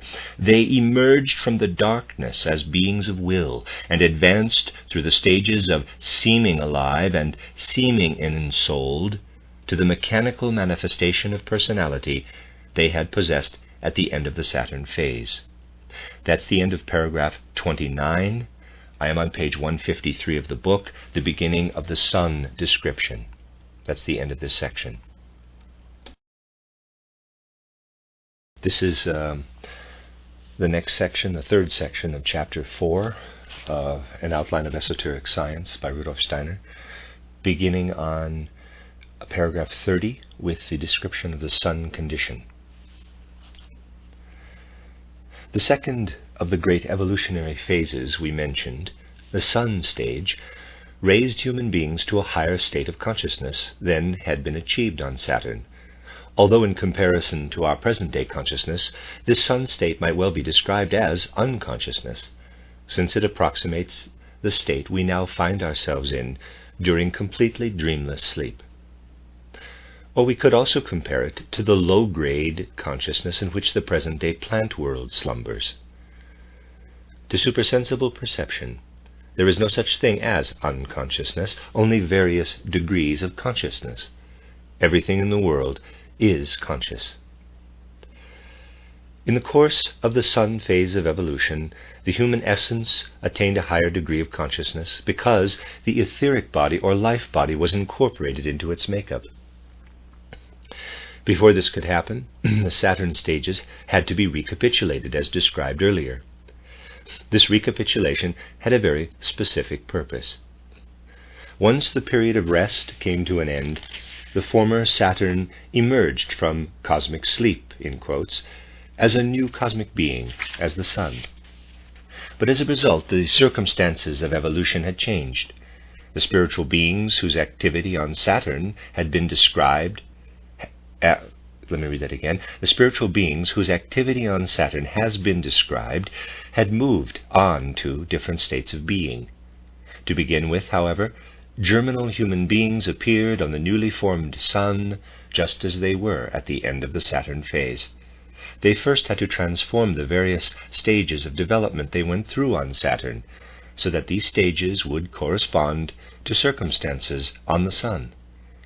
For this reason, the Sun phase began with a repetition of events on Saturn, adapting them to the changed circumstances of the Sun's life. When human beings had gone far enough in adapting the level of development it had acquired on Saturn to the Sun's circumstances, the spirits of wisdom mentioned earlier began to allow the etheric body or life body to stream into the physical body. The higher level that human beings achieved on the Sun can be characterized by saying that the physical body, already seminally formed on Saturn, was lifted to a second level of perfection by becoming the vehicle for an etheric or life body. This etheric body or life body itself achieved its first level of perfection during the Sun phase of evolution. In order for the physical body to reach its second level of perfection, and the life body its first, however, still other spiritual beings had to intervene during the further course of the Sun's life, just as was already described with regard to the Saturn phase. When the spirits of wisdom began to pour the life body into the germinal human beings, the Sun, dark until then, began to shine. With the life body, the first signs of inner vitality also entered the germinal human being. Life began. What still had to be described as a mere semblance of life on Saturn then became actual life. The period of pouring the life body into the human being lasted for a certain length of time, after which an important change took place in the germinal human being. It separated into two parts. Whereas previously the physical body and the life body were intimately connected and formed a whole, at this point the physical body began to detach itself as a separate part. However, it also continued to be permeated by the life body. Now we are dealing with a twofold human being. One part is a physical body permeated by a life body working within it. The other part is pure life body. This separation, however, took place during a rest period in the life of the Sun. During this period, the shining that had already begun was extinguished, and the separation took place during a cosmic night, as it were. However, this interval of rest was much shorter than the above-mentioned one between the Saturn and Sun phases. Once this rest period was over, the spirits of wisdom continued to work for a time on the twofold human being, just as they had formerly worked on the unitary human being. Then the spirits of motion began their activity. They suffused the human life body with their own astral body. Within the physical body, the human life body then acquired the ability to carry out certain inner movements that can be compared to the movements of sap in a present-day plant. Bodies on Saturn had consisted solely of heat substance.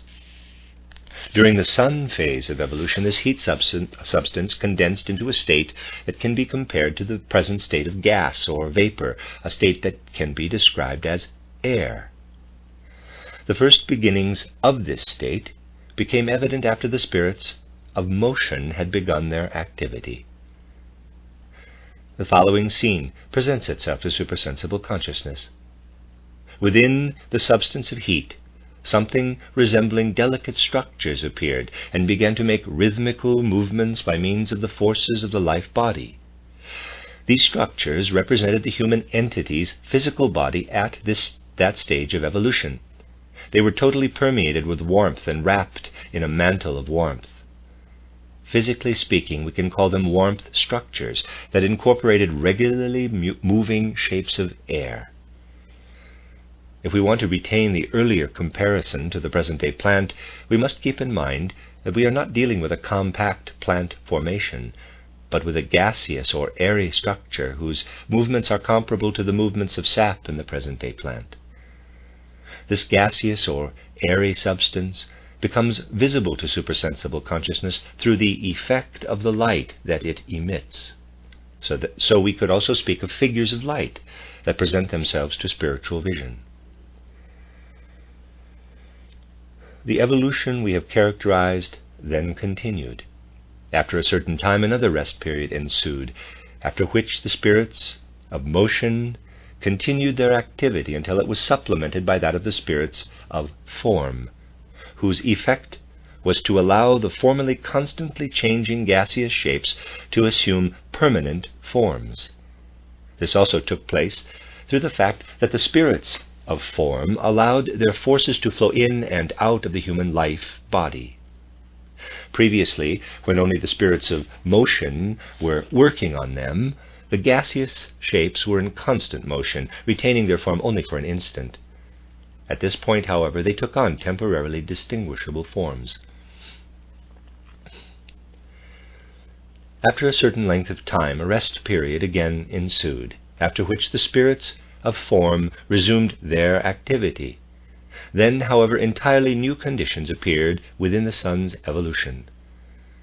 We have reached the midpoint of the sun phase of evolution. This is the time when the spirits of personality, who had reached the human stage on Saturn, transcended this stage and rose to a higher level of perfection. They acquired a consciousness that present-day human beings have not yet acquired in the ordinary course of evolution. We will acquire it when the Earth, that is the fourth of the planetary stages of evolution, arrives at its goal and enters the next planetary phase. Then we will not only perceive what our senses convey to us about our surroundings, but will also be capable of perceiving in image form the inner soul states of the beings around us. We will possess pictorial consciousness while retaining full self-awareness. There will be nothing dreamlike or dull in the pictures we see. We will perceive the soul element in images, but in images that express realities, in the same way that physical colors and sounds do now. At present, we can only rise to this kind of vision through spiritual scientific training, which will be discussed later on in this book.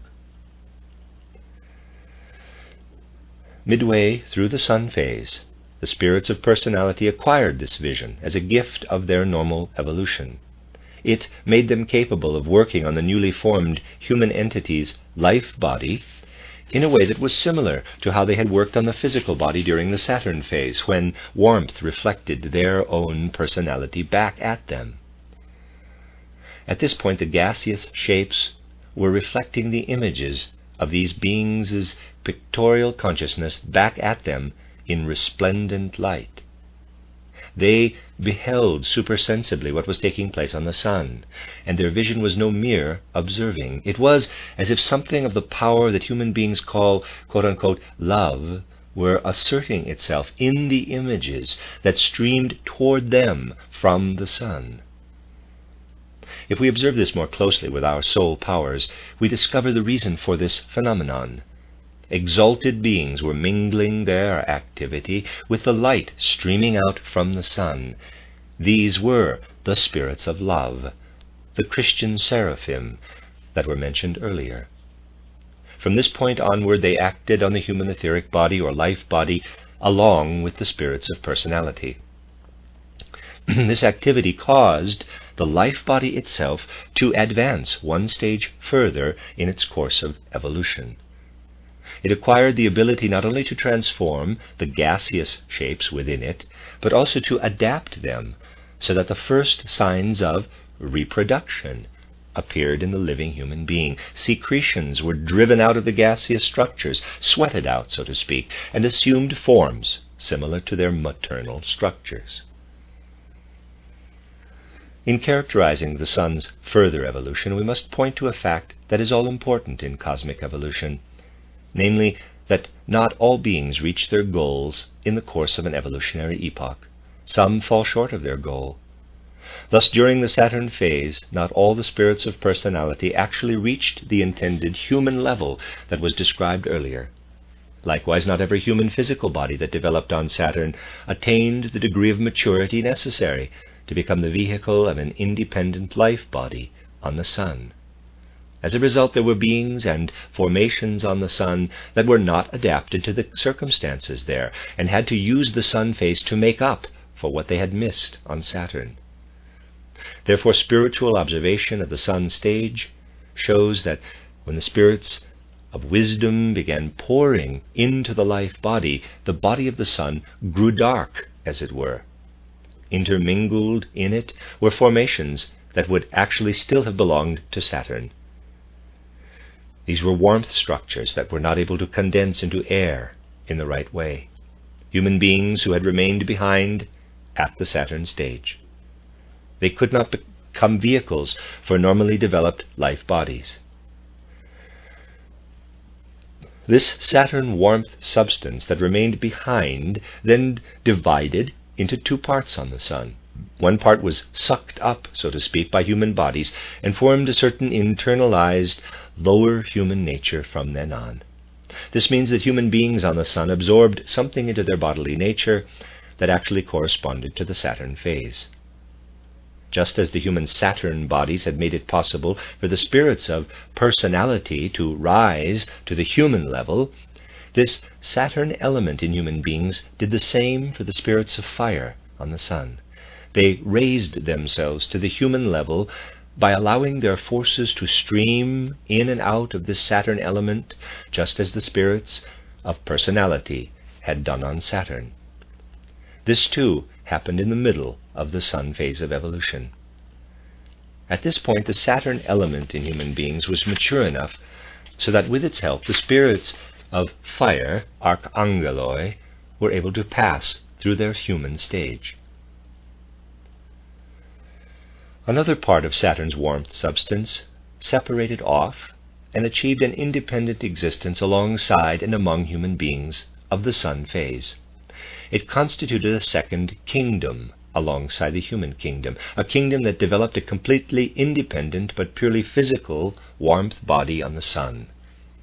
Consequently, it did not include independent life bodies that could be worked on by the fully developed spirits of personality in the way described earlier.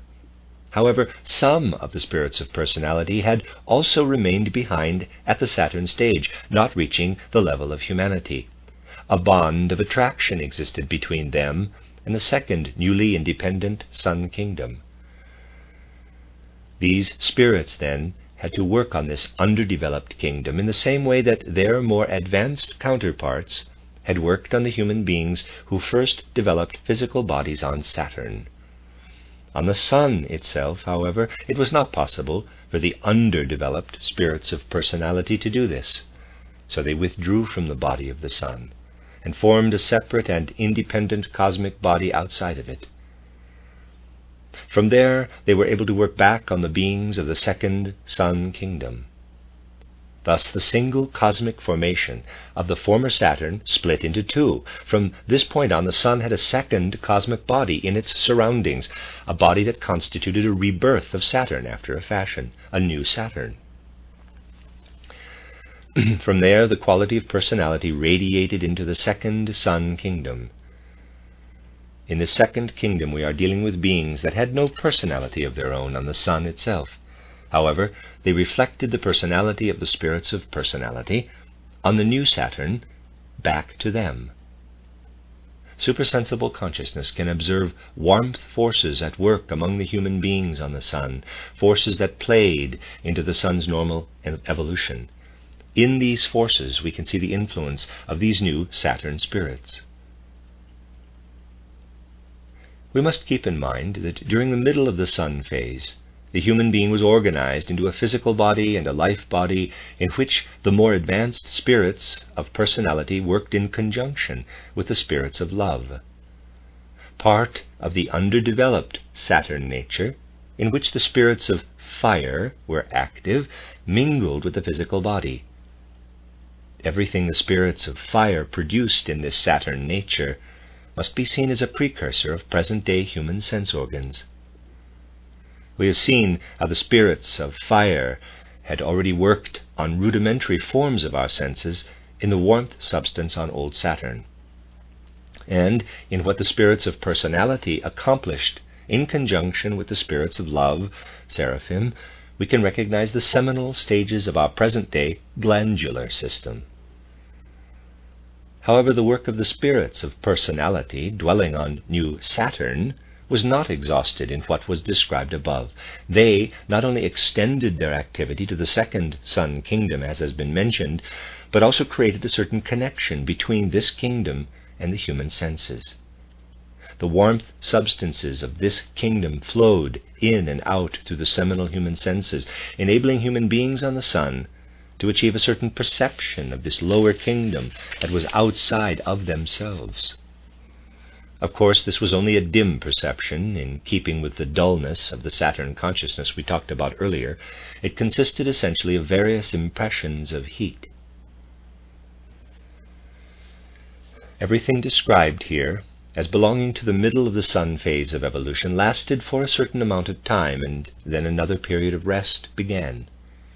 After that, evolution continued along the same lines for a while, until the human ether body was mature enough to permit the beginning of a joint effort between the sons of life, angeloi, and the spirits of harmony, cherubim.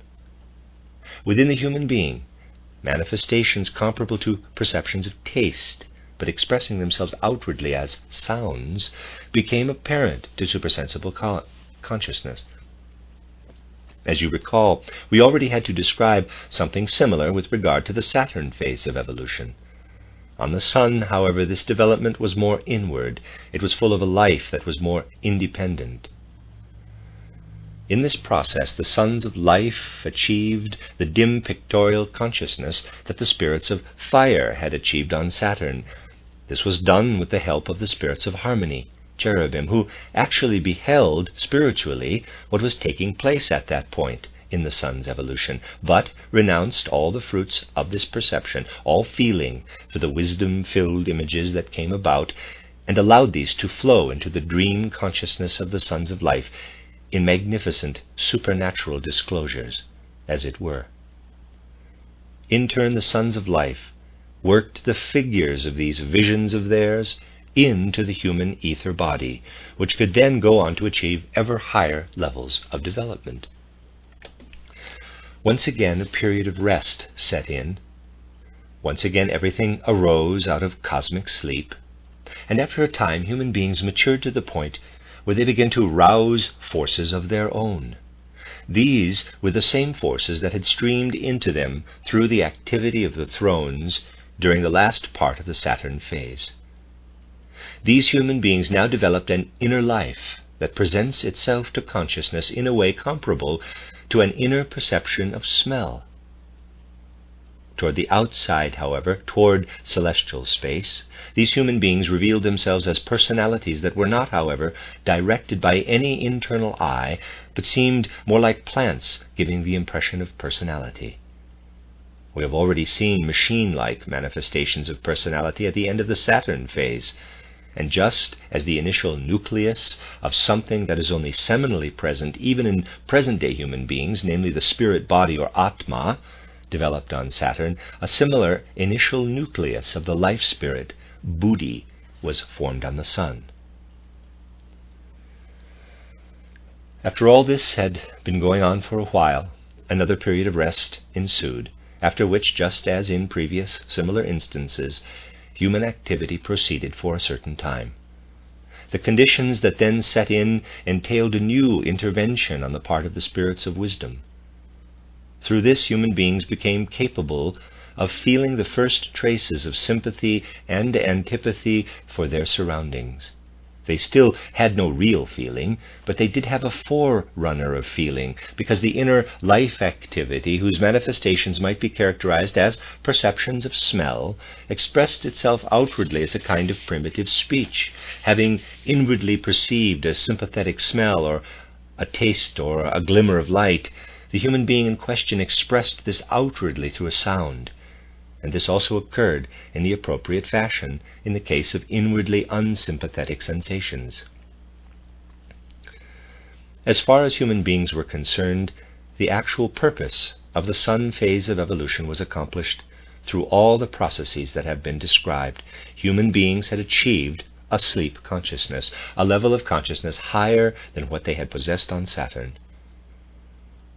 After a while, the point in evolution was reached when the higher beings associated with the sun stage had to move on to other spheres in order to assimilate the potentials they had laid down in themselves through their work on the human being.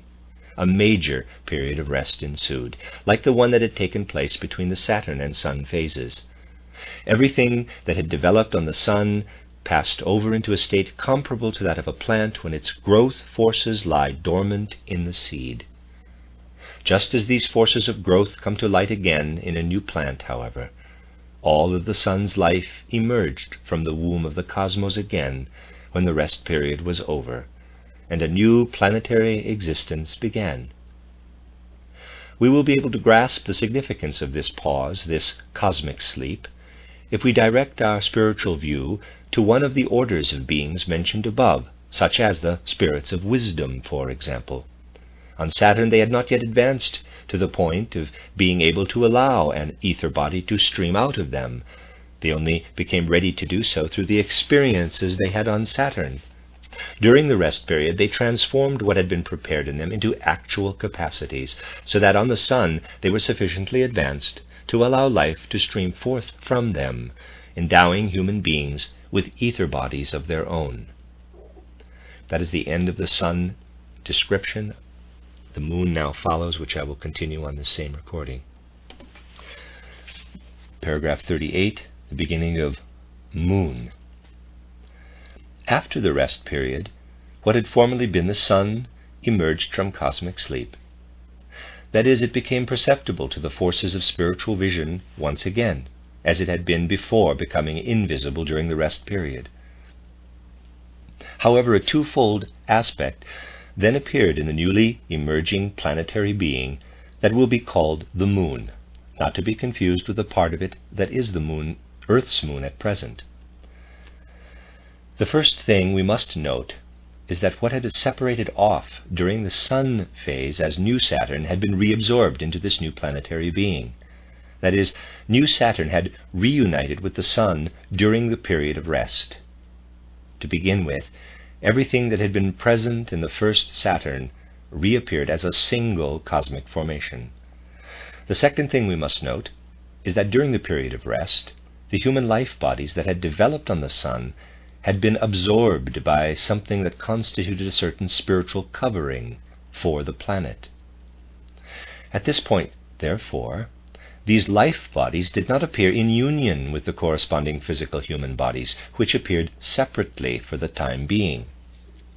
Although these physical bodies carried with them everything that had been created in them on Saturn and Sun, they lacked ether bodies or life bodies. They were not able to absorb ether bodies immediately, because they had not yet adjusted to the evolution these ether bodies had undergone during the rest period.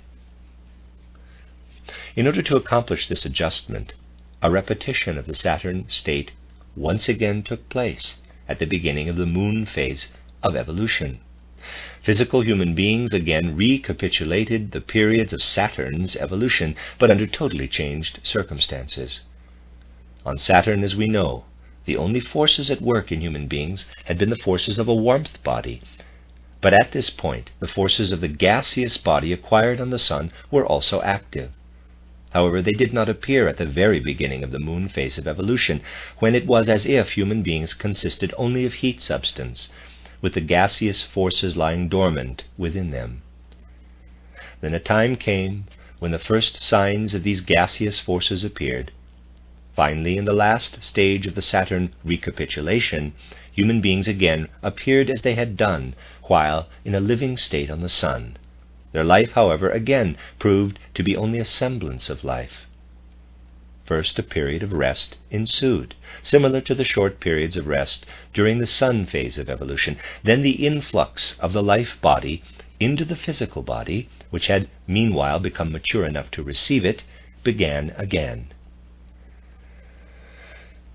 Like the Saturn recapitulation, this influx took place in 3 distinct epochs.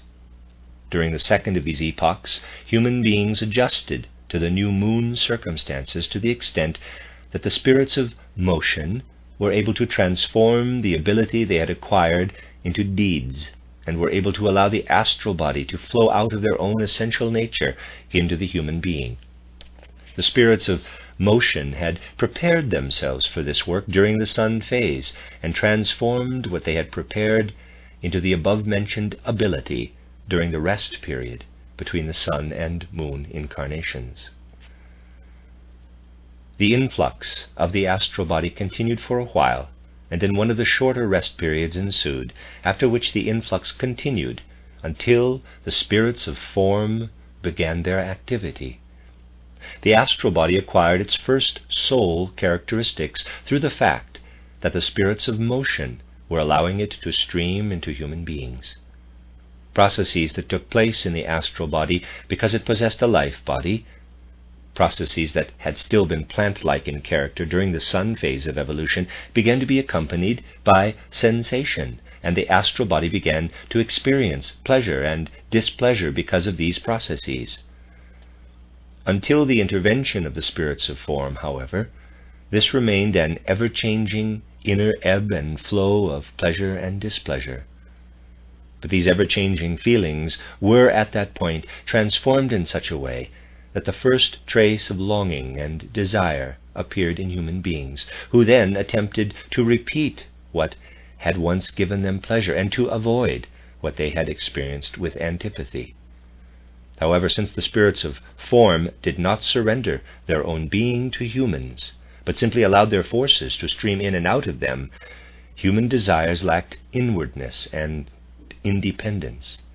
They were guided by the spirits of form and appeared instinctive in character. On Saturn, the human physical body was a body of warmth. On the sun, it condensed into the gaseous state, that is, into air.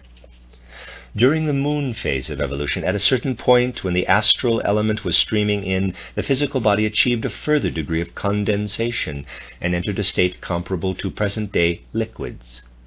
We can call this state water, meaning not water as we understand it today, but any fluid form of existence. The human physical body then gradually assumed a form consisting of 3 structures composed of different states of matter. The densest, a water body, had currents of air running through it, and both water and air were also permeated by warmth in various manifestations. Once again, not all the bodies that had existed at the sun stage had achieved the full maturity corresponding to that stage. On the moon, therefore, there were some bodies that were only at the Saturn stage, and others that had only reached the sun stage, so 2 other kingdoms came about alongside the kingdom of normally developing human beings.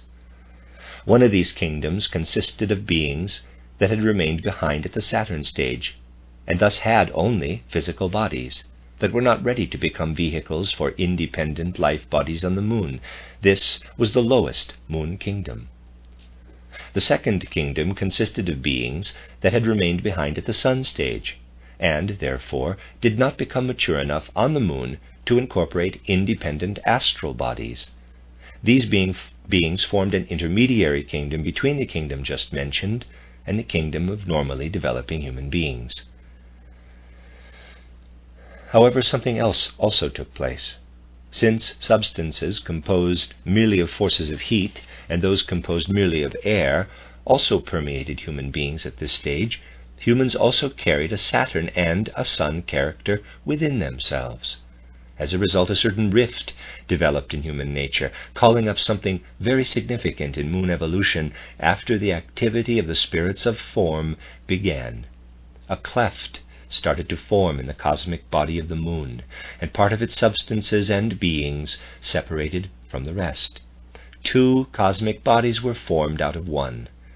One of them became the dwelling place of certain higher beings, who had formerly been more closely linked to the unitary cosmic body. In contrast, the other was occupied by human beings, the two lower kingdoms described above, and certain higher beings who did not move over to the first cosmic body. The first cosmic body with its higher beings appeared like a reborn but refined sun, while the other was the actual new formation of this phase, the old moon, in quotes, the third, after Saturn and Sun, planetary incarnation of our Earth.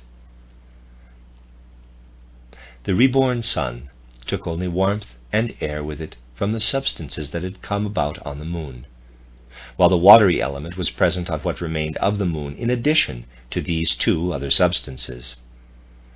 As a result of this separation, the beings who had departed with the re-emerging sun were not hampered in their further development by the denser moon beings, and were able to proceed unhindered in their own evolution.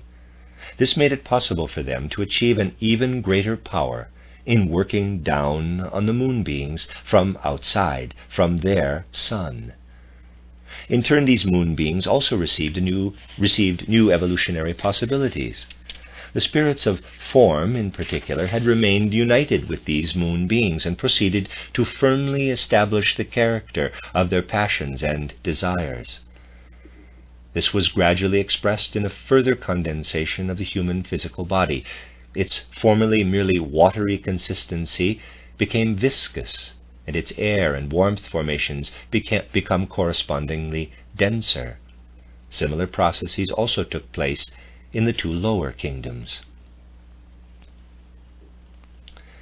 As a result of the separation of the moon body from the sun body, the moon related to the sun in the same way that the Saturn body had once related to the entire surrounding cosmos and its evolution. The Saturn body had been formed out of the body of the spirits of will, or thrones.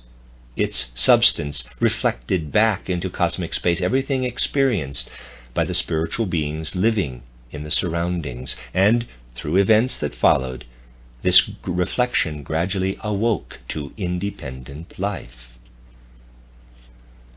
The basis of all evolution lies in this gradual separation of independent being from the life of its surroundings. As though by reflection, these surroundings then imprint themselves on this separate being, which then continues to evolve independently. The moon body also separated from the sun body in this way, first reflecting back the life of the sun. This is the cosmic process that would have taken place if nothing else had happened. There would have been a sun body, where the beings adapted to it would have experienced certain things in the elements of warmth and air. Opposite this sun body there would have been a moon body, where other beings living in warmth, air, and water would have evolved. The progress from the sun embodiment to the moon would have consisted in the fact that the life of the sun beings was mirrored for them by moon processes, as it were, allowing them to enjoy it in a way that was not possible for them during the sun embodiment. In fact, however, the process of evolution did not continue in this way. Something then happened that was profoundly significant for all subsequent evolution. Certain beings adapted to the moon body took possession of the element of will, the legacy of the thrones, that was available to them, and used it to shape a life of their own, independent of the life of the sun. Alongside moon experiences that were fully under the influence of the sun, other independent moon experiences developed, causing a state of rebellion or revolt against the sun beings. The different kingdoms that had come about on sun and moon, especially the kingdom of incipient human beings, were drawn into this revolt. As a result, the moon body contained two sorts of life, both spiritually and materially speaking. One that was intimately connected to the life of the sun, and one that broke away from all this and went its own independent way. This division into two kinds of life was then expressed in all subsequent events of the moon embodiment. What this evolutionary period presents to supersensible consciousness can be characterized in the images that follow. The entire surface of the moon consisted of a semi-living substance that was sometimes sluggish and sometimes animate in its movement. There was still no mass of minerals in the sense of the rocks and soil we walk around on today. We could say that a kingdom of plant minerals was present. However, we must imagine that the entire surface of the moon consisted of this plant mineral substance, just as the earth now consists of rocks, soil, and so on. Just as nowadays we have towering masses of rock, on the moon there were harder portions comparable to hard, woody structures or horn formations. Just as plants now rise out of the mineral soil, moon soil was covered and permeated by the second kingdom, which consisted of certain plant animals whose substance was softer and more inherently mobile than that of the surface mass. This kingdom spread out over the other one like a viscous sea. Human beings themselves can be described as animal humans whose nature included the components of the two other kingdoms. However, each human being was totally permeated by a life body and an astral body that were worked on by forces emanating from the higher beings on the detached sun. This ennobled the human form. While the spirits of form had given human beings a form that adapted them to life on the moon, the sun spirits made them into beings that transcended that life. They then had the strength to ennoble their own nature by means of the abilities bestowed on them by these spirits. In fact, it was possible for even the aspect of human nature that was related to the lower kingdoms to be raised to a higher level. Perceived spiritually, the processes involved here can be described like this. The predecessors of human beings had been ennobled by beings who had broken away from the sun kingdom. This ennobling process especially affected everything that could be experienced in the element of water, since the sun beings who governed the elements of warmth and air had less influence on this element. For our predecessors, the result of this was that two types of beings exerted influence on their makeup. One part of it was totally imbued with the effects and activities of the sun beings, while the breakaway moon beings worked in the other part, making it more independent than the first. In the first part, the only states of consciousness that could come about were those in which the sun beings lived, while in the second, a type of cosmic consciousness, similar to that of the Saturn state, prevailed, only on a higher level. Our predecessors thus felt themselves to be an image of the cosmos, while their sun portion experienced itself only as an image of the sun. Within human nature, a certain conflict then arose between these two types of beings. It was resolved by the sun beings, making the material organism, which allows independent cosmic consciousness to come about, frail and perishable so that it would need to be cast off from time to time. Let me read that sentence again. It was resolved by the sun beings, making the material organism, which allows independent cosmic consciousness to come about, frail and perishable, so that it would need to be cast off from time to time. While shedding this material organism, and for some time afterward, our predecessors were dependent solely on the sun's influence. Their consciousness became less independent, and they surrendered completely to the life of the sun. Their independent moon part was then renewed, and after a while this whole process repeated itself. On the moon, then, our predecessors lived in alternating states of clearer and duller consciousness, accompanied by transformations in the material aspect of their being. From time to time they cast off their moon bodies and put them on again later. Seen physically, great variations appeared in the moon kingdoms described here.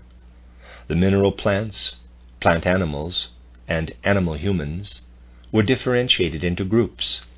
We can easily understand this if we consider the fact that because certain structures had remained behind at each of the earlier stages of evolution, their forms were endowed with the most varied characteristics.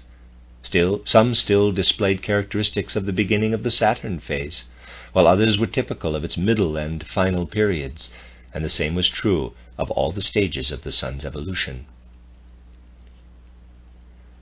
In the cosmic body's evolution through successive planetary incarnations, some of the structures associated with it fell behind, and so did some of the beings involved in its evolution. A number of levels of such beings had already come about in the evolution leading up to the moon. There were spirits of personality who had still not reached their human level on the sun, but there were also others who had caught up to the stage of humanity there. The spirits of fire should have been human on the sun, but a number of them also fell behind. During the sun phase, certain underdeveloped spirits of personality had withdrawn from the main body of the sun to reconstitute Saturn as a separate cosmic body. Similarly, in the course of the moon phase, the beings mentioned above also withdrew to separate cosmic bodies. Up to this point we have only spoken of the separation of sun and moon, but for the reasons described above, still other cosmic formations split off from the moon body that had appeared after the great pause between sun and moon evolutions. After some time a system of cosmic bodies came into existence. It is easy to see that the most advanced of these must be called the new sun. Just as a bond of attraction existed between the underdeveloped Saturn kingdoms and the spirits of personality on New Saturn, as described earlier, a similar bond now formed between each of these cosmic bodies and the corresponding moon beings. It would take us too far afield to follow up all these cosmic bodies in detail, so we must be content with indicating why a whole series of cosmic bodies gradually separated from the unitary cosmic formation that appeared as Saturn at the beginning of human evolution. After the spirits of form became active on the moon, evolution continued for a while in the way already described. After this time, a pause again ensued, and the coarser portions of the three moon kingdoms entered a certain state of rest. But the finer portions, specifically human astral bodies, separated from these coarser formations and entered a state in which the higher forces of exalted sun beings were able to work on them especially strongly. When the rest period was over, they re-entered the parts of the human being composed of coarser substances. Through having assimilated these strong forces during the rest period in a state of freedom, they were then able to make these coarser substances mature enough to receive the influence that was soon to be exerted on them by the normally advancing spirits of personality and by the spirits of fire. Meanwhile, these spirits of personality had arisen to the level of consciousness of, in italics, inspiration, where they were not only able to perceive the inner states of other beings in image form, as they did in their earlier pictorial consciousness, but could also perceive the actual inner nature of these beings, as if in a spiritual language of sounds. The spirits of fire, however, had arisen to the level of consciousness occupied by the spirits of personality on the sun. Therefore, both types of spirits were able to intervene in the matured life of human beings. The spirits of personality worked on the astral body, the spirits of fire on the human ether body. This gave the astral body the character of personality. From this point onward, it not only experienced pleasure and pain, but also related them to itself. It did not yet achieve a full I consciousness that would allow it to say, quote-unquote, I exist, but felt that it was being carried and protected by other beings in its surroundings. Looking up to them, it could say, quote, these surroundings of mine maintain my existence, unquote. From this point onward, the spirits of fire worked on the ether body. Under their influence, the movement of forces within this body increasingly became an inner life activity. What happened there found physical expression in the movement of fluids and in phenomena of growth. Since gaseous substances had been condensed into watery ones, it was now possible to speak of a certain process of nourishment, in the sense that what was taken in from outside was transformed and assimilated within. If we think of something halfway between digestion and breathing as we know them now, this will give us an idea of what was going on in this direction. Human beings were taking nourishing substances from the kingdom of the plant animals. We must imagine these plant animals as swimming or floating in, or lightly attached to, the element that surrounded them, just as present-day lower aquatic animals live in water or land animals live in air. However, this element was neither water nor air as we know them now, but something halfway between the two, a kind of dense vapor in which various substances moved to and fro in various currents as if in solution. The plant animals simply seemed to be like regular condensed forms of this element, and were frequently only slightly different from their surroundings. Alongside the process of digestion, respiration existed, not as we know it now, but as a process of drawing warmth in and allowing it to stream out again. To supersensible observation, this was as if the organs involved in these processes were opening and closing again, allowing a stream of warmth to flow in and out, and drawing in and expelling gaseous and water-like substances. Because human beings already possessed an astral body at this stage of their evolution, these processes of respiration and digestion were accompanied by feelings, so that a certain pleasure came about when the substances absorbed from outside were favorable to development. Displeasure was aroused when harmful substances flowed in, or even when they appeared nearby. As has already been described, the processes of breathing and digestion were very closely related. Likewise, the process of forming mental images was very close to reproduction. The things and beings in the moon, humans, surroundings, did not exert a direct effect on senses of any kind. The character of mental image forming was such that the presence of these things and beings stimulated pictures in the dull, dusk-like consciousness of human beings.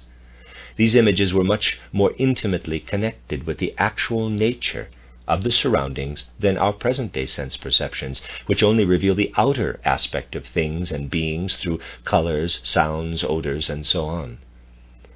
To get a clearer idea of the consciousness of the moon human, let's imagine it as being embedded in the vapor-like surroundings described above.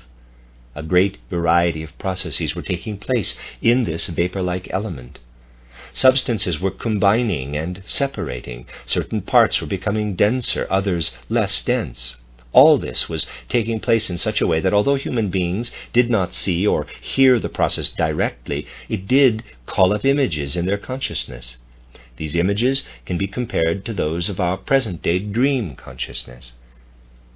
For example, when something falls to the ground, someone who is sleeping does not perceive the actual event, but may imagine that a shot has been fired. However, the images of moon consciousness were not arbitrary, like our dream images today.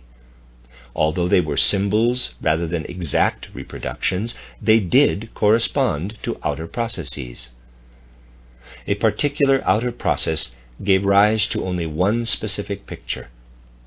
Moon humans were therefore in a position to adapt their actions to these images, just as we adapt ours to our perceptions. We must keep in mind, however, that our perception-based actions are subject to personal choice, while moon humans, under the influence of such images, were impelled to action by some unclear impetus. This pictorial consciousness made it possible not only to have an image of outer physical processes, but also to picture the spiritual beings and their activities that were in effect behind the physical facts. Thus, the spirits of personality became visible, so to speak, in the objects of the plant-animal kingdom. The spirits of fire appeared in and behind mineral-plant beings. And the sons of life appeared as beings that could be mentally pictured without connection to anything physical, as etheric soul formations, so to speak. Even though the mental images of moon consciousness were symbols rather than exact reproductions of outer things, their effect on the inner human being was much more significant than that of present-day mental images transmitted through perception. They were capable of setting the whole inner being in motion and rousing it to action. Inner processes took shape in accordance with them. They were true formative forces. Human beings became what these formative forces fashioned. They became copies of the processes of their own consciousness, so to speak. That's the end of this part of the reading. I am finishing up, including paragraph 47, about halfway through the moon description. End of this part. This is the third part of chapter 4. Fourth section of the reading of the fourth chapter of an outline of esoteric science by Rudolf Steiner. This chapter is called Cosmic Evolution and the Human Being. I am beginning here on paragraph 48 on page 179. The more evolution proceeded in this direction, the more profoundly and incisively human beings changed as a result. Gradually, the force emanating from the images of this consciousness became unable to extend to all of human physical nature, which then divided into two parts that were different in character. Certain elements formed that were subject to the formative influence of this pictorial consciousness. To a great extent, these became a copy of the human image-forming activity described above. Other organs, however, withdrew from this influence. In one part of their being, human beings were too dense, so to speak, too much determined by other laws to act in accordance with the images of consciousness. These images withdrew from human influence, but became subject to that of the exalted sun beings themselves. This stage of evolution, however, was preceded by a period of rest, while the sun spirits summoned the strength to work on moon beings under totally new circumstances. After this rest period, the makeup of the human being was clearly separated into two different aspects.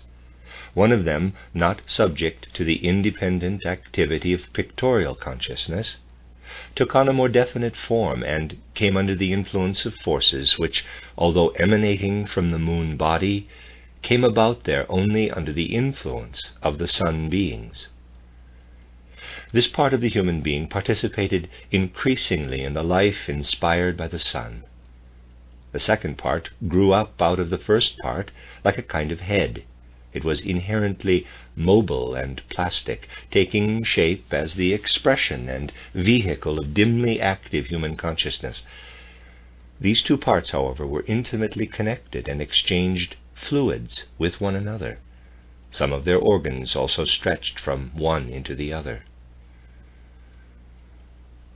During the time when all this was happening, a significant harmony was achieved through the development of a relationship between sun and moon that was in line with this evolution. It has already been mentioned that because of their stages of evolution, advancing beings pull their celestial bodies out of the general cosmic mass. See page 151. They radiate the forces, as it were, and the substances separate accordingly. This was how sun and moon separated in order to create the right dwelling places for the corresponding beings. The spirit's role in regulating substance and its forces, however, is much greater than this. The beings involved also determine certain motions of the heavenly bodies, such as how they revolve around each other. Thus these bodies come into varying positions in relation to each other, and when their relative positions change, the effects the corresponding beings have on each other also change. This is what happened with sun and moon. With the beginning of the moon's movement around the sun, there were times when human beings moved more into the influence of the sun's activity, and other times when they were able to turn away from it and be more independent. The moon's movement was the result of certain moon beings breaking away, as described earlier, and of the resolution of the ensuing conflict. It was only the physical expression of the spiritual relationship of forces created by the succession of these beings. The consequence of one celestial body revolving around another is that alternating states of consciousness set in, as described earlier in the beings occupying these bodies. we can say that the moon turned its life alternately toward the sun and away from it. It had a sun period, but also a planetary period when the moon beings developed on the side of it that was turned away from the sun.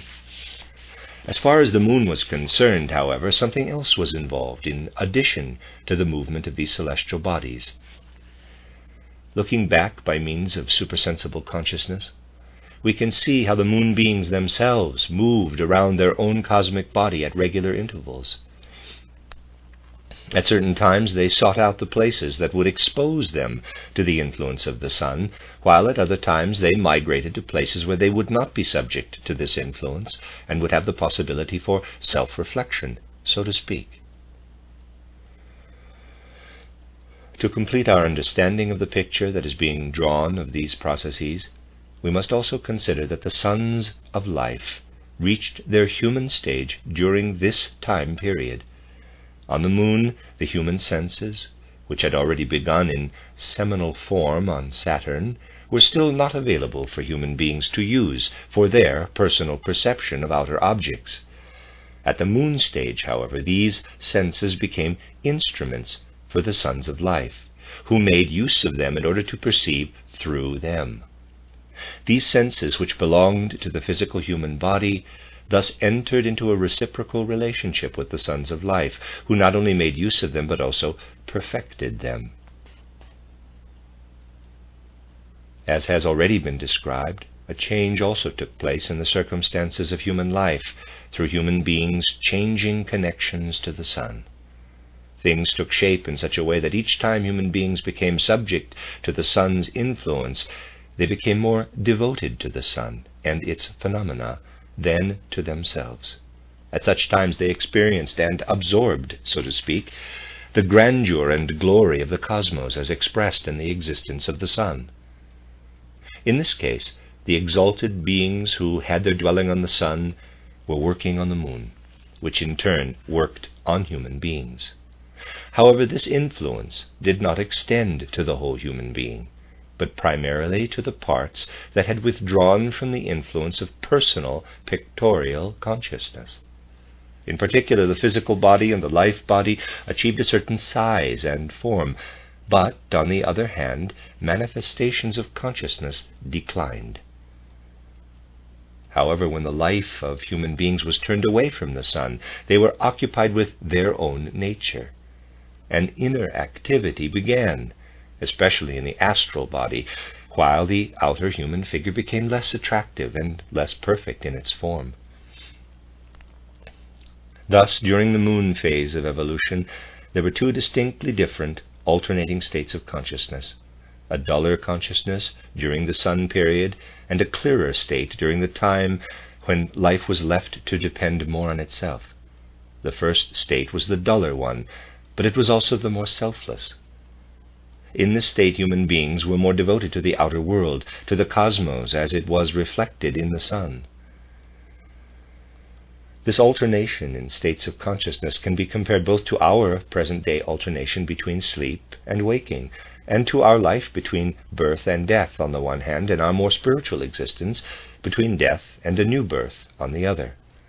Waking on the moon, as the sun period gradually drew to a close, could be characterized as something halfway between ordinary morning awakening and being born, as we now know them. Similarly, the gradual dimming of consciousness as the sun period approached resembles a state halfway between falling asleep and dying, because on the moon, human consciousness of birth and dying was not yet what it is today. During a kind of sun life, human beings gave themselves up to enjoying that life and were withdrawn from their own life for the duration, living more spiritually. It is only possible to attempt an approximate and figurative depiction of what human beings experienced during these times. They felt as if the causative forces of the cosmos were streaming into them and pulsating through them. They felt as if intoxicated with the cosmic harmonies they took part in. During these times, the astral body was as though freed from the physical body, and a part of the life body also withdrew from it. This formation consisted of astral body and life body. Let me read that again. This formation consisting of astral body and life body was like a marvelous, delicate musical instrument, and the mysteries of the universe resounded from its strings. The elements of the physical etheric part of the human being, that was less influenced by consciousness, were shaped according to the harmonies of the universe, because the sun beings were at work in these harmonies. In this way, that part of the human being was shaped by the spiritual tones of the cosmos. At this time, the alternation between clearer and duller states of consciousness was by no means as abrupt as our present-day alternation between waking and deep dreamless sleep, although human pictorial consciousness was not as clear as our present waking consciousness. The other state of consciousness was also not as dull as our present dreamless sleep. Thus human beings did have some idea, although a subdued one, of the play of cosmic harmonies in the physical body and the part of the ether body that had remained united with it. During the time when the sun was not shining on human beings, so to speak, pictorial ideas took the place of these harmonies in the consciousness. In the physical and ether bodies, especially the organs that were directly under the authority of consciousness, flourished during that time. In contrast, the other parts of the human being, which were no longer being worked on by formative forces from the sun, underwent a kind of hardening and desiccating process. When the sun period approached again, the old bodies disintegrated and separated from the human being, who then arose, inwardly reconfigured, if still unsightly, as if from the grave of the old bodily nature. The processes of life had been renewed. Through the workings of the sun beings and their harmonies, the form of the newborn body was then perfected, and the process described above repeated itself. To human beings, this renewal was like putting on new clothes. Their essential nuclei had not passed through an actual birth or death, but had simply shifted from a state of spiritual tone consciousness, where they were devoted to the outer world, to a state of turning inward to a greater extent. They had, quote-unquote, shed their skins. Their old bodies had become unusable, so they were cast off and renewed. This is also a more precise characterization of what was mentioned earlier as a kind of reproduction, closely related to the process of mental image forming. Human beings were reproducing their own kind with regard to certain parts of the physical and ether bodies. What came about, however, was not a child, totally distinguishable from the parent. Instead, the essential nucleus of the parent being shifted over into the child. The parent being did not produce a new being, but reproduced itself in a new form. This was how moon humans experienced changes in consciousness. When the sun period was approaching, their pictorial ideas grew dimmer and dimmer. They were filled with a blissful sense of surrender, and cosmic harmonies resounded within the stillness of their inner being. Toward the end of this period, the images in their astral bodies were re-enlivened, and they began to feel and sense themselves to a greater extent, experiencing something like an awakening out of the peace and bliss they had been immersed in during the sun period. However, there is still another important experience that appears in this connection. As the images of their consciousness became clear again, human beings had the experience of feeling wrapped in a being-like cloud that had descended from the cosmos.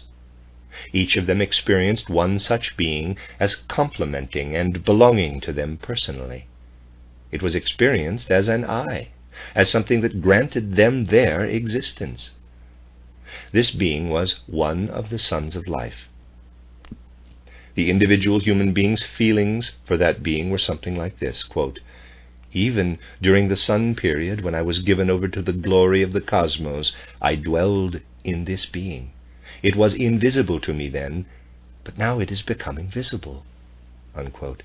These sons of life were also the source of the strength that allowed human beings to work on their own bodily nature during the sunless period. And then, as the sun period approached again, human beings felt themselves becoming one with their sons of life. Although they did not see them then, they still felt intimately connected to them.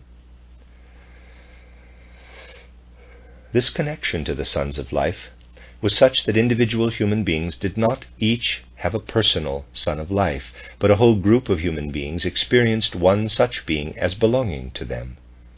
Moon humans lived in separate groups like this, and each group experienced one son of life as their collective I.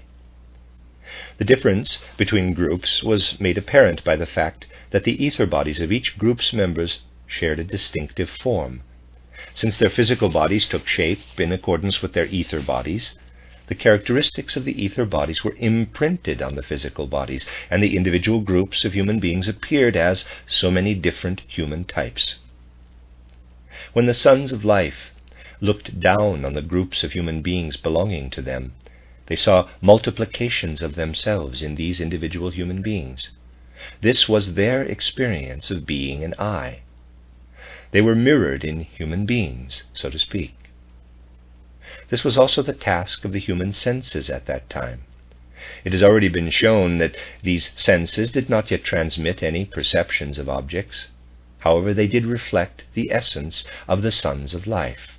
What the sons of life perceived through this reflection provided them with their I consciousness.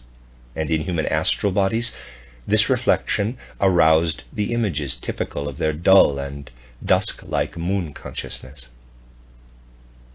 The human being's own activity and interaction with the sons of life brought about the first seminal beginnings of the nervous system in the physical body. The nerves represent an extension of the senses into the interior of the human body, as it were. From this description, it can be seen how three types of spirits, the spirits of personality, the spirits of fire, and the sons of life, worked on moon humans. If we look at the main time period in the moon evolutionary phase, its middle period, we can say that this is when the spirits of personality implanted independence and the character of personality in the human astral body. This made human beings capable of turning inward and working formatively on themselves during the times when the sun was not shining on them, so to speak. The spirits of fire were actively at work on the ether body, to the extent that this body imprints the independent form of the human being on itself. These spirits were responsible for human beings feeling that they were still the same beings after each bodily renewal. Thus, through the spirits of fire, the ether body was given memory of a sort.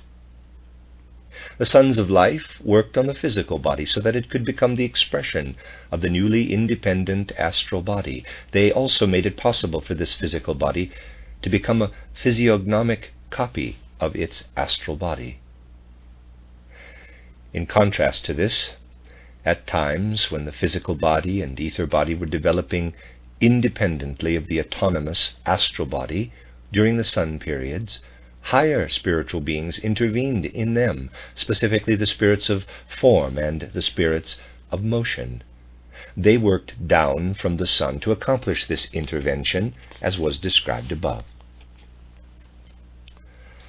Human beings matured under the influence of these circumstances, gradually developing in themselves the seminal nucleus of the spirit self. Just as they had developed the nucleus of the spirit body on Saturn and that of the life spirit on the sun. This brought about a change in conditions on the moon. In the transformations and renewals that followed, human beings became ever nobler and more refined, but they also gained in strength. As a result, their image consciousness was increasingly maintained during the sun periods, and began to influence the formation of the physical and etheric bodies, which had formerly been accomplished totally through the activity of the sun beings. What was happening on the moon by means of human beings and the spirits associated with them was becoming increasingly similar to what had formerly been accomplished by the sun and its higher beings. As a result, these sun beings became more and more able to apply their forces to their own development. Because of this, after a certain time passed, the moon became ready to reunite with the sun. Perceived spiritually, these processes appear like this. The breakaway moon beings were gradually overcome by the sun beings, and had to adapt so as to incorporate their undertakings into those of the sun beings to whom they had become subject. However, this happened only after long epochs had gone by, in which the moon periods became ever shorter and the sun periods ever longer. During the evolutionary period that followed, sun and moon were again a single cosmic formation. During this time, the physical human body became completely etheric. Having said this, we must not imagine that we cannot speak of the existence of a physical body in this state. What had been formed as the physical body during the Saturn, Sun, and Moon phases was still present. In this case, it's important to recognize the physical element even when it does not manifest in an outer physical way.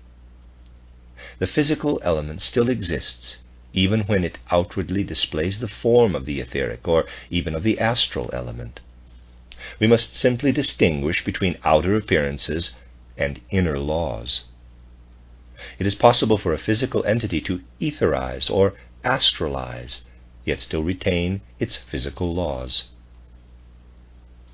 This is what happened when the physical human body had reached a certain degree of perfection on the moon.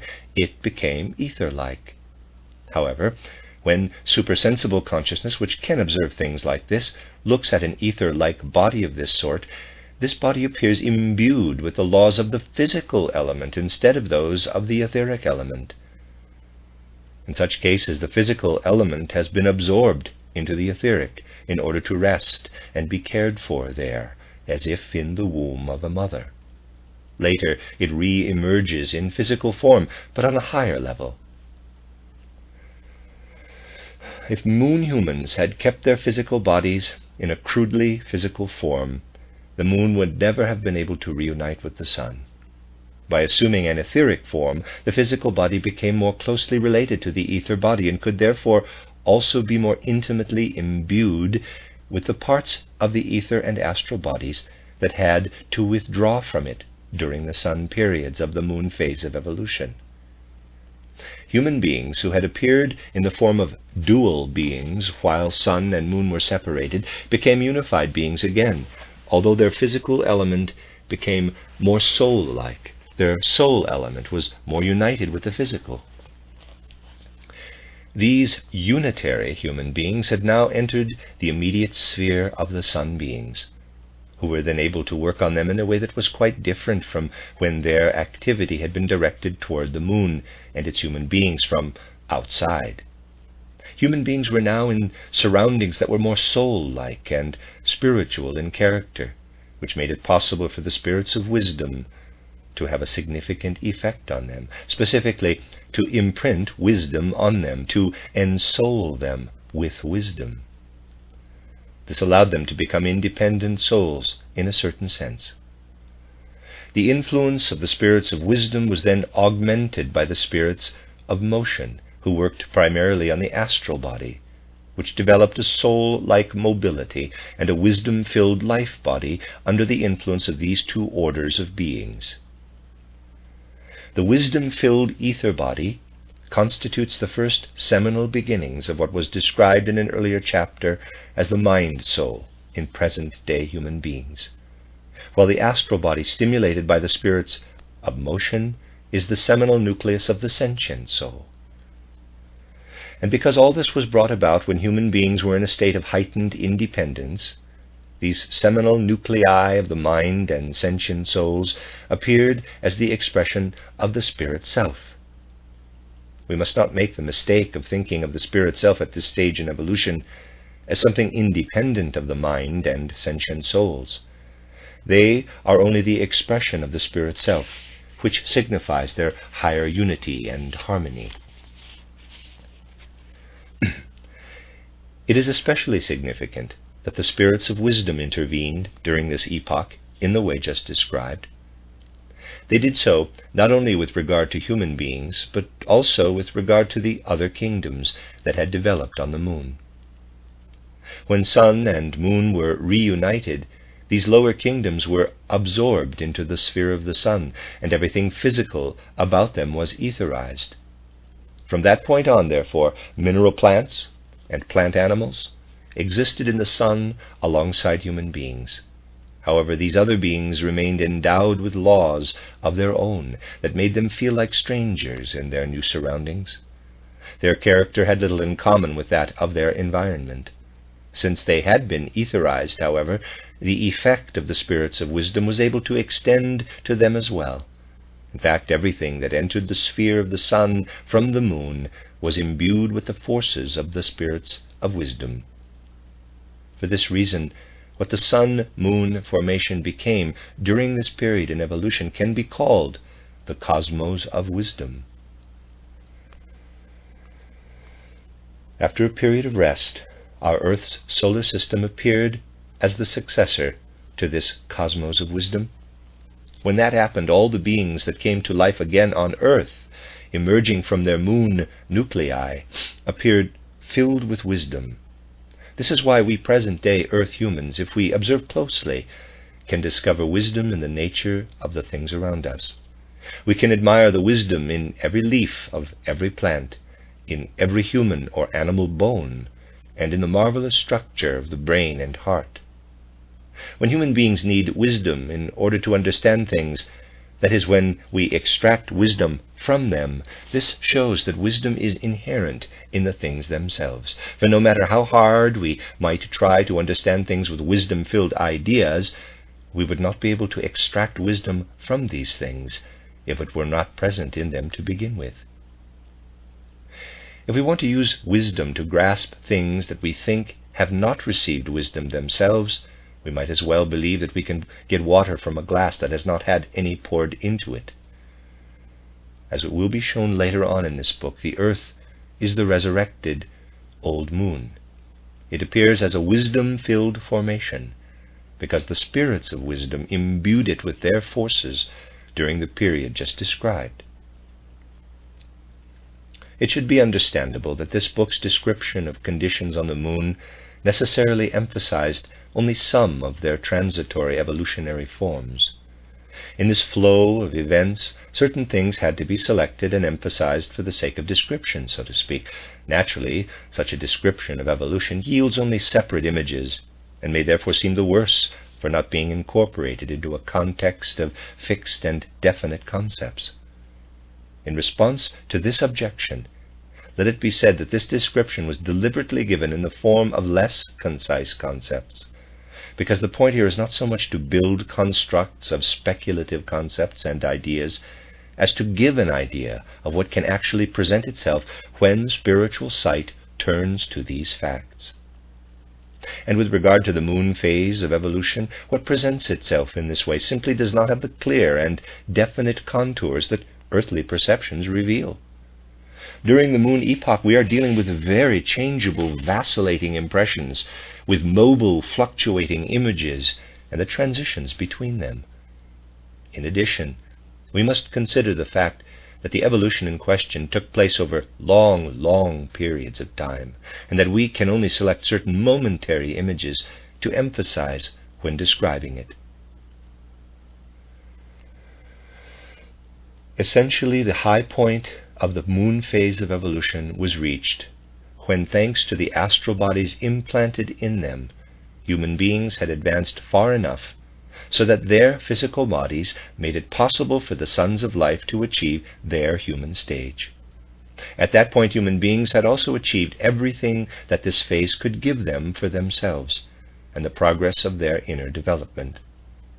What followed, the second half of the moon phase of evolution, could therefore be described as a period of abatement.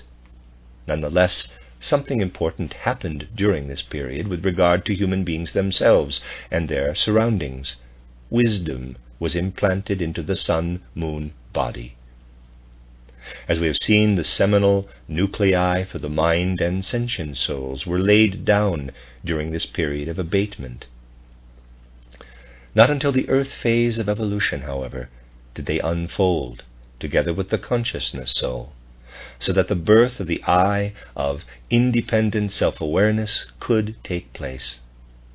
At the moon stage, the mind and sentient souls were not yet actual expressions of human beings themselves. Rather, these soul elements appeared as instruments for the sons of life, who belonged to these human beings. What human beings on the moon felt with regard to this would have to be described as follows. The Son of Life lives in me and through me, sees the moon environment through me, and thinks in me about the things and beings of this environment. Moon humans felt themselves overshadowed by their Son of Life. They felt like tools for this higher being. During the separation of sun and moon, at times when the moon was turned away from the sun, they felt a greater degree of independence. But they also felt as if the I belonging to them, which disappeared from their pictorial consciousness during the sun periods, then became visible to them. For moon humans, what we described as a change in their state of consciousness gave them the feeling that during the sun periods their I drifted away from them into higher regions to sublime beings, and that it descended with them into lower worlds when the sun disappeared. The actual evolutionary phase of the moon had been preceded by preparatory periods, during which the Saturn and Sun phases were repeated in a certain way. Similarly, we can distinguish two epochs within the time of abatement after the reunification of Sun and Moon. During these epochs, things even condensed physically to a certain degree. Thus, the Sun-Moon formation alternated between states that were soul-like or spiritual in character and states that were physical.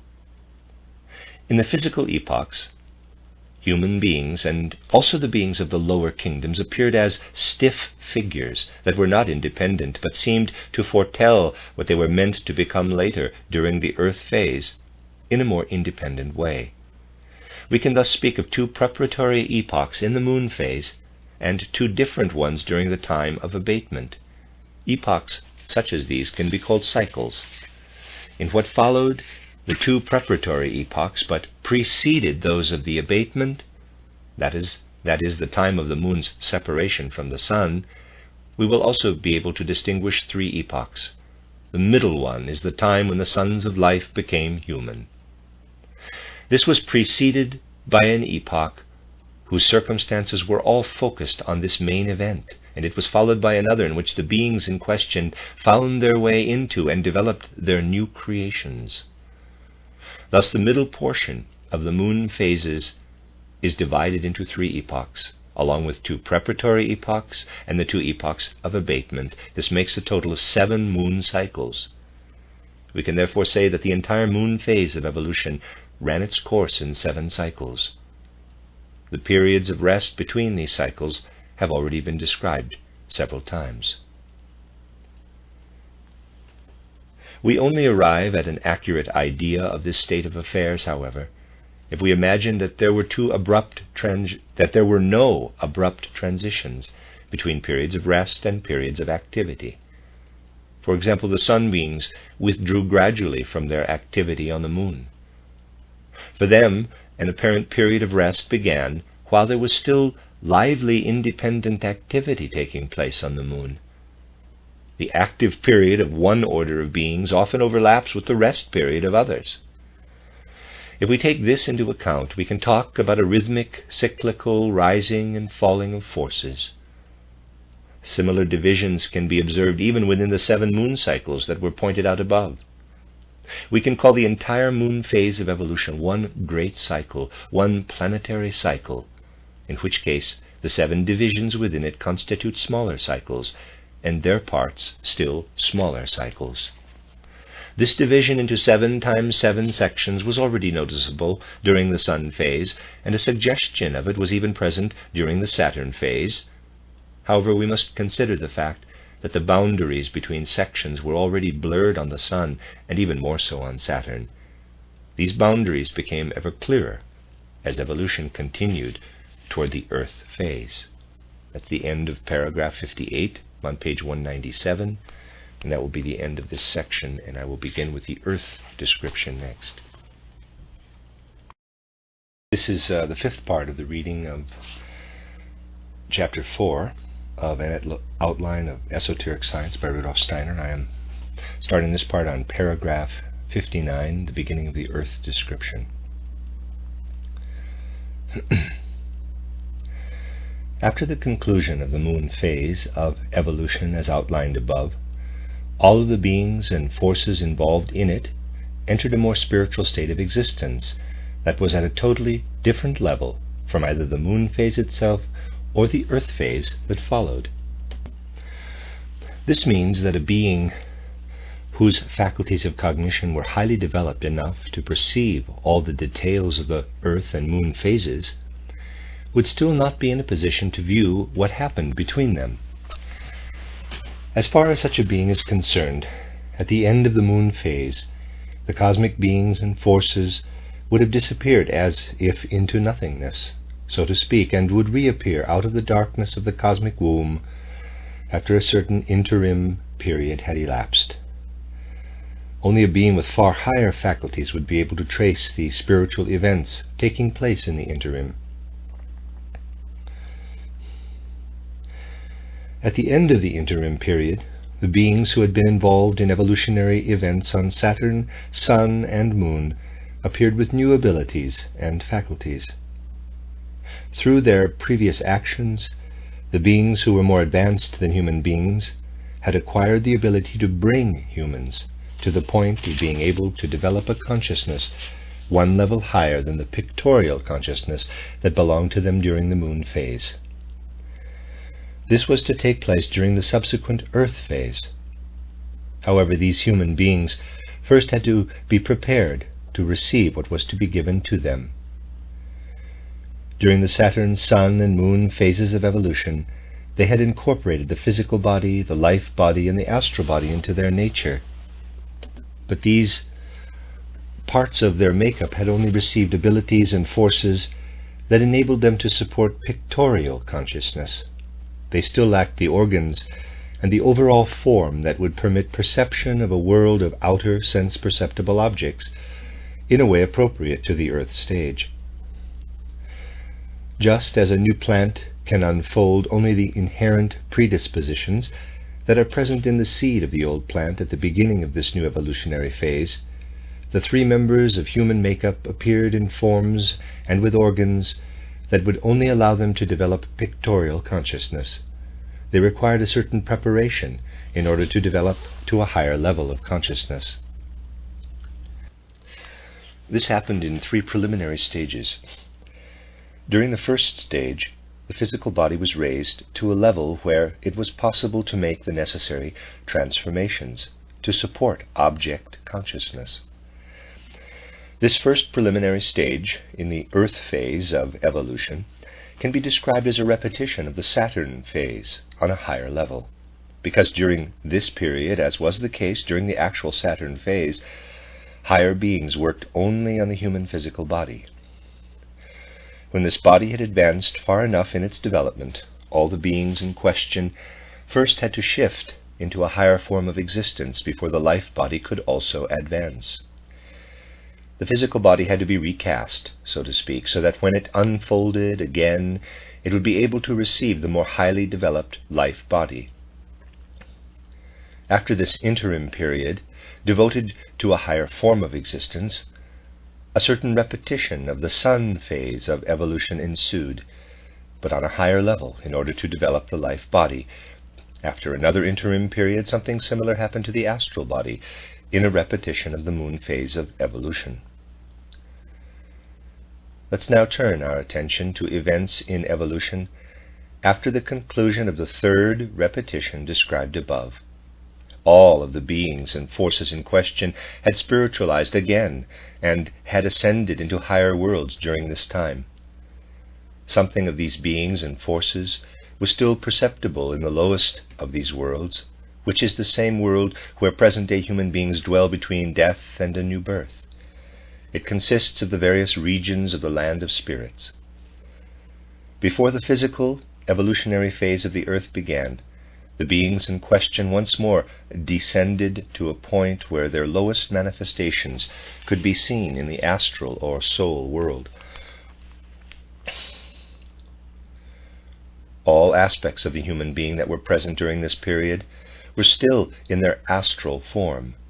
In order to understand this state of humankind, we should note that although at that point human beings each contained a physical body, a life body, and an astral body, the physical body was not present in physical form, nor the life body in etheric form. Both of them were present in astral form. What made the physical body physical was not a physical form, but rather the fact that it still contained physical laws, in spite of having taken on an astral form. It was a being governed by physical laws, but appearing in soul form. Something similar was true of the life body. At the beginning of this stage of evolution, spiritual sight is confronted with the earth as a cosmic being that is all soul and spirit. That is, its physical and life forces still appeared in soul form. This cosmic formation included in seminal form everything that would later be transformed into the creatures of the physical earth. This being was luminous, but its light was not yet such that it could have been perceived by physical eyes, even if any had been present. It shone with a soul light perceptible only to the receptive eye of the seer. Within this being, something we can call condensation then took place. After some time, this resulted in the appearance of a fiery form in the midst of this soul formation. This form was similar to Saturn in its densest condition, and was interwoven with the effects of various beings involved in evolution. As we observe the interaction between these beings and the celestial body, they seem to emerge from the earth's fiery sphere at some times, and to immerse themselves in it at others. Thus this fiery sphere was not a uniform substance, but resembled an organism imbued with soul and spirit. The beings destined to assume the present-day form of human beings on earth were still not in a position to participate much in this process of immersion in the body of fire. They remained almost exclusively in its uncondensed surroundings, in the bosom of higher spiritual beings. At this stage, only one spot on each of their soul shapes touched the fiery earth, whose heat was therefore able to condense a portion of the astral body of each one. This kindled earth life in them, but the greater part of their being still belonged to soul-spiritual worlds. The warmth of life played around them, only to the extent that they were in contact with the earth's fire. In order to form an image of the supersensible human being at the beginning of the physical earth period, we must imagine an egg-shaped soul form existing in the surroundings of the earth. Its lower surface was enclosed in a cup like that of an acorn, but the substance of this cup consisted purely of heat or fire. As a result of being encased in heat, not only was life kindled in the human being, but the astral body also underwent a change at the same time, incorporating the seminal beginnings of what would later become the sentient soul. Thus we can say that at this level of existence, the human being consisted of a sentient soul, an astral body, a life body, and a physical body woven of fire. The spiritual beings involved in human existence surged up and down in the astral body, while the sentient soul made the human being feel bound to the body of the earth. Human consciousness at this time was primarily a pictorial consciousness, in which spiritual beings disclosed themselves. The human being lay in the bosom of these spiritual beings, and the sensation of a personal body appeared only as a point within this consciousness. The human being looked down from the spiritual world on an earthly possession, so to speak, and had the feeling, quote, "This is yours," unquote. As the earth continued to condense, the characteristic divisions within human beings became more distinct. After a certain point in time, the earth became condensed enough so that only one part of it was still fiery, while another part took on a material form that can be described as gas or air.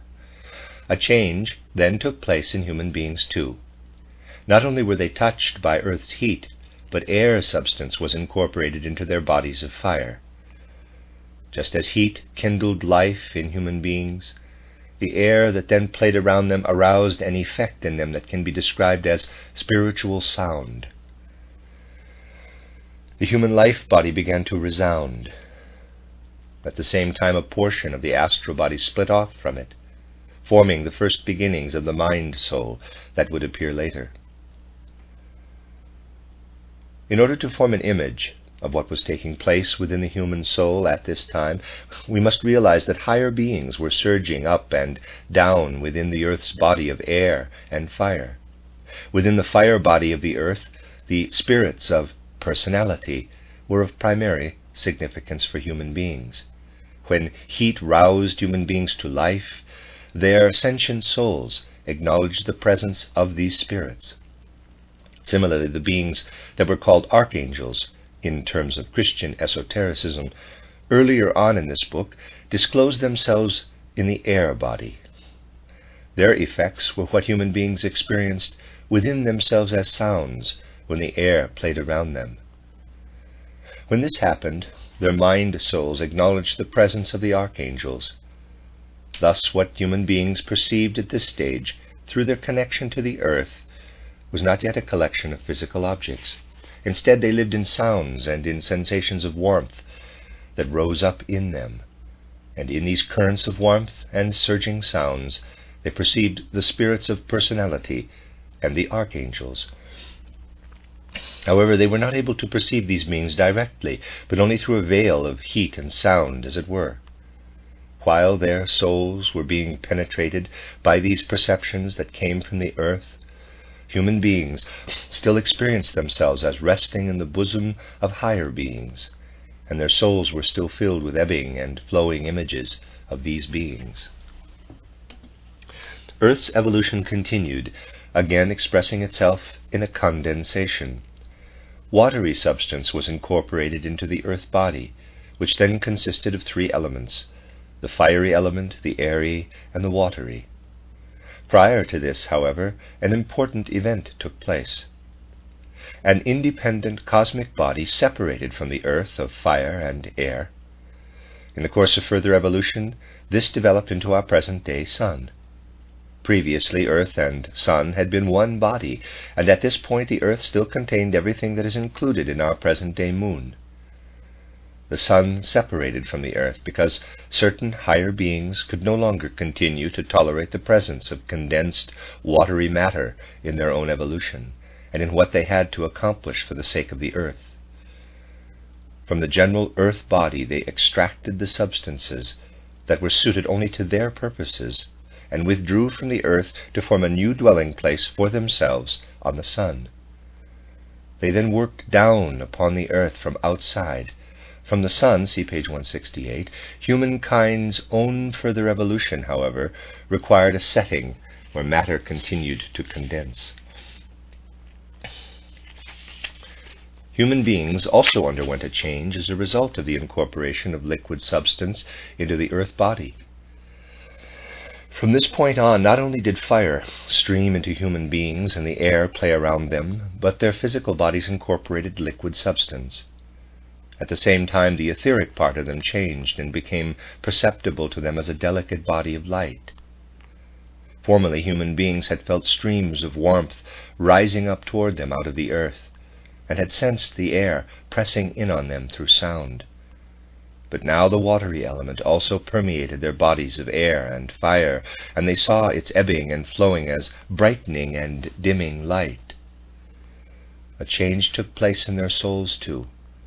The first beginnings of the consciousness soul were added to those of the sentient and mind souls. The angels or sons of life work in the element of water, and it is they who also actually generate light. For human beings, it seemed as if the angels appeared to them in the light. Certain higher beings, formerly present within the earth body itself, were now working on it from the sun. This changed all their effects on the earth. Earth-bound human beings would not have been able to feel the sun being's effects any more if their souls had been constantly turned toward the earth that supplied their physical bodies. So an alternation in human states of consciousness developed. The sun beings pulled human souls away from their physical bodies at certain times, and as a result humans began to alternate between a purely spiritual existence in the bosom of the sun beings and a state of being united with the body and receiving Earth's influences. When human beings occupied physical bodies, currents of warmth streamed toward them, air masses surrounded them with sound, and liquids flowed in and out of them. When they were outside of these bodies, they rested in the bosom of higher beings, and images of these beings surged through their souls. At this stage of its evolution, the earth experienced two different periods. During one it was allowed to surround human souls with its substances and clothe them in bodies. During the other these souls deserted it, and only the bodies remained, and both the earth and its human beings were in a state of sleep. We can state quite objectively that at this point in the distant past, the earth was going through periods of day and night. This was expressed physically and spatially in the fact that the earth moved in relation to the sun, bringing about the alternation between daytime and nighttime. This movement was caused by the interaction of sun beings and earth beings. The day period occurred when the surface of the earth, where humans were evolving, faced the sun. Night, that is the time when human beings led a purely soul existence, occurred when the surface was turned away from the sun. We must not imagine, however, that the earth's movement around the sun in those ancient times was already similar to what it is today.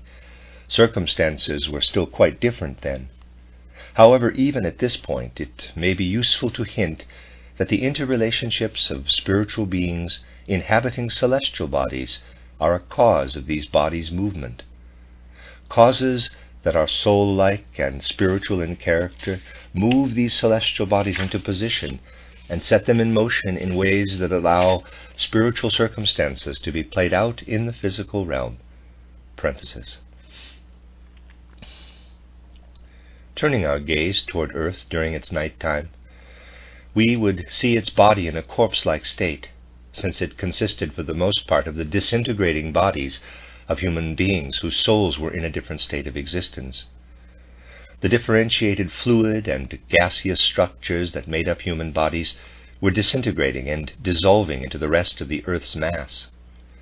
Only outwardly unattractive seminal nuclei remained, the parts of physical human bodies that the interaction of fire and the human soul had been building up ever since the beginning of the earth phase of evolution. These nuclei had been growing increasingly dense. As we can see, what is said here about day and night should not be thought of as being too similar to what these terms mean when applied to our present-day earth. At the beginning of its day period, when the earth again began to experience the direct effect of the sun, human souls again made their way into the realm of physical life. They made contact with the above-mentioned nuclei, causing them to germinate and take on outer forms that seemed to be images of their soul beings. What took place between the human soul and the bodily nucleus was something like a gentle impregnation. Now these embodied souls also began to attract masses of air and water and incorporate them into their bodies. Air was forced out of the differentiated body and drawn in again, the first beginnings of what later became the process of respiration. Water was also taken in and expelled. The process of digestion began in its earliest form. These were not yet perceived as external processes, however. A kind of outer perception took place through the soul only in the case of the above-mentioned impregnation-like process, when the soul dimly felt its own awakening to physical existence as it contacted the seminal nucleus extended toward it by earth. It heard something that can be approximately expressed in the words, quote, "This is my form," unquote. The resulting feeling, which we might call a dawning of the I feeling, persisted in the soul throughout its connection with the physical body. In contrast, the soul still experienced the assimilation of air in a purely soul-spiritual way, as a pictorial process appearing in the form of ebbing and flowing images of sound that supplied the germinal nucleus with forms as it was differentiating. The soul felt surrounded by surging sounds on all sides and sensed how it shaped its body in accordance with these sound forces. This was how human figures took shape at that stage. To present-day consciousness, they would not have been perceptible in any external world. They took shape as plant-like or flower-like shapes of delicate substance. But since they were inwardly mobile, they seemed like fluttering flowers. During their earth or day period, human beings experienced the blissful feeling of being shaped into forms such as these. The soul experienced the assimilation of watery parts as an influx of strength and inner strengthening. Outwardly, it appeared as the growth of the physical human structure. As the direct influence of the sun waned, the human soul also lost its ability to control these processes, and they were gradually discarded. The only aspects remaining were the ones that permitted the above-mentioned nucleus to mature. Meanwhile, human beings left their bodies and returned to the spiritual state of existence. Since not all parts of the earth's body were used in building up human bodies, we must not imagine that the earth during its night period consisted only of disintegrating corpses and nuclei waiting to be awakened. These were all embedded in other structures that took shape out of the earth's substances. What was happening with these structures will be described later. The process of condensing the earth's substance, however, continued. The solid element, which we can call earthy, was added to the liquid. At this point, human beings also began to incorporate the earthy element into their bodies during their times on earth. As soon as this began, the forces their souls brought with them from their body-free times no longer had the same power as before. Prior to this, each soul had shaped its body out of the fiery, airy, and watery elements in accordance with the tones that resounded around it and the images of light that played around it. The soul was no longer able to do this when it was confronted with a solidified figure. So from this point onward, other powers intervened in the process of fashioning the body. What remained of the human being when the soul slipped out of the body was no longer a mere nucleus that was roused to life by the returning soul. It had become a formation in which the force necessary for its own re-enlivening was inherent.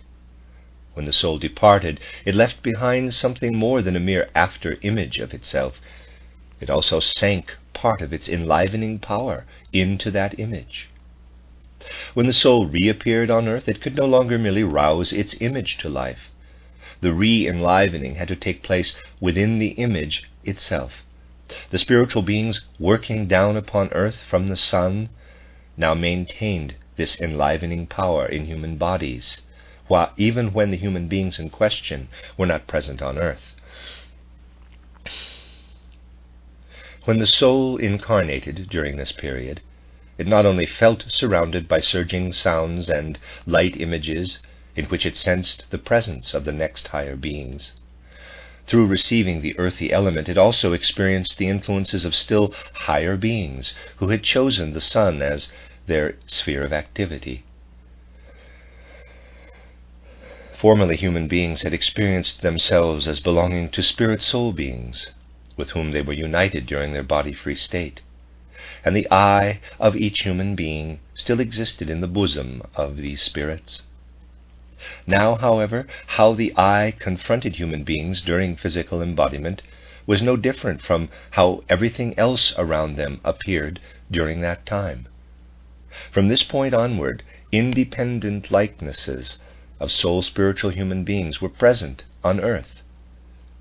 Compared to present-day human bodies, these likenesses were formations of a very delicate material nature, since earthy portions were intermingled in them only in the very finest state, comparable to how present-day human beings use their organ of smell to take in very finely dispersed substances coming from an object.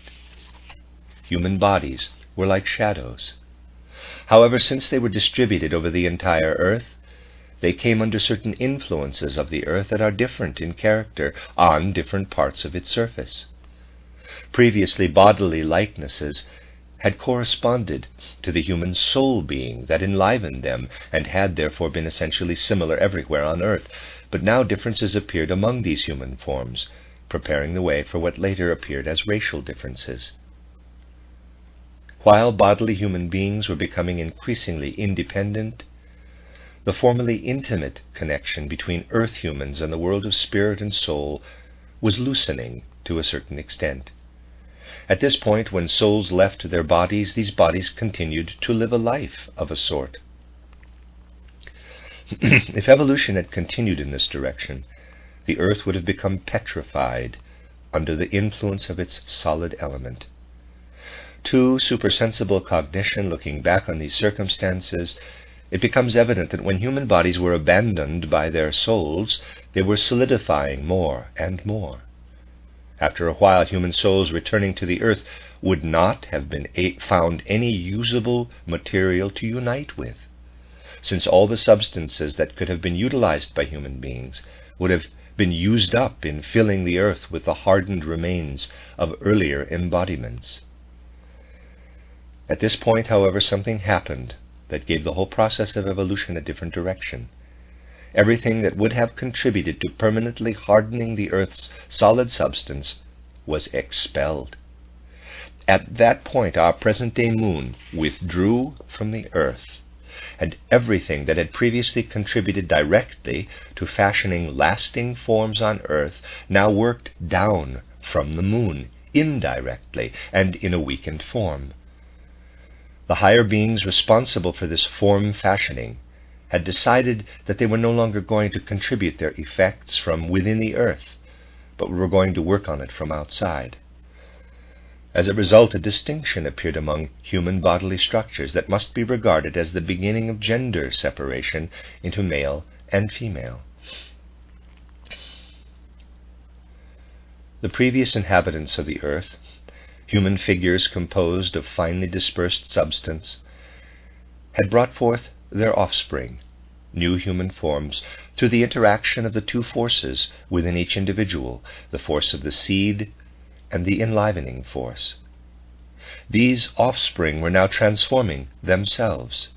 In some of them, the germinal force of the element of spirit and soul worked more strongly, while in the other group the force that enlivened the germinal nucleus was stronger. This was brought about by the weakening of the solid element's power through the withdrawal of the moon. The interaction of these forces became more delicate than it was previously, when it took place within a single body. As a result, the offspring were also finer and more delicate. They entered the earth in a fine material state, and only gradually incorporated the finest solid particles. This made it possible for human souls returning to the earth to unite with bodies once again. Since these bodies were now being enlivened on the earth itself, souls no longer enlivened their bodies from outside, but they united with them and caused them to grow. Certain limits were imposed on this growth, however. As a result of the moon's separation, human bodies became flexible for a while, but the more they continued to grow on earth, the more the forces of solidification gained the upper hand. Ultimately, souls grew less and less able to participate in the organization of their bodies, which disintegrated when these souls ascended into spiritual and soul modes of existence.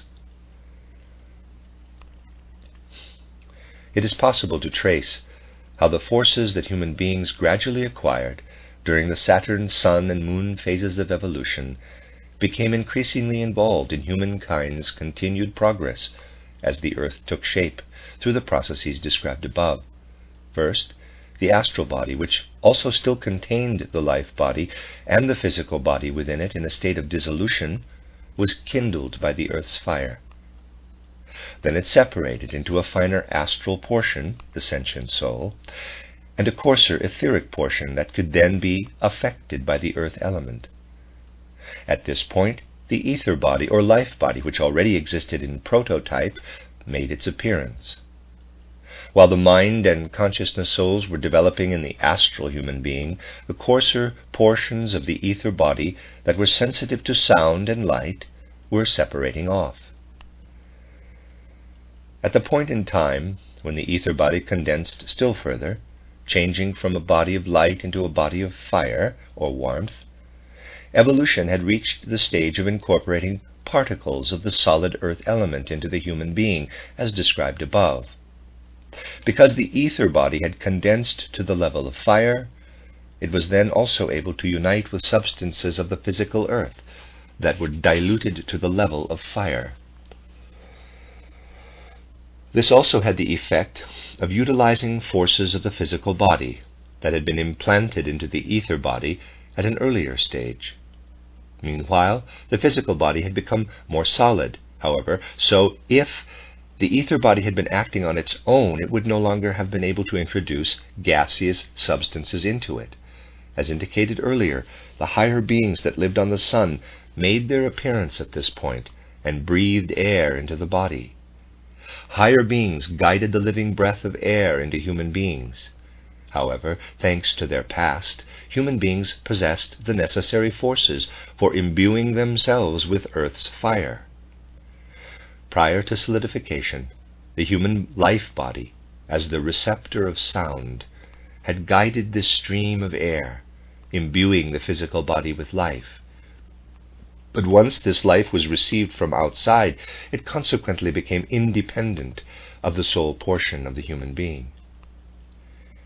At this point, human beings, leaving the earth, left behind not only seminal nuclei of their forms, but also living likenesses of themselves.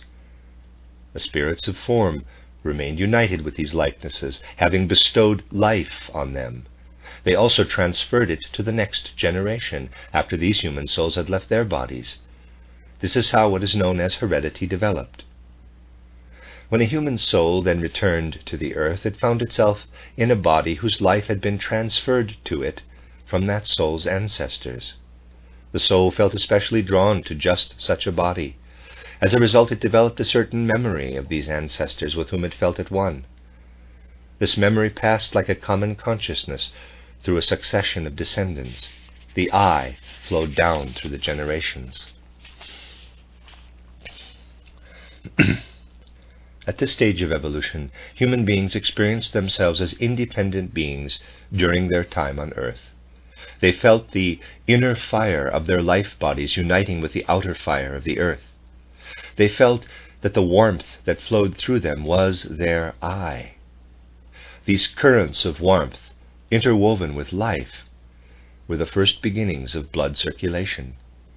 However, in the air that streamed into them, human beings did not feel that they were quite their own beings, since the forces of the above-mentioned higher beings were active in this air. But some of the active forces in the air streaming through human beings already did belong to them, thanks to their previously developed etheric forces, and they retained this portion. So they did control some of these currents of air. To the extent that this was the case, they themselves were active in their own formation alongside the higher beings. They shaped their own airy parts according to the images of their astral bodies. While air was streaming into their bodies from outside, becoming the basis of respiration, part of the internal air separated and developed into an organism that was then imprinted onto human beings, forming the basis for what would later become the nervous system. Thus, at this time, warmth and air connected human beings to the external world of the earth. In contrast, they sensed nothing of the solid element that was being introduced. Although it was involved in their incarnation on earth, they could not perceive its introduction directly, but only in a dull state of consciousness, and in the form of images of the higher beings at work in this element. At an earlier stage, they had also perceived the introduction of liquids in the form of such images of superior beings. By now, these earlier images had undergone a transformation within human consciousness, due to the densification of the human earthly figure.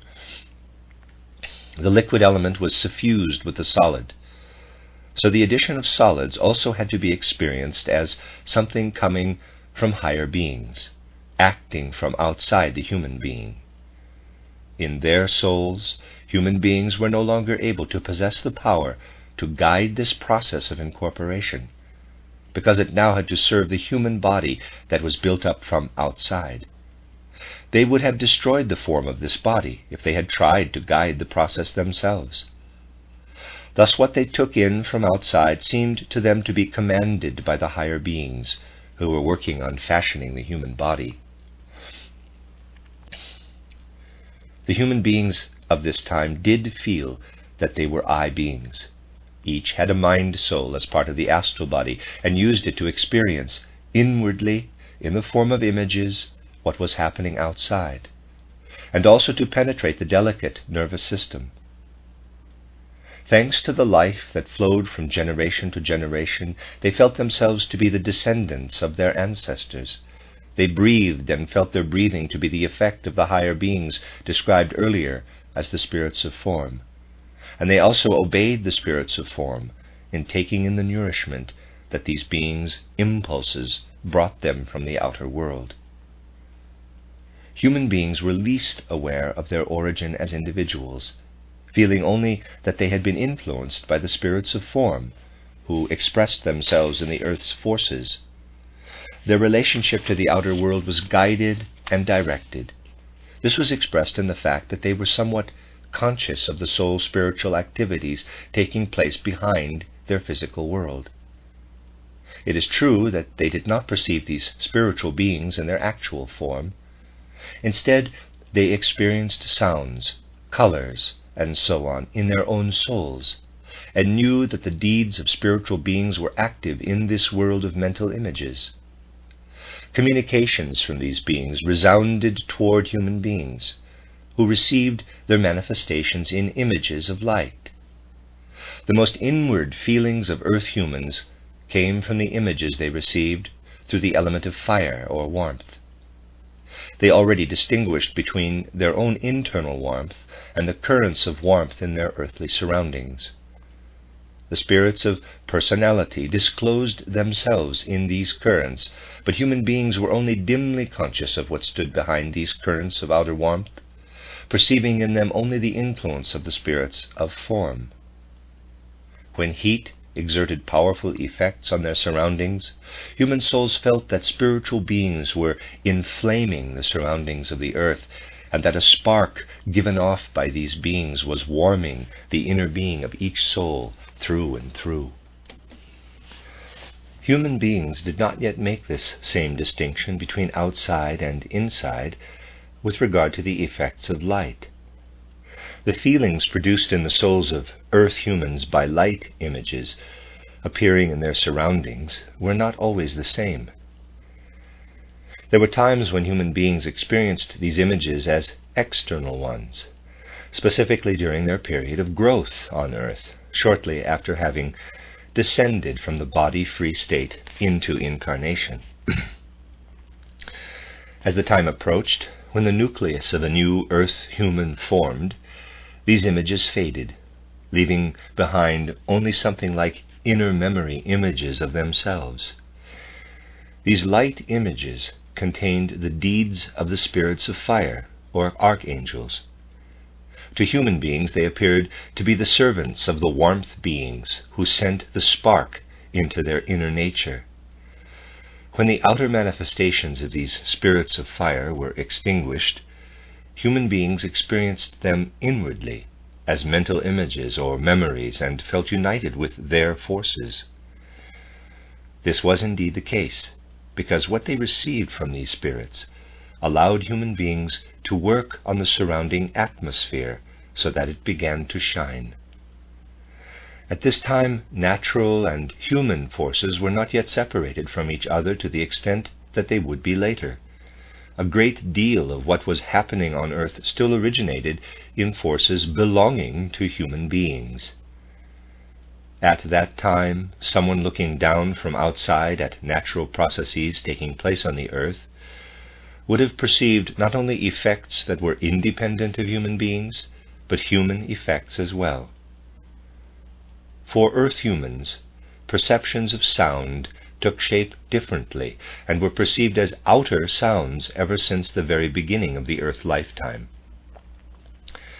Whereas light images were perceived from outside only until the middle period of human existence on earth, outer sounds could still be perceived after this midpoint.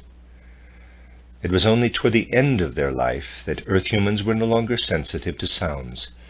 They were left with memory images of these sounds, which contained the manifestations of the sons of life, or angels.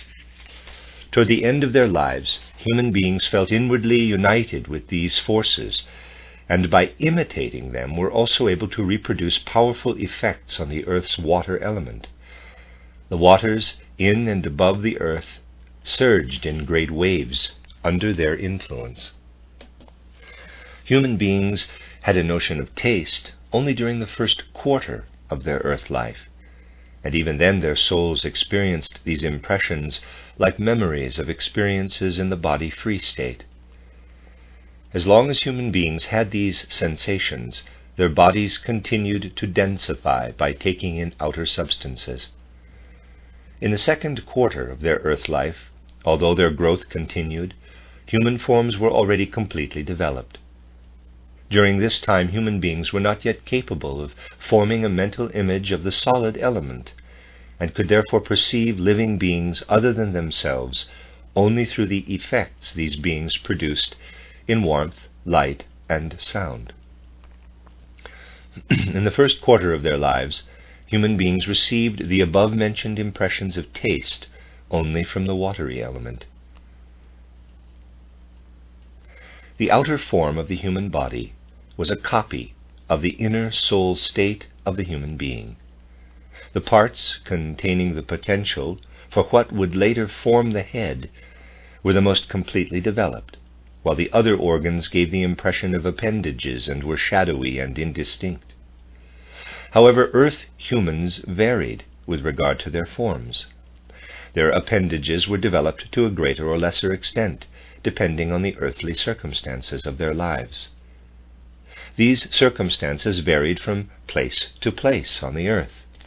The appendages were more prominent in areas where human beings were more entangled in the earthly world. The human beings whose previous development made them most mature at the beginning of the earth's physical evolution, and who had therefore been able to experience contact with the element of fire right at the beginning, when the earth had not yet condensed into air, were then able to develop their potential heads to the greatest degree of perfection. These were the human beings who were most harmonious in themselves. Others had only been ready for contact with the element of fire once the earth had already developed air. They were more dependent on outer circumstances than humans of the first type, who experienced the spirits of form clearly in the element of warmth. In earthly life, humans of the first type felt that they retained a memory of togetherness with these spirits in the body-free state. Human beings of the second type were less aware of this memory of the body-free state. They experienced their fellowship with the spiritual world primarily through the light impressions of the spirits of fire, or archangels. There was also a third type of human being There was also a third type of human beings who were even more entangled in earth existence. These were the ones who had only been able to come into contact with the element of fire after the earth separated from the sun and assimilated the watery element. Their feeling of belonging to the spiritual world, particularly at the beginning of the earth phase, was especially weak. They experienced this connection only when human beings began to feel the effects of the archangels, and especially those of the angels, in their inner conceptual life.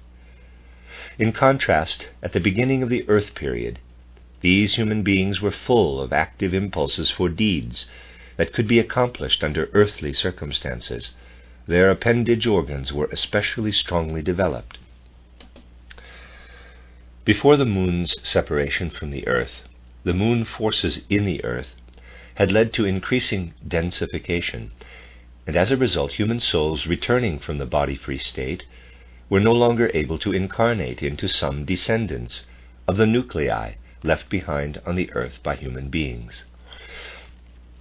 The forms of these descendants had become too solidified, and the moon forces had made them too dissimilar to human forms to receive human souls. Under these circumstances, some human souls no longer found it possible to return to Earth. Only the strongest and most mature human souls felt up to the task of transforming growing earthly bodies so that they could blossom into human figures. And only some of the bodily descendants of human beings became the vehicles of earthly human beings. Others, because of their densified forms, were only capable of receiving souls that were on a lower level than human souls. Meanwhile, some human souls were forced not to participate in the Earth phase of evolution at that time and had to embark on a different course.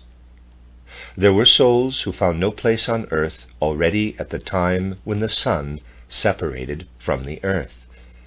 They were removed to another planet to develop further. Under the guidance of cosmic beings, this planet detached itself from the general mass of the cosmos that was still united with the Earth at the beginning of its physical evolution. (The sun had already disconnected itself). This planet is the one whose physical expression is known to outer science as Jupiter. The names of celestial bodies and planets are used here in exactly the same sense that a more ancient science spoke of them. The intended meaning becomes clear from the context. Just as the physical earth is only the physical expression of an organism of spirit and soul, this is also the case with every other celestial body. And just as observers of the supersensible do not use the name earth to mean merely the physical planet, or the name sun to mean merely the physical fixed star, they also have broad spiritual contexts in mind when they speak of Jupiter, Mars, and so on. Of course, the shapes and functions of the celestial bodies have changed since the times described here. In a certain respect, even their locations in space have changed. We can only recognize the connection between our present-day planets and their ancestors if we are able to trace their evolution back into the far distant past by means of supersensible cognition. The souls described above continued to develop on quote-unquote Jupiter. Later, as the Earth continued to solidify, another dwelling place had to be created for other souls who had been able to inhabit these solidifying bodies for a while, but were no longer able to do so when the solidification advanced too far. An appropriate place for their further evolution was created for them on Mars.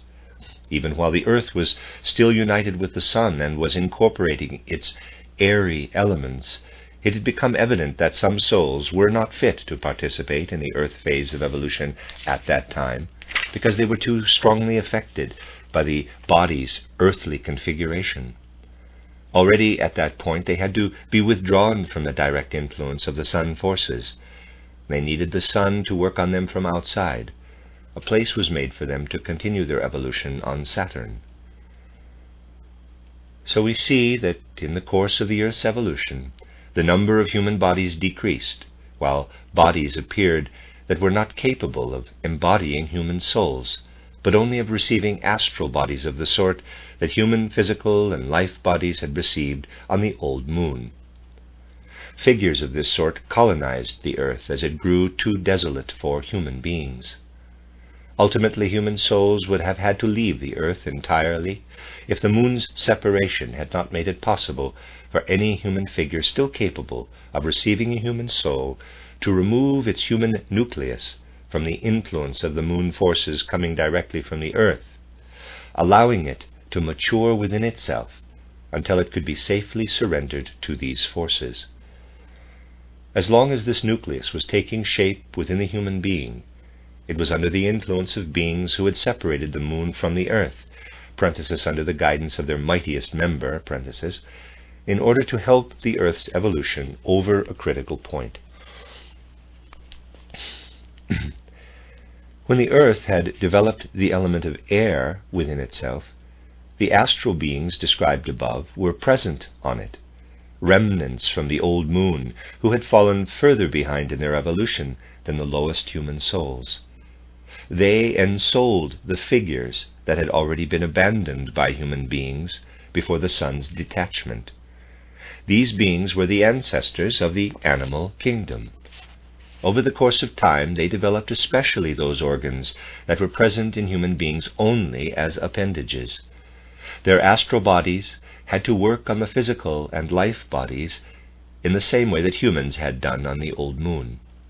The animals that came about in this way had souls that could not dwell in individual animals. The being of each soul expanded to include all the descendants of one ancestral figure. Thus all animals that were essentially descended from a single figure had a common soul. A new animal soul was embodied only when specific influences made the descendants too different from the figure of their ancestor. In this sense, therefore, spiritual science can speak of a group soul belonging to the animal species or genus. Something similar happened at the time when sun and earth separated. Forms emerged from the watery element that were no further along in their evolution than human beings had been prior to the old moon phase. They could only receive the effects of an astral element of it They could only receive the effects of an astral element if it influenced them from outside. This was only possible after the sun had left the earth. Each time the earth's sun period commenced, the sun's astral element stimulated these figures to form their life bodies out of the earth's etheric element. When the sun turned away from the earth, however, these life bodies dissolved into the general body of the earth. Thus, as a result of cooperation between the sun's astral element and the earth's etheric element, the physical forms that were the ancestors of the present-day plant kingdom emerged from the waters. On earth, human beings became individualized soul beings. The astral bodies that the spirits of motion had poured into them on the moon divided into sentient mind and consciousness souls on earth. When their consciousness souls had advanced far enough to be able to shape bodies fit to receive them, the spirits of form endowed each of these with a spark of their own fire, kindling the I in each one. After this point, each time human beings left their physical bodies, they were in the spiritual world, where they met the beings who had given them their physical bodies, their life bodies, and their astral bodies during the Saturn, Sun, and Moon phases of evolution, and had brought them to the level of the Earth phase. The body-free state also underwent a change once the spark of the I had been kindled in earthly life. Prior to this point in evolution, human beings had no independence with regard to the spiritual world. They never felt like individual beings in this world, but more like organs in an exalted organism made up of beings superior to themselves. At this point, however, their experience of the I on earth began to carry over into the spiritual world. From this point onward, human beings felt themselves to be independent entities in this world, but they also felt constantly connected to it. In the body-free state, they encountered a higher manifestation of the spirits of form, whose earthly manifestation they had perceived on earth through the spark of the I. In conjunction with the moon's separation from the earth, body-free souls began to have certain experiences in the spiritual world. Reproducing human bodies that were capable of receiving soul individualities was possible on earth only because some formative forces had been transferred from the earth to the moon. This brought human individualities into the domain of the moon beings. Lingering echoes of earthly individuality were possible in the body-free state only because souls in this state also remained in the domain of the mighty spirits who had brought about the moon's separation. This process developed in such a way that immediately after leaving their earthly bodies, souls could see the exalted sun beings only in the reflected radiance of the moon beings, as it were. Souls were able to see these exalted sun beings directly only after having been sufficiently prepared by beholding this reflection. The earth's mineral kingdom also came about through expulsion from the general evolution of humankind. Its structures were what remained solidified when the moon separated from the earth. The only portion of the soul element that felt drawn to these structures had remained at the Saturn stage and was therefore only suited to shaping physical forms. All events mentioned here and in what follows took place over the course of vast periods of time. We cannot go into a discussion of the time frame here. The processes described here present the earth phase of evolution from the external side. Considered from the spiritual side, it looks like this. The spiritual beings that pulled the moon out of the earth and united their own existence with it, thus becoming earth-moon beings, brought about a specific configuration of the human organism through the forces they sent down to earth from that cosmic body. Their effect was directed at the newly acquired human eye, and made itself felt in the interplay between this eye and the astral body, ether body, and physical body. As a result, it became possible for human beings to consciously reflect the wisdom-filled configuration of the cosmos in themselves, to reproduce it as if in a mirror of knowledge. Let's recall our earlier description of how human beings, during the old moon period, achieved a certain degree of independent organization through the separation of the sun at that time. They achieved a more independent level of consciousness than they could have derived directly from the sun beings themselves. This free and independent consciousness, which reappeared during this particular period of the earth phase of evolution as the legacy of the old moon phase, could now be brought into harmony with the cosmos again through the influence of the above-mentioned earth-moon beings, who shaped it into a copy of the cosmos. That is, this is what would have happened if no other influences had taken effect. In the absence of other influences, human beings would have become beings with a consciousness whose content reflects the world in the images of cognitive activity as a matter of natural necessity, rather than through their own independent intervention. However, this is not what happened. Just at the time of the moon's separation, certain spiritual beings intervened in human evolution. These beings had retained too much of their moon character to be able to take part in the sun's separation from the earth. So they were also excluded from the activity of the beings who directed their effects down upon the earth from the earth's moon. These beings, with their old moon character, had been condemned to an abnormal evolution on the earth, so to speak. Something in their moon character had rebelled against the sun spirits during the old moon phase of evolution. At that point, this was a blessing to human beings, in that it led them to a free and independent state of consciousness. The consequences of these beings' idiosyncratic evolution during the earth period meant that they then became the opponents of the beings who were working down from the moon and trying to shape human consciousness so that its cognitive processes would inevitably reflect the cosmos. What had helped human beings achieve a higher level on the old moon proved contrary to adaptations that had become possible through the Earth phase of evolution. The old moon character of the opposing powers gave them the ability to work on the human astral body, specifically in the sense of the descriptions above, to make it independent. They exercised this ability by giving the astral body a certain independence for the duration of the Earth phase, in contrast to the involuntary and unfree state of consciousness that would have been brought about by the Earth-Moon beings. It's difficult to find expressions that can be employed to describe how the above-mentioned spiritual beings affected human beings in this period of the primeval past.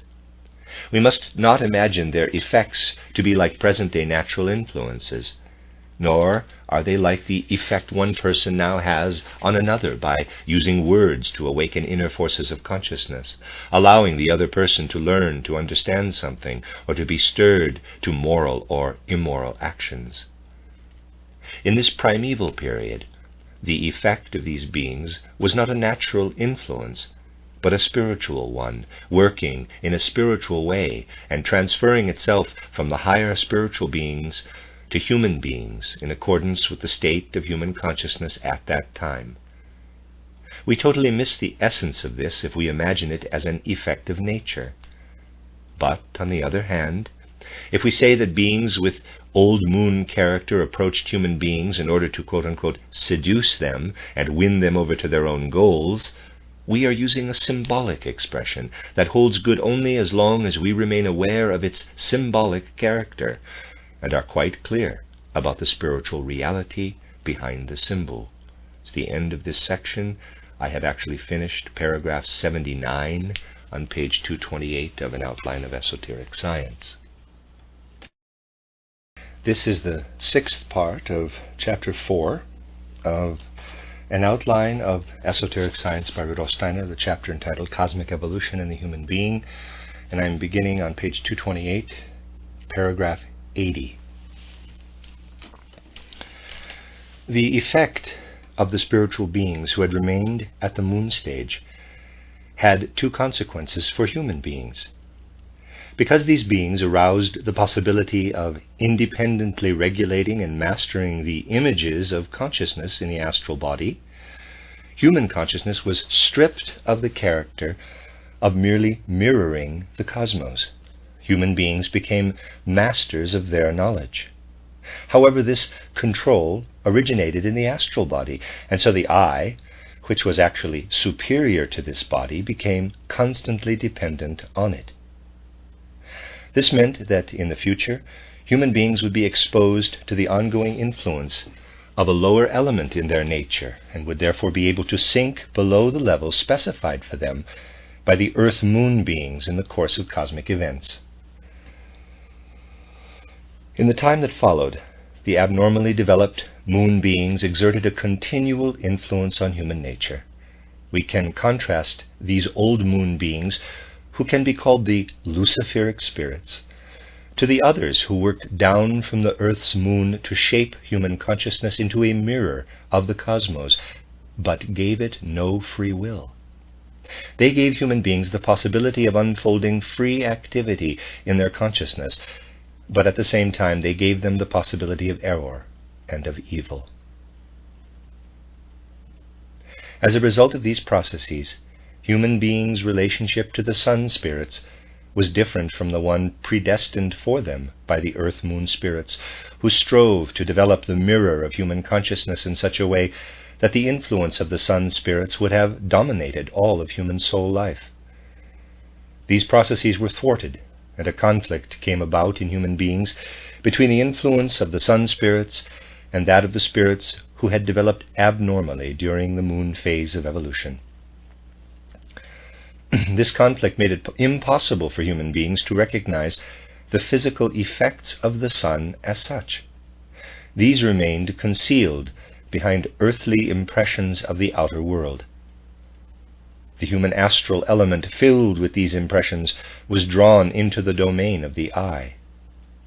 From that point onward, this I, which would otherwise only have felt the spark of fire bestowed on it by the spirits of form, and would have subordinated itself to their commands in everything pertaining to outer fire, worked on outer phenomena of warmth through the astral element injected into it, creating a bond of attraction between itself and the earth's fire. This meant that human beings became entangled in earthly matter to a greater degree than had been predestined for them. Previously, each human being had a physical body consisting primarily of fire, air, and water, with only a trace of solid earth substance. But now the solid body grew denser. And whereas previously human beings had been more delicate in their organization and had hovered above solid ground in a sort of floating, swimming movement, they now had to descend from the surroundings of the earth onto parts that were already more or less solidified. The character of the spiritual influences described above, the fact that they were neither natural influences nor ones that work between human beings on a soul level, explains how they could have such physical effects. Soul effects that human beings have on each other do not work as deeply into the bodily element as the spiritual forces that we are considering here.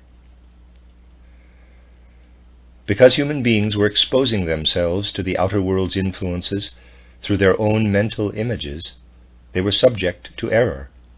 And because they were living their lives in accordance with desires and passions that they did not allow higher spiritual influences to control, the possibility of illness appeared. One particular effect of the Luciferic influence, however, was that the human beings could no longer experience a given earthly lifetime as a continuation of body-free existence. From this point onward, they assimilated earthly impressions that could be experienced by the astral element injected into them. These impressions united with the forces that destroyed the physical body. Human beings experienced this as a dying off of their earthly life, and so death made its appearance, brought about by human nature itself. This points to a significant mystery of human nature, the human astral body's connection to disease and death. At this point, conditions set in that specifically affected the human life body. It was incorporated into a relationship between the physical body and the astral body that freed it, in some respects, from the effect of abilities human beings had acquired through the Luciferic influence. One part of this life body remained outside of the physical body so that it could only be governed by higher beings and not by the human eye. These higher beings were the ones that had left the earth at the time of the sun's separation in order to occupy a new dwelling place under the leadership of one of their exalted fellows. If this part of the life body had remained united with the astral body, human beings would have used previously acquired supersensible powers for self-serving purposes, and would have extended the Luciferic influence to these powers. This means that they would have gradually freed themselves from the sun beings, and the human eye would have become a completely earthly eye. After the death of the physical body, or even as soon as it started to deteriorate, this earthly eye would have moved into another physical body, the body of a descendant, without first undergoing a connection to higher spiritual beings in a body-free state. In this way, human beings would indeed have become aware of the individual eye, but only as an earthly eye. This was averted by the process that involved the life body, and was brought about by the earth-moon beings. The actual individual eye was released from the merely earthly eye, so that human beings identified only partially with this individual eye during life on earth, but at the same time felt the earthly eye to be a continuation of the earthly eye of their ancestors down through the generations. During life on earth, each human soul felt the presence of a kind of group eye extending back to its distant ancestors, and human beings felt themselves to be members of such groups. Only in the body-free state was the individual eye able to feel that it was a single and separate being. However, the fact that the I was encumbered with the memory of earth consciousness, of the earthly I, interfered with this individualized state of dimming the view of the spiritual world, which was beginning to be veiled between death and birth, in a way similar to how it was obscured to physical vision on earth. All the changes taking place in the spiritual world while human evolution was passing through these conditions were expressed physically in the gradual regulation of interrelationships between the sun, the moon, and the earth, and in a broader sense those of other celestial bodies as well. We will emphasize a single consequence of these interrelationships: alternating days and nights. Parenthesis. The movements of celestial bodies are regulated by the beings that inhabit them. The movement of the earth that caused day and night was brought about by the interrelationships of various spirits superior to human beings. The movement of the moon came about in a similar way, so that the spirits of form could work on the physical human body in the right way and in the right rhythm through the moon's revolution around the earth after their separation. Parenthesis. At this point, the human eye and astral body were working in the physical body and the life body by day. At night, this working ceased, and the eye and the astral body left the physical and ether bodies and were totally in the domain of the sons of life, angels, the spirits of fire, archangels, the spirits of personality, and the spirits of form. In addition to the spirits of form, the spirits of motion, the spirits of wisdom, and the thrones also included the physical and life bodies in their field of activity. In this way, damage to the human being from the effects of astral bodies' mistakes during the day could be corrected. Now that the number of human bodies on earth was increasing again, there was no longer any reason for them not to receive human souls. Because of how the forces of the earth's moon were now working, the human bodies taking shape under their influence were fully fit to embody human souls, so the souls that had previously moved to Mars, Jupiter, and so forth were led back down to earth. This meant that there was a soul available for each human descendant born over the course of the generations.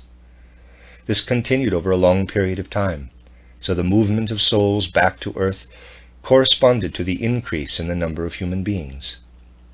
At this time, souls undergoing earthly death and leaving their bodies retained a memory-like echo of earthly individuality during the body-free state. The effect of this memory was that these souls reincarnated whenever bodies appropriate for them were born again on earth. As time went on, human offspring came to include both people with souls that came from outside, those who were appearing on earth for the first time since its very earliest stages, and others with souls reincarnating on earth. During the period that followed, there were fewer and fewer of the young souls that were appearing for the first time, and more reincarnated souls. But for a long time the human race did consist of these two types of human beings as a result of this state of affairs. During this period, human beings felt more united with their ancestors through their common group I during life on earth, while the experience of the individual I was correspondingly stronger in the body-free state between death and a new birth. The souls coming from celestial space to enter human bodies were in a different situation from the ones who already had one or more earth lives behind them. The new souls brought with them into physical life on earth only the conditions they had been subjected to by the higher spiritual worlds and by their own experiences outside the earthly domain. The others had added conditions themselves during earlier lifetimes. At this point, the destiny of the new souls was determined by things that lay outside their new earthly circumstances, while the destiny of the reincarnated souls was determined also by what they themselves had done in earlier lifetimes under earthly circumstances. Along with reincarnation, individual human karma also appeared. The fact that the human life body had been withdrawn from the astral body's influence, as described above, meant that the circumstances of reproduction did not fall within the scope of human consciousness, but were subject to control by the spiritual world. When a soul was meant to descend into the earthly sphere, the impulse to reproduce appeared in earth humans. To a certain extent, this whole process was shrouded in mysterious darkness as far as earthly consciousness was concerned. But the consequences of this partial separation of the life body from the physical body also appeared within earthly life. The life body's abilities could be very much enhanced through the influence of the spirit. As far as human soul life was concerned, this was expressed in the exceptional degree to which memory developed. In the human beings of this time, independent, logical thinking was only at its earliest beginning stages. In contrast, their capacity for memory was almost boundless. It was also outwardly apparent that human beings had a direct, feeling-like knowledge of the working forces in all living things. The forces of life and reproduction of the animal kingdom, and especially those of the plant kingdom, were at their disposal. For example, they could extract and apply what rouses a plant to growth, just as we now extract the forces of lifeless nature, such as those lying dormant in anthracite, and apply them to making machines move. More details on the subject may be found in my booklet, Our Atlantean Ancestors. Footnote. This first appeared as a chapter in, quote, Aus der Akasha Chronik, end quote, and that's from the Akashic Chronicle, in the magazine Lucifer Gnosis, numbers 14 through 16, July through September 1904, which Rudolf Steiner founded and edited. It is contained in Cosmic Memory, Prehistory of Earth and Man, Steiner Books, Blauvelt, New York, 1990, pages 38 to 41. End of footnote. The inner soul life of human beings also changed in a great many ways because of the Luciferic influence. It would be possible to describe many types of feelings and sensations that resulted from this, but only a few of them will be mentioned here. Before this influence took effect, everything human beings shaped and did was carried out in the sense intended by higher spiritual beings. There was a predetermined plan for everything that was supposed to be done. To the extent that human beings' consciousness had already developed, it could predict how things would have to develop in future according to this preconceived plan. This awareness of what the future would bring was lost as the veil of earthly perceptions was woven over the manifestations of higher spiritual beings. The actual forces of the sun beings were concealed in these perceptions. From this point onward, the future became uncertain. Along with this uncertainty, the possibility of fear was implanted in the human soul. Fear is a direct consequence of error. But we will also see how human beings, formerly involuntarily subject to certain forces, became independent of them under the Luciferic influence. From this point onward, they were capable of making decisions on their own.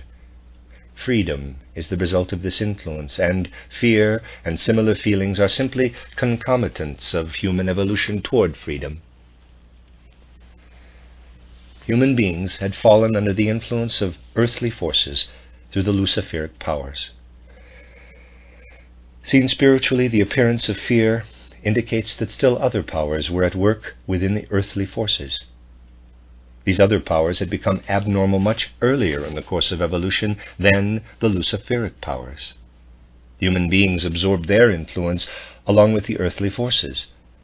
They contributed the character of fear to feelings whose effect would otherwise have been quite different. These beings can be called Ahrimanic, or in the Goethean sense, Mephistophelian. Although the Luciferic influence first made itself felt among the most advanced human beings, it soon spread to others as well. The descendants of advanced human beings intermingled with the less advanced ones described above, allowing the Luciferic force to reach them too. But the life bodies of souls returning from the planets could not be protected to the same extent as those belonging to the descendants of souls that had remained on earth, who were protected by an exalted being whose leadership in the cosmos was in effect when the sun separated from the earth. In the domain under consideration here, this being appeared as the ruler of the sun kingdom. The exalted beings who had attained sufficient maturity through their cosmic evolution moved with this being to a dwelling place on the sun. However, there were also beings who had not ascended to such heights at the time of the sun separation, and they had to look for different settings for their activity. These were the beings who brought about the withdrawal of Jupiter and the other planets from the common cosmic substance that was originally included in the physical organism of the earth. Jupiter became the dwelling place of some of the beings who had not matured to the level of the sun. The most advanced among them became the leader of Jupiter, just as the leader of the sun's evolution became the higher I that worked in the life body of the descendants of human beings who had remained on earth. This Jupiter leader became the higher I that spread like a common consciousness through the human beings who had their origins in the interbreeding of earth offspring with humans who first appeared on earth during the period of the air element and then moved to Jupiter. In the sense of spiritual science, we can call these the quote-unquote Jupiter humans. They were descended from beings who had still embodied human souls at a certain time in the distant past, but had not been mature enough to participate in the first contact with fire at the beginning of the earth phase of evolution. These were souls that fell between the human and animal kingdoms. There were also beings who had detached Mars from the common cosmic substance and made it their dwelling place under the leadership of their most advanced member. A third type of human beings fell under their influence. These were Mars humans, who also came into existence through interbreeding. This information sheds light on the origins of the planets of our solar system. All of the celestial bodies in the system came about because of the various stages of maturity of the beings inhabiting them. However, it is not possible to go into all the details of these cosmic divisions here, of course. Human beings who perceived the presence of the exalted sun being in their life bodies can be called, quote-unquote, sun humans.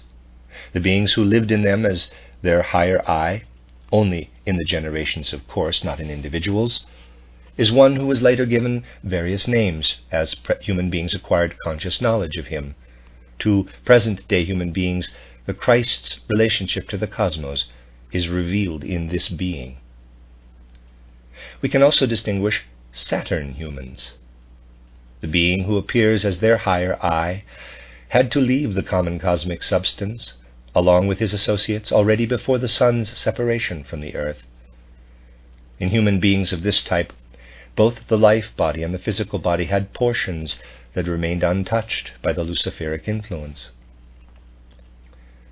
Now, in the case of the lower types of human beings, the life body was too unprotected to be able to withstand the Luciferic influence. These human beings were capable of capriciously extending the free will of the I spark within themselves to the point where it caused mighty and destructive fires in their surroundings, resulting in a tremendous catastrophe on earth. A large part of the inhabited earth was destroyed by firestorms, and with it the human beings who had succumbed to error. Only a small number who had remained partially untouched by error were able to escape to an area of the earth that had been protected from the corrupting influence of humans up to that point. Atlantis. The land in the area presently covered by the Atlantic Ocean proved to be an especially appropriate dwelling place for this new breed of humanity. The human beings who were most untouched by error retreated to this area. Only scattered groups occupied other areas of the earth. In the sense of spiritual science, the part of the earth that once existed between present-day Europe, Africa, and America can be called Atlantis. Footnote, see Plato's Timaeus 24-25e and Critias 112e to 121c. End of footnote. Parenthesis. the relevant literature makes references of a sort to the pre-Atlantean stage of humanity's evolution that is described in the preceding section of this chapter. It is called the Lemurian Age of the Earth, and it is followed by the Atlantean Age. However, the time when the moon forces had still not unleashed their primary effects can be called the Hyperborean Age. This is preceded by still another age that coincides with the very earliest period in the physical evolution of the Earth. In the biblical tradition, this time prior to the intervention of the Luciferic beings is called the Age of Paradise, and human beings' descent to earth and their entanglement in the world of the senses is known as the expulsion from paradise. Parenthesis. The Atlantis period of evolution was the period of the actual division of the human race into the Saturn, Sun, Jupiter, and Mars groups. This division had only been prefigured prior to that time. The separation of the waking and sleeping states also had specific consequences that became especially evident among humankind on Atlantis. The human astral body and the eye spent the night in the domain of superior beings, up to and including the spirits of personality. Part of the life body was not bound up with the physical body, and because human beings were able to remain united with this part during sleep, they were able to have perceptions of the sons of life, or angels, and the spirits of fire, or archangels.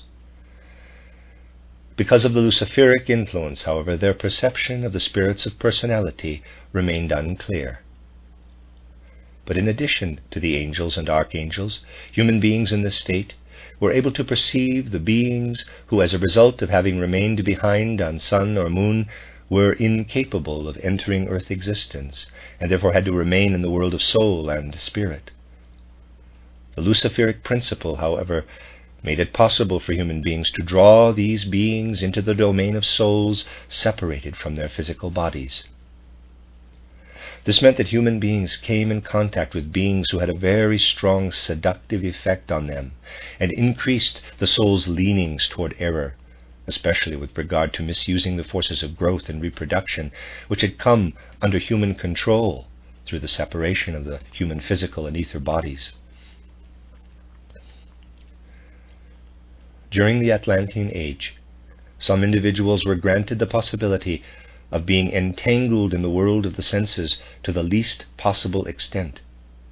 This transformed the Luciferic influence from an obstacle to human evolution into a means of further advancement that put these individuals in a position to develop their knowledge of earthly things earlier than would have been possible otherwise.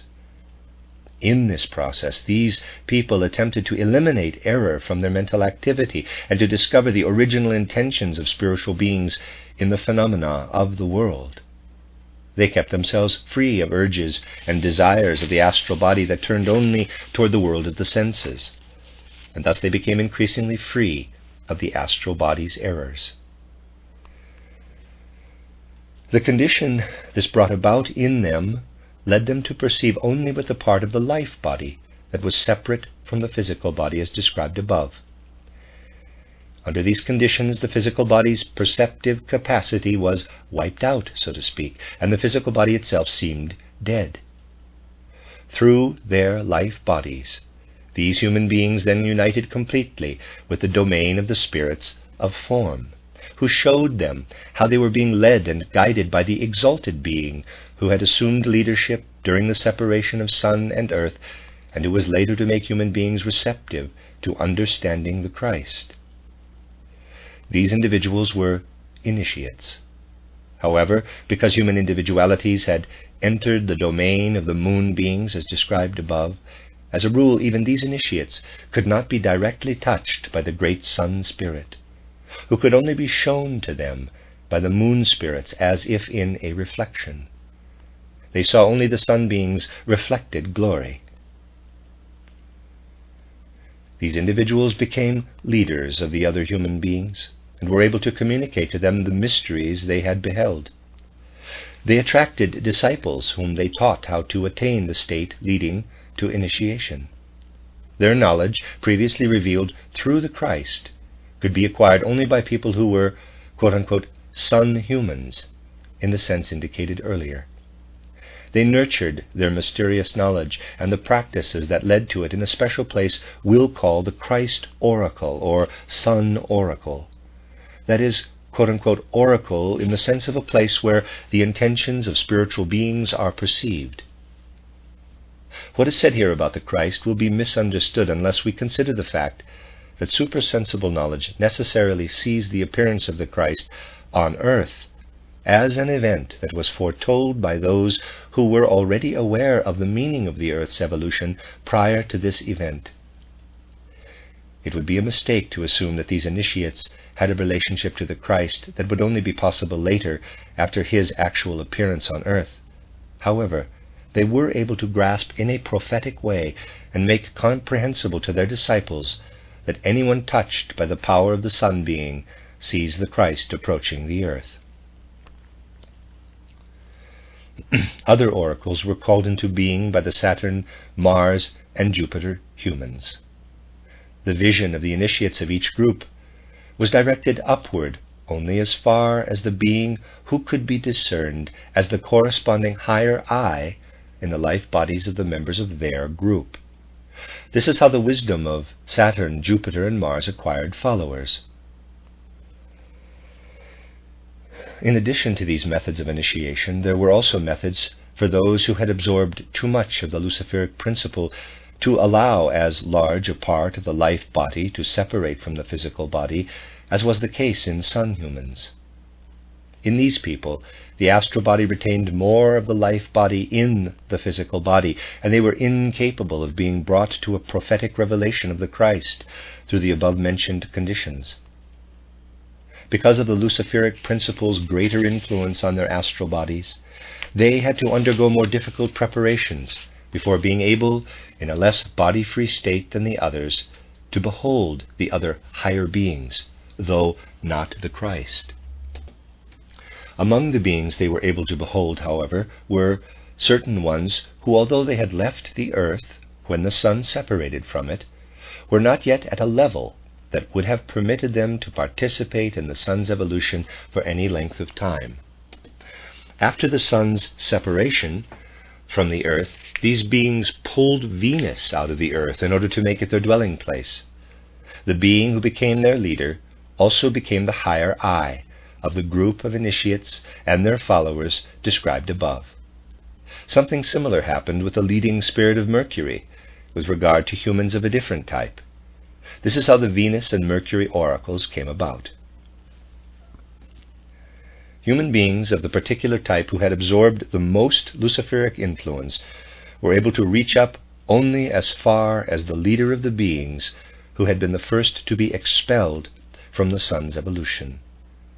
This being did not occupy a particular planet in cosmic space, but lived in the surroundings of the earth itself, having reunited with it after returning from the sun. This being manifested as the higher I of human beings, who can be called followers of the Vulcan oracle. Their vision was directed more toward earthly phenomena than was the case with the other initiates, and they laid the first foundations for what later became the arts and sciences among human beings. In contrast, the Mercury initiates laid the basis for knowledge of more supersensible things, and the Venus initiates did this to an even greater extent. The fact that the Vulcan, Mercury, and Venus initiates received their knowledge more in the form of their own thoughts and ideas distinguished them from the Saturn, Jupiter, and Mars initiates, who received their mysteries more as a revelation from above and in a more finished state. The Christ initiates occupied the middle ground, receiving the ability to clothe their mysteries in human concepts along with their direct revelations. The Saturn, Jupiter, and Mars initiates had to express themselves in symbols to a greater extent, while the Christ, Venus, Mercury, and Vulcan initiates were more able to communicate through concepts. What reached Atlantean humanity in this way happened indirectly, by way of the initiates.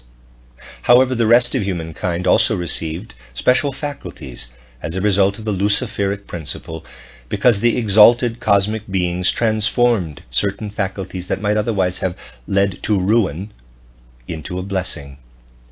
One such faculty was speech. Human beings received it as a result of the densification into the physical material nature and the separation of part of the life body from the physical body. During the time following the moon's separation, human beings at first felt united with their physical ancestors through the group I. But this common consciousness, connecting descendants and ancestors, was gradually lost over the course of the generations. Later, descendants had an inner memory that no longer reached back to their earlier ancestors, but only to not very distant ones. People's memories of one or the other ancestor appeared only during contact with the spiritual world in their sleep-like states. They were then likely to feel at one with their ancestors. They believed these ancestors had reappeared in themselves. This was an erroneous idea of reincarnation that emerged primarily in the last part of the Atlantean Age. The truth about reincarnation could only be experienced in the schools of the initiates. Only the initiates who saw human souls in the body-free state, passing from one incarnation to another, were able to communicate the truth about this to their disciples. At the point in the distant past that we are talking about here, the human physical figure was still very different from how it is at present. To a great extent, it was still the expression of soul characteristics. Human beings still consisted of matter that was softer and more delicate than what they acquired later. What is solid today was then still soft, supple, and malleable. Human beings with more pronounced soul and spiritual elements were delicate, mobile, and expressive in their bodily structure, while those who were spiritually less developed had body forms that were coarse, immobile, and less malleable. Advancement on a soul level contracted the limbs and kept a person's stature small, while delayed soul development and entanglement in sensuality expressed itself in gigantic size. During their growth period, people's bodies took shape according to what was forming in their souls in a way that seems incredible or even fantastic to our modern way of looking at things.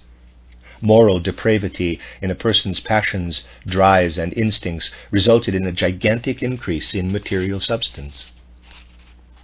Our present human physical form came about through contracting, densifying, and solidifying the Atlantean one. Prior to the Atlantean Age, human beings were faithful copies of their soul character, but the causes that led to the post-Atlantean human form, which is solid and relatively independent of any soul qualities, were inherent in the processes of Atlantean evolution. The animal kingdom on Earth became dense in its forms much earlier than human beings. Under no circumstances can the laws currently governing the shaping of forms in the kingdoms of nature be extended to the distant past. The end of Atlantis. Toward the middle of the Atlantean Age, a great disaster was gradually building up within humankind. The secrets of the initiates should have been carefully protected from individuals who had not prepared their astral bodies to receive this knowledge by cleansing them of error. When such people did acquire an insight into this hidden knowledge, into the laws through which higher beings guided the forces of nature, they used these laws for purposes that served their aberrant needs and passions. The danger became even greater when these people entered the domain of the inferior spiritual beings who could not participate in Earth's normal evolution and worked against it. These beings were constantly influencing human beings, arousing interests in them that actually worked contrary to human well-being. At that time, human beings still had the ability to use the natural growth and reproductive forces of animals and humans for their own purposes. Not only ordinary people, but also some initiates succumbed to the temptations of the inferior spiritual beings and used these supersensible forces in the service of aims that ran counter to humanity's evolution. To carry this out, they chose associates who were not initiates, and who used the mysteries of nature's supersensible workings exclusively for baser purposes. The consequence was great depravity among humankind. The evil spread further and further, and since the forces of growth and reproduction, when uprooted and applied out of context, have a mysterious connection to certain forces at work in air and water, these human actions released powerfully destructive natural forces. This led to the gradual destruction of the Atlantean region through catastrophes involving the Earth's air and water.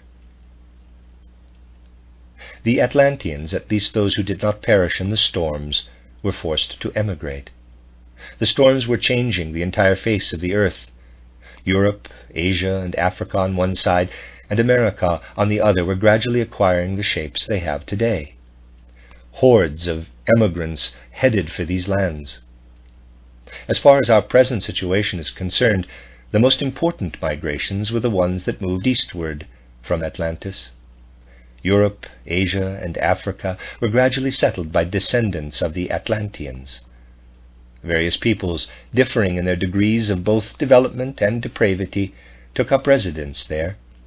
In their midst marched the initiates, who guarded the mysteries of the oracles and established centers in various regions where the services of Jupiter, Venus, and so on were cultivated in both the good sense and the bad. The betrayal of the Vulcan mysteries had an especially negative effect, because their followers' view was the most focused on earthly circumstances. This betrayal forced human beings to become dependent on spiritual beings whose prior development made them reject everything coming from the spiritual world that had evolved as a result of the Earth's separation from the Sun.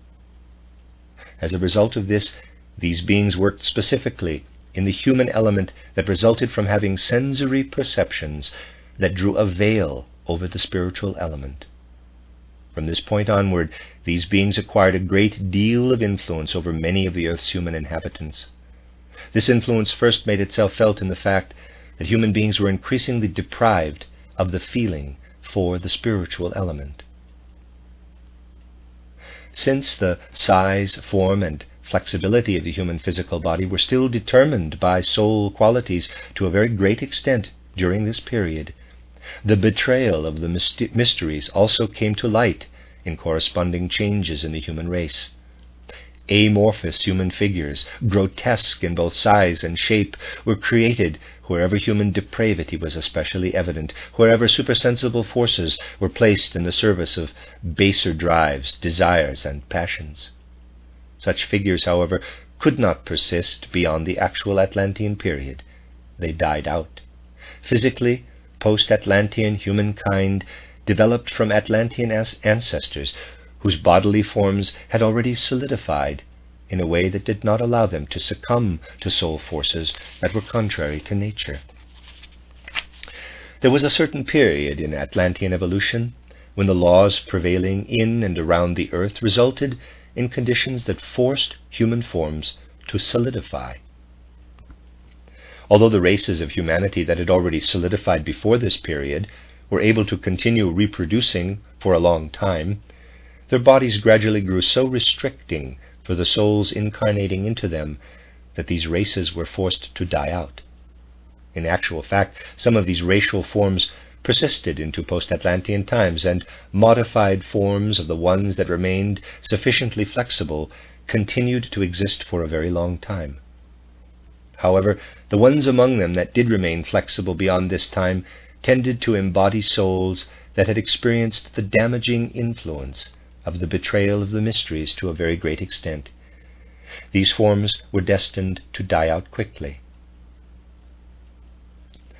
Thus, ever since the middle of the Atlantean age, beings had been present who exerted their influence in human evolution by making human beings live their way into the physical world of the senses in an unspiritual way. This went so far that instead of the true form of this world, people saw phantasmagoric delusions and illusions of all sorts. However, human beings were exposed not only to the Luciferic influence, but also to the influence of those other beings we spoke about earlier, whose leader can be called Ahriman. parenthesis, this is the name that was given to this being later on during the Persian civilization. Mephistopheles is the same being, parenthesis. Through this influence, human beings who had died fell into the hands of powers that made them appear like beings exclusively inclined toward earthly sensual circumstances. They were increasingly deprived of their free view into the processes of the spiritual world. They had to feel that they were in Ahriman's power and were excluded from the fellowship of the spiritual world to a certain extent. One especially significant oracle had preserved the ancient service in the purest form amid the general decline. It was one of the Christ oracles, and for that reason was able to preserve not only the mystery of the Christ, but also the mysteries of the other oracles, since revealing the most exalted sun spirit also disclosed the leading spirits of Saturn, Jupiter, and so on. The initiates of this sun oracle knew the secret of how to generate for this or that human being the types of life bodies that had been possessed by the best initiates of Jupiter, Mercury, and so on. With the means at their disposal, which cannot be discussed further here, they effectively perpetuated reproductions of the best life bodies of ancient initiates and implanted them later in suitable individuals. The Venus, Mercury, and Vulcan initiates made it possible for similar processes to take place with regard to astral bodies. At a certain point in time, the leading Christ initiate was isolated with a few associates who were only capable of receiving the secrets of the cosmos to a very limited extent, because they were naturally predisposed to having physical and life bodies with the least degree of separation between them. At that time, such individuals were the best ones to assure the further progress of humankind. Because they experienced less and less during the sleeping state, the spiritual world was increasingly closed to them, and they lacked all understanding of what had been revealed in ancient times, when human beings occupied only life bodies rather than physical bodies. The individuals in the immediate surroundings of this leader of the Christ oracle were the most advanced with regard to reuniting the physical body with the portion of the life body that was formerly separate from it. This reunification was gradually being accomplished among human beings as a consequence of changes that had taken place in their Atlantean home and on Earth in general. Human physical and life bodies were coinciding to an ever greater extent. As a result of this, human beings lost their previously boundless faculty of memory, and a life of thought began for them. The part of the life body that was united with the physical body transformed the physical brain into the actual instrument of thinking. Only after this did human beings actually experience the I within the physical body. Self-awareness awakened for the first time. To begin with, this was actually true of only a small percentage of human beings, primarily associates of the leader of the Christ oracle. The masses of human beings scattered over Europe, Asia, and Africa preserved the remnants of older states of consciousness to varying degrees, and therefore experienced the supersensible world directly. Post-Atlantean civilizations, ancient India. The Christ initiates' associates were people of highly developed intellect, but of all the people living at that time, they had the least experience in the supersensible domain. This initiate moved with them from the west to the east to an area in Central Asia, wanting to protect them as much as possible from contact with human beings of less advanced consciousness.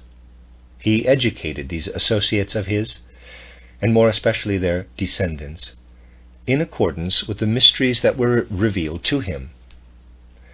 Thus he trained a whole host of human beings who took to heart impulses that were in harmony with the mysteries of the Christ initiation.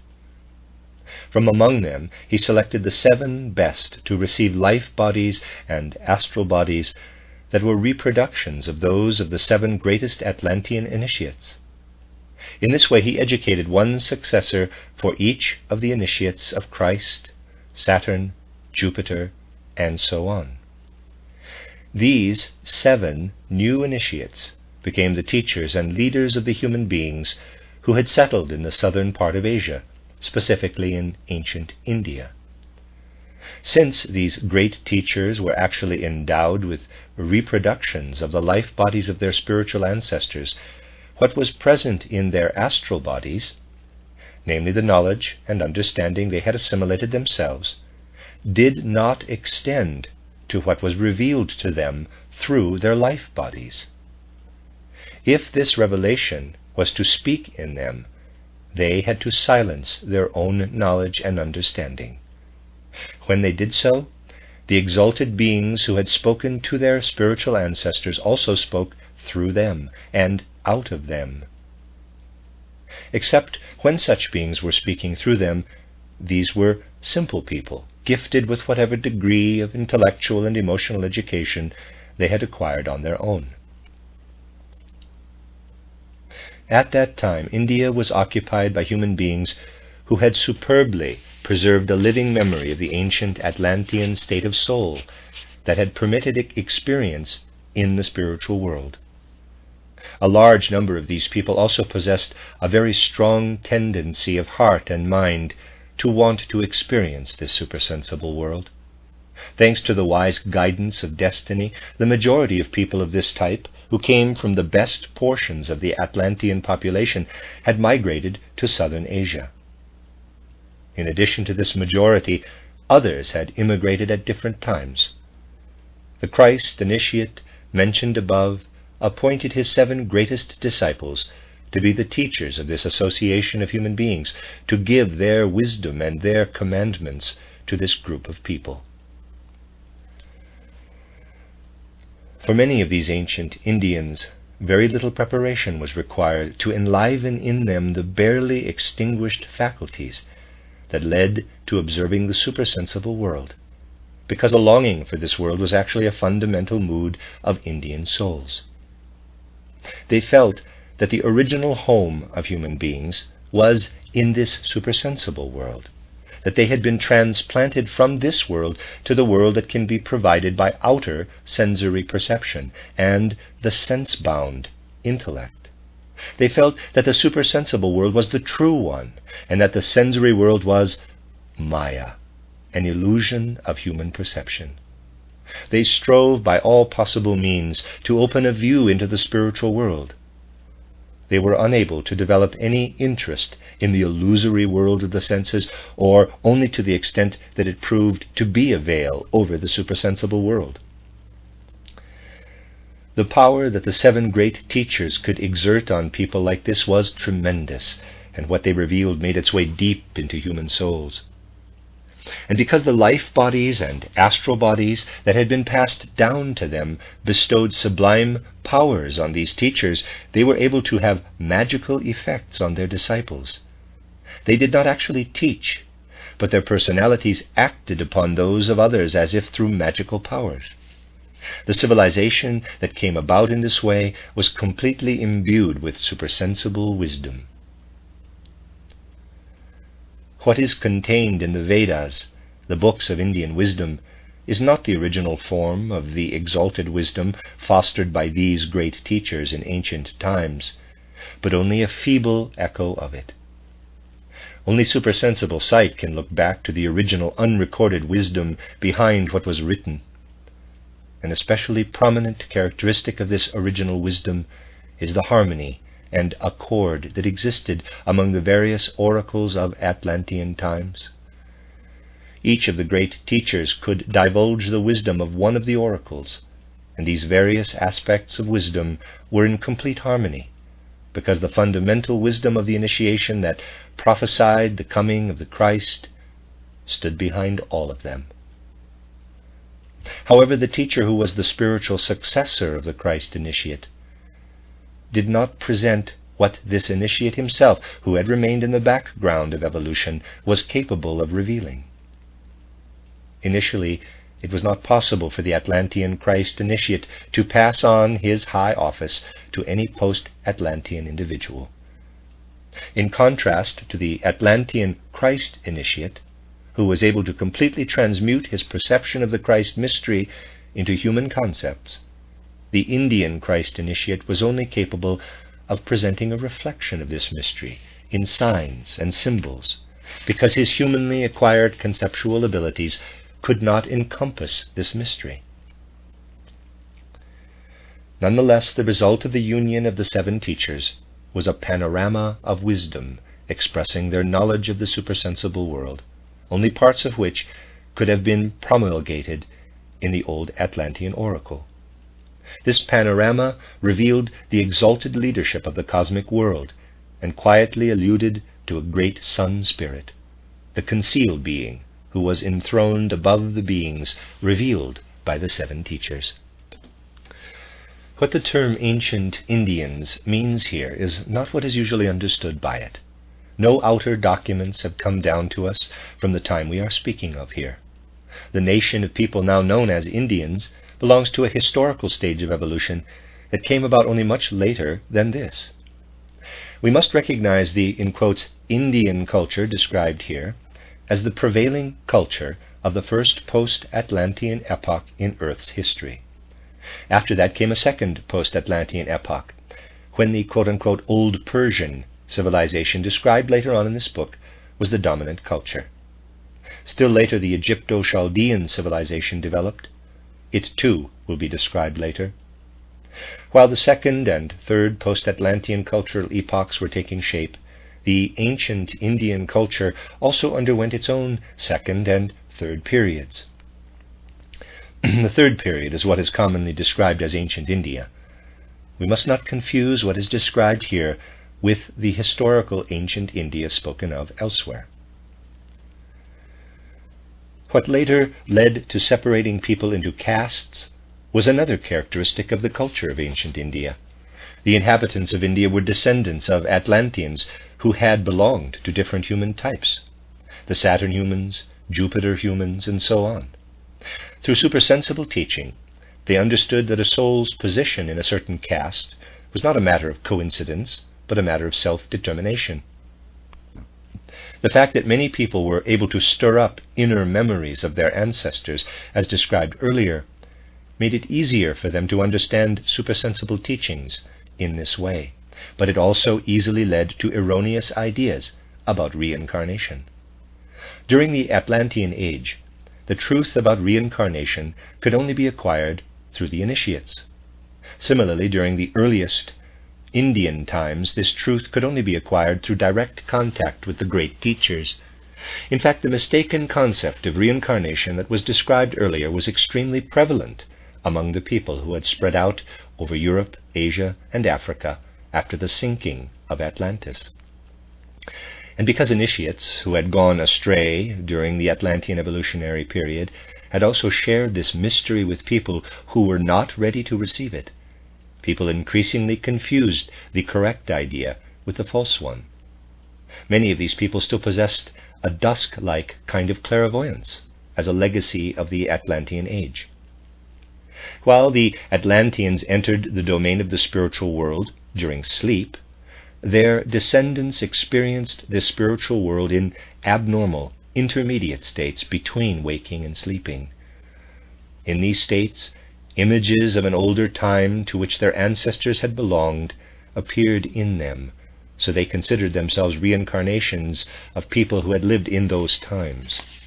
Teachings about reincarnation that contradicted the initiate's genuine ideas on the subject spread over the entire earth.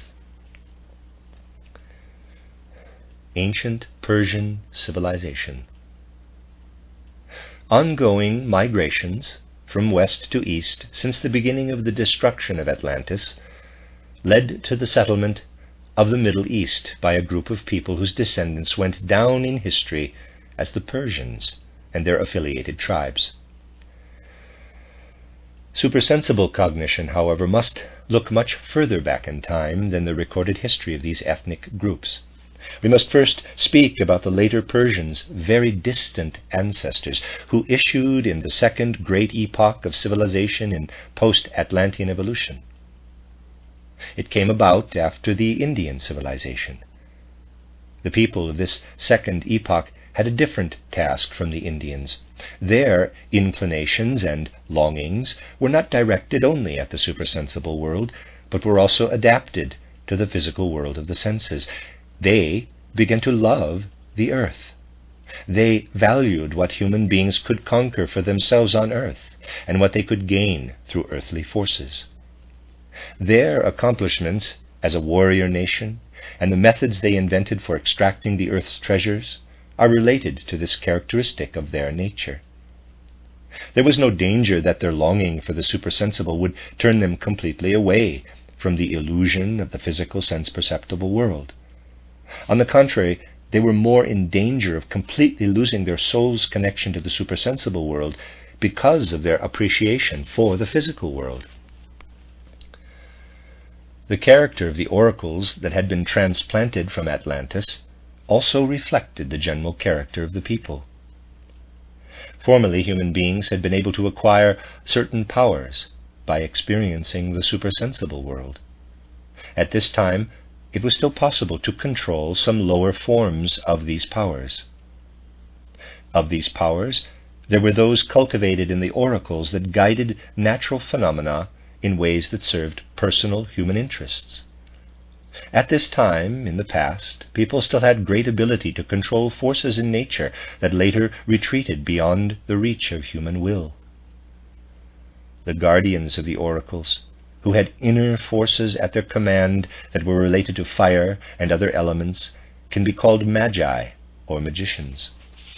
The legacy of supersensible knowledge and supersensible forces that they had preserved for themselves, although insignificant in comparison to what human beings had been capable of in the still more distant past, appeared in many different forms, ranging from the noblest arts, whose only purpose was the welfare of human beings, to the most reprehensible practices. The Luciferic principle prevailed in these people in a very particular way, connecting them with everything that could distract human beings from the intentions of the higher beings, who would have been the sole guides of human progress if the Luciferic intervention had not happened. Even the members of this people who were still gifted with remnants of the ancient clairvoyant state, the intermediary state between waking and sleeping that was described earlier, felt very drawn to the inferior beings of the spiritual world. Because these people needed a spiritual impetus that would counteract this character trait in them, they were supplied with leadership by what had also been the source of ancient Indian spiritual life, namely the guardian of the mysteries of the Sun Oracle. For these people, the guardian of the Sun Oracle provided a leader who can be known by the name that has come down to us in history as Zarathustra or Zoroaster. But it must be emphasized that the person we are speaking about here belonged to a much earlier age than the historical bearer of that name. However, we are dealing here with a question of spiritual science rather than one of outer historical research. Anyone who cannot help but think of a later age in connection with the bearer of the name Zarathustra can reconcile this with spiritual science by thinking of the historical Zarathustra as a successor to the first great Zarathustra, as someone who assumed his name and worked in the spirit of his teaching. The impulse Zarathustra needed to provide for his people consisted in pointing out that the physical world of the senses is more than just the spiritless thing people encounter when they fall exclusively under the influence of the being of Lucifer. Human beings owe their personal independence and their sense of freedom to this being. However, Lucifer is supposed to work in them in harmony with the opposite spiritual principle. It was important for the ancient Persian people to remain alert to the presence of this other spiritual being. Their inclination toward the physical world of the senses threatened to make them merge completely with the Luciferic beings. Now, the initiation Zarathustra had received through the guardian of the Sun Oracle allowed him to receive the revelations of the exalted sun beings. His training had led him to special states of consciousness, in which he was able to behold the Sun Being's leader, who had taken the human ether body under his protection, as described earlier. Zarathustra knew that this being was guiding the evolution of humanity, but would only be able to descend to Earth from cosmic space at a certain point in the future. For this to happen, this being would have to be able to live in the astral body of a human being in the same way that he had been able to work in the human life body ever since the Luciferic intervention took place. For this to happen, a human being would have to appear who had transformed the astral body back to the stage it would have attained without Lucifer at a certain other point in time, parenthesis, in the middle of the Atlantean period of evolution, parenthesis. Without Lucifer, human beings would have reached this stage earlier, but without personal independence and without the possibility of freedom. From this point onward, however, human beings were to regain this high level in spite of these traits of their character. In his clairvoyant states, Zarathustra saw that in humankind's future evolution, it would be possible for a specific person to have an astral body of this sort. He also knew that until this time arrived, it was impossible to find the spiritual forces of the sun on earth. They could be perceived, however, by means of supersensible sight in the domain of the spiritual portion of the sun. He was able to behold these forces when he turned his clairvoyant gaze toward the sun, and he brought his people tidings of the nature of these forces, which at that time could be found only in the spiritual world, but would later descend to earth. In this way he proclaimed the great spirit of the sun, the spirit of light, parenthesis, the sun aura, Ahura Mazdao, or Ormuzd, parenthesis.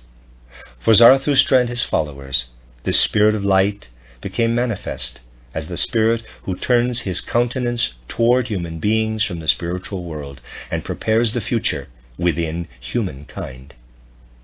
This spirit who points to the Christ before his appearance on earth was the spirit Zarathustra proclaimed as the spirit of light. In contrast, Zarathustra depicted Ahriman, parenthesis, Angra Manju, maybe, parenthesis, as a power whose influence causes the human soul life to deteriorate when it surrenders to this influence in a one-sided way. This power is none other than the one described earlier as having achieved a particular dominion over the earth ever since the betrayal of the Vulcan mysteries. Alongside his tidings of the light god, Zarathustra also proclaimed the doctrine concerning spiritual beings that reveal themselves to the purified consciousness of the seer as the companions of the spirit of light. In stark contrast to these beings were the tempters, who were appearing to the unpurified remnants of clairvoyance that had been retained from Atlantean times. It had to be made clear to the ancient Persians that the human soul, to the extent that it was inclined toward working and striving in the physical world of the senses, was the battleground in a conflict between the power of the light god and that of his adversary. Zarathustra showed how human beings had to act so as not to be led into the abyss by this adversary, whose influence might be turned to good through the power of the spirit of light. Egypto-Chaldean civilization. A third post-Atlantean cultural epoch first developed among the peoples who eventually migrated into the Middle East and North Africa, the Chaldeans, Babylonians, and Assyrians on the one hand, and the Egyptians on the other. They developed a still different understanding of the physical sense-perceptible world than the ancient Persians.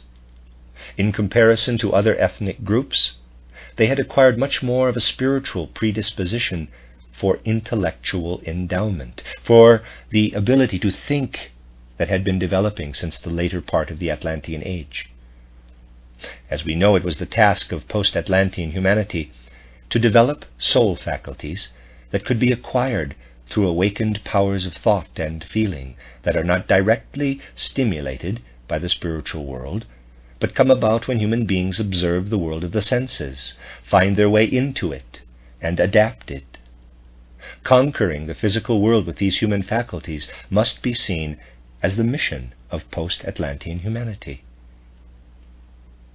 This conquest proceeded step by step.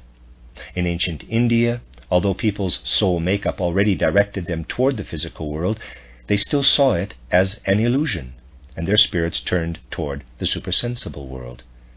In contrast, the people of ancient Persia began an attempt to conquer the physical world of the senses, but to a large extent they still did so with soul forces that were the legacy of a time when human beings could reach directly into the supersensible world. Among the peoples of the third cultural epoch, souls had lost much of their supersensible faculties. They had to investigate the spirit's manifestations in their sense-perceptible environment. Their progress came from discovering and inventing the cultural means of advancement that this environment yielded. Humankind's sciences came about through deriving the laws of the spiritual world from the physical sense world that concealed it. Technology and the arts and their tools and methods came about through recognizing and applying the forces of this sensory world. The Chaldeans and Babylonians no longer saw the world of the senses as an illusion.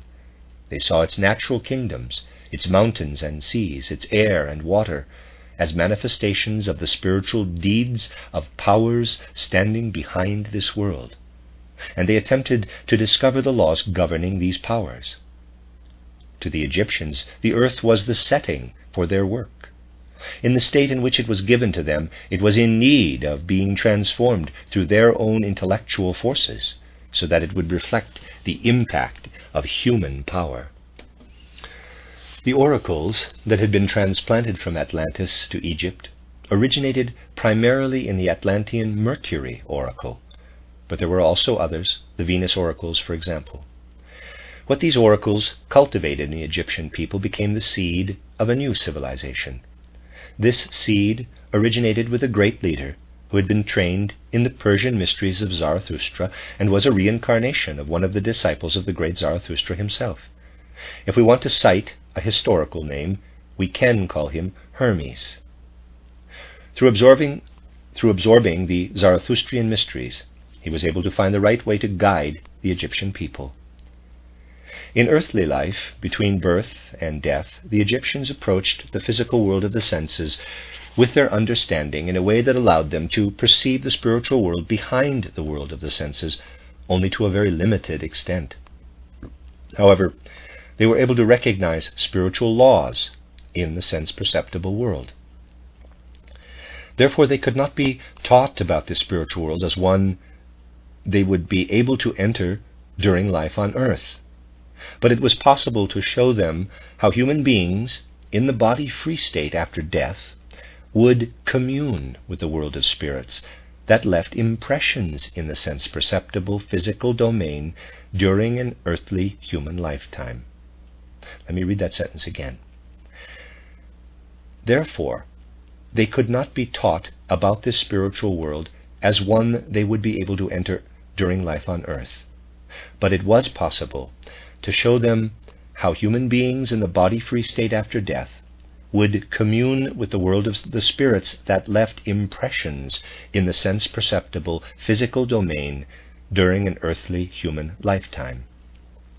Hermes taught that to the extent human beings on earth applied their forces to working in accordance with the intentions of spiritual powers, they make it possible for them to unite with these powers after death. In particular, those who had worked most diligently in this direction between birth and death would be united with Osiris, the exalted sun being. The Chaldean-Babylonian aspect of this cultural stream was more emphatic than the Egyptian in directing the human mind toward the physical world of the senses. The laws of this world were investigated, and spiritual archetypes were perceived in their sense-perceptible images. However, in many respects, this people remained caught in the sense-perceptible element. Instead of a star's spirit, The star was pushed into the foreground, and the same was true of other spiritual beings and their earthly manifestations. Only their leaders acquired really deep knowledge of the laws of the supersensible world and of how these laws worked together with the sense world. The contrast between the knowledge of the initiates and the mistaken beliefs of the people were stronger here than anywhere else. Greco-Latin civilization. Conditions were quite different in the areas of southern Europe and Asia Minor, where the fourth post-Atlantean cultural epoch blossomed. We can call this the Greco-Latin epoch. The migrants to these countries were the descendants of people from many different parts of the ancient world, and their oracles followed the traditions of many different Atlantean oracles. Some individuals possessed the legacy of ancient clairvoyance as a natural faculty. For others, it was relatively easy to acquire it through training. Particular centers not only preserved what had come down from the ancient initiates, but also developed worthy successors, who in turn trained disciples who were capable of rising to high levels of spiritual perception. This meant that these ethnic groups possessed an inner urge to create a place in the sense-perceptible world that would express the spiritual element in its perfect form within the physical element. This urge resulted in Greek art, among many other things. If we can understand the Greek temple through spiritual sight, we will recognize that in this marvelous work of art, human beings have transformed the sense-perceptible material element in such a way that every part of it has become an expression of the spiritual element. The Greek temple is the quote-unquote house of the spirit. In beholding its forms, we perceive what is otherwise seen only by seers. A temple of Zeus or Jupiter is fashioned in a way that presents our physical sense of sight with a worthy vessel for what the guardian of the Zeus or Jupiter initiation beheld with spiritual sight. This is true of all Greek art. In mysterious ways, the wisdom of the initiates flowed into poets, artists, and thinkers. In the constructs of ancient Greek philosophy, the mysteries of the initiates are found in the form of concepts and ideas. The influence of the spiritual life, the mysteries of the Asian and African initiation centers, flowed into these people and their leaders.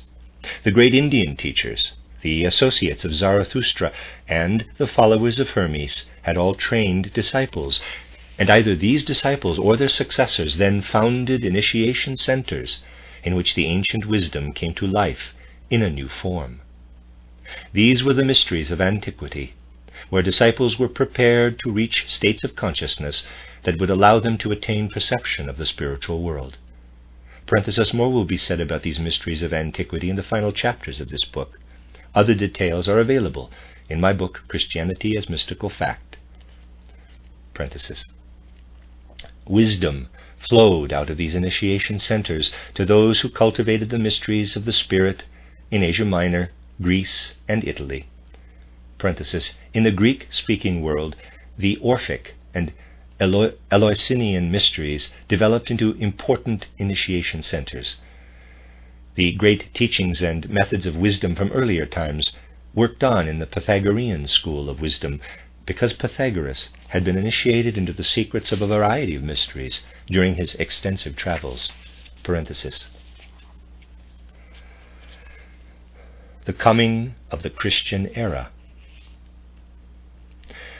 During the post-Atlantean period, human life between birth and death also had its effect on the post-death body-free state. As human beings increasingly turned their interests toward the physical world of the senses, it became ever more possible for Ahriman to work his way into their souls during earthly life, and then to retain this power beyond death. This danger had been very slight among the peoples of ancient India, because they experienced the physical world of the senses as an illusion during earthly life, thus extricating themselves from Ahriman's power after death. The danger was greater for the ancient Persians, who took an active interest in the physical world during the time between birth and death. They would have succumbed to Ahriman's enticements to a great extent if Zarathustra's teachings about the light God had not impressed on them the fact that a world belonging to the spirits of light stands behind the physical world of the senses. To the extent that the souls of the people of this culture absorbed the world of ideas stimulated by Zarathustra, they were able to escape from Ahriman's clutches, not only during earthly life, but also during life after death, when they were preparing for a new earthly life. During life on earth, Ahriman's power makes us see physical sense-perceptible existence as the only one, and thus blocks our view into the spiritual world. In the spiritual world, this power makes us completely isolated and focuses all our interests on ourselves. Human beings who are in Ahriman's power when they die are reborn as egoists. At the present time, through spiritual science, we can describe life between death and a new birth, as it is when the Ahrimanic influence has been overcome to a certain extent. This is how the author of this book has described it in other works and in the first chapters of this book. And this is how it must be depicted in order to illustrate what people can experience after death if they have acquired a purely spiritual view of what is actually present. Whether individuals experience this to a greater or to a lesser degree depends on the extent of their victory over Ahriman's influence. We are drawing ever closer to being all that we can be in the spiritual world. However, the fact that other influences can restrict our possibilities must be kept clearly in mind as we consider the course of human evolution. Among the Egyptian people, Hermes had made sure that individuals prepared themselves during earthly life for fellowship with the spirit of light. However, because of, at that time, the pattern of people's interests between birth and death already permitted very little penetration of the physical sensory veil, their soul's spiritual gaze remained clouded after death, and their perception of the world of light remained faint. This veiling of the spiritual world after death reached a peak among souls who entered the body-free state from incarnations during the Greco-Latin civilization. They had brought the cultivation of sensory physical existence to full flower, thus condemning themselves to a shadow existence after death. It was not empty talk, but a feeling for the truth that made a hero of that age, inclined as he was toward the life of the senses, say, quote, "Rather a beggar on earth than a king in the realm of shades," unquote. Footnote. The soul of Achilles, conjured up out of Hades by sacrifices to the dead, speaks to Odysseus, quote, "Speak not wrongly of death, Lord Odysseus. I would much rather be a slave and a drudge in the fields, a pitiable man in search of his miserable food, than a king down here in the realm of the dead." Homer, The Odyssey, Song 11. End footnote. All this was still more pronounced among the Asiatic peoples, who, instead of turning their gaze to spiritual archetypes, had also made sensory representations the focus of their reverence and adoration. A large part of humanity was in this situation during the Greco-Latin cultural period. As we see, post-Atlantean humanity's mission of conquering the physical world of the senses necessarily led to estrangement from the spiritual world. The greatness of this age was therefore inevitably bound up with its decline. In the mysteries, the human being's connection to the spiritual world was cultivated.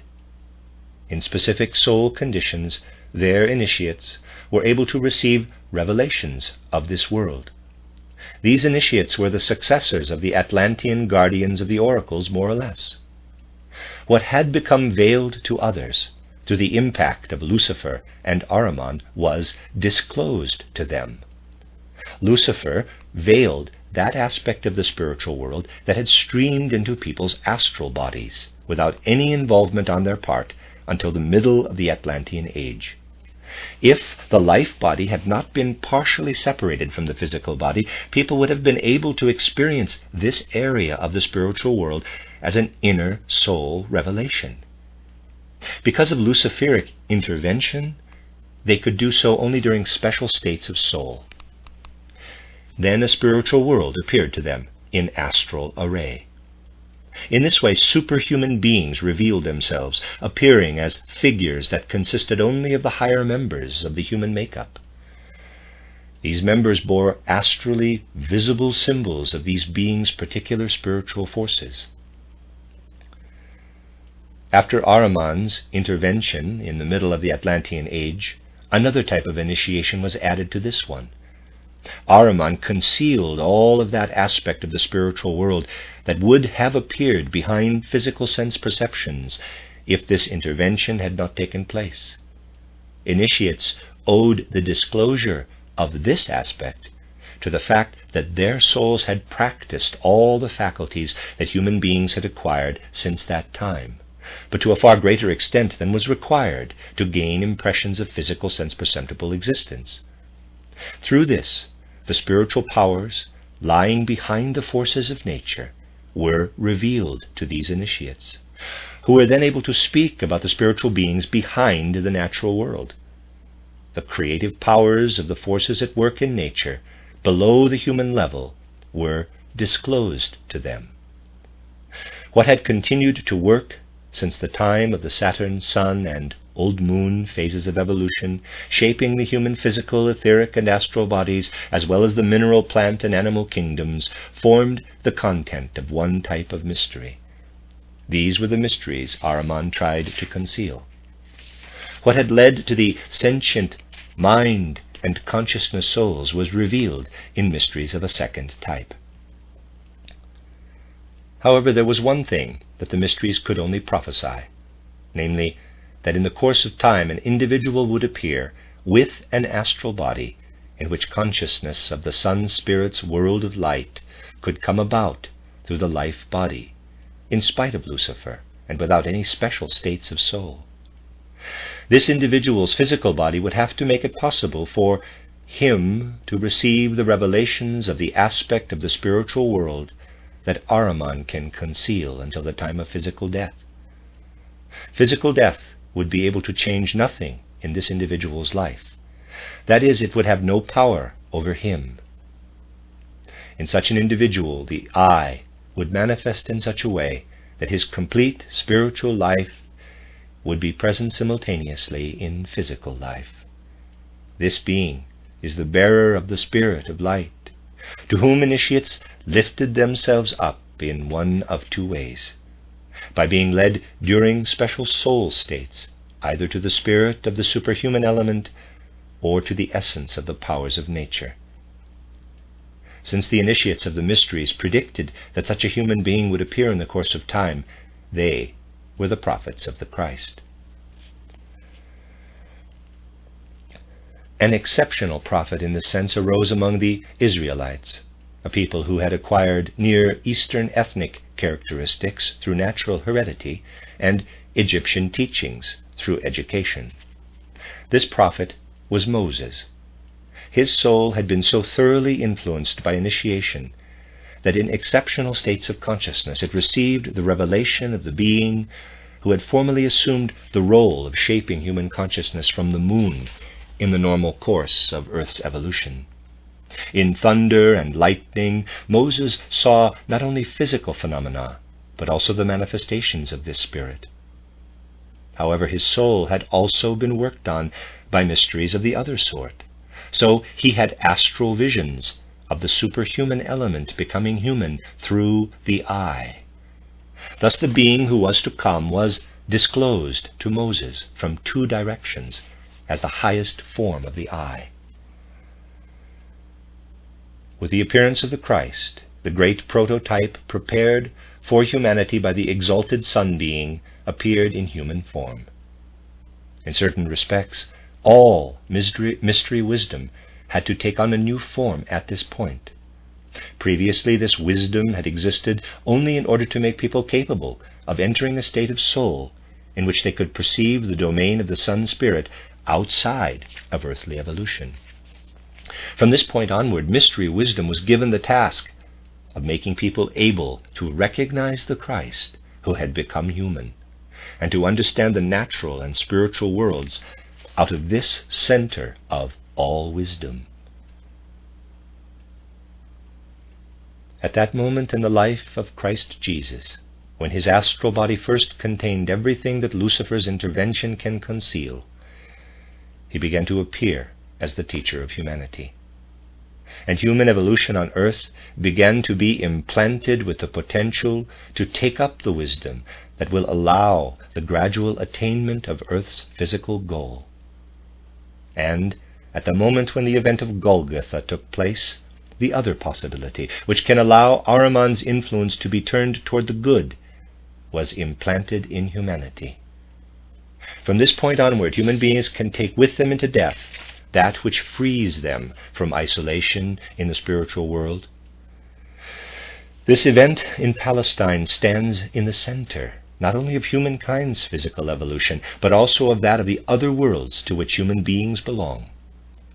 When the mystery of Golgotha was accomplished, when the Christ had undergone death on the cross, he appeared in the world where souls lingered after death and set limits on Ahriman's power, illuminating the regions that the Greeks had called the kingdom of shades with a spiritual bolt of lightning that showed its inhabitants that light was meant to enter it again. What was accomplished on behalf of the physical world through the mystery of Golgotha cast its light into the spiritual world. Until this event, humankind's post-Atlantean evolution had been a time of ascent for the physical world of the senses, but also a time of decline for the spiritual world. Everything that flowed into the sensory world had its origins in what had already been present in the spiritual world since primeval times. But ever since the Christ event, people who lift themselves up to the Christ mystery are able to take what they have struggled to achieve in the sensory world with them into the spiritual world. From the spiritual world, it then flows back into the earthly world of the senses through reincarnating human beings who bring with them what the Christ impulse has become for them in the spiritual world, between death and a new birth. What flowed into humanity's evolution through the appearance of the Christ worked within it like a seed that could only ripen gradually. Until now, only the very smallest part of this profound new wisdom has flowed into physical existence, which is only at the very beginning of its Christian evolution. During the ages that have elapsed since the Christ's appearance, Christian evolution has always been able to disclose only as much of its inner essence as individuals and peoples were able to receive and absorb through their capacity for thought. This knowledge was first cast in a form that could be called a comprehensive ideal for life. As such, it opposed the forms of life that post-Atlantean humanity had developed. Earlier in this book, the conditions prevailing in humanity's evolution since the repopulating of the earth in Lemurian times were described. We saw that, with regard to their souls, human beings may be traced back to various beings who came from other heavenly bodies and incarnated into the bodily descendants of the ancient Lemurians. The different races of human beings result from this fact. As a result of their karma, these reincarnated souls had widely diverging interests in life.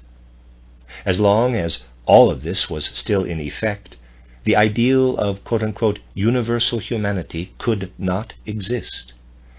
Humanity had its origins in a unity, but up to this point all of Earth's evolution led only to separation.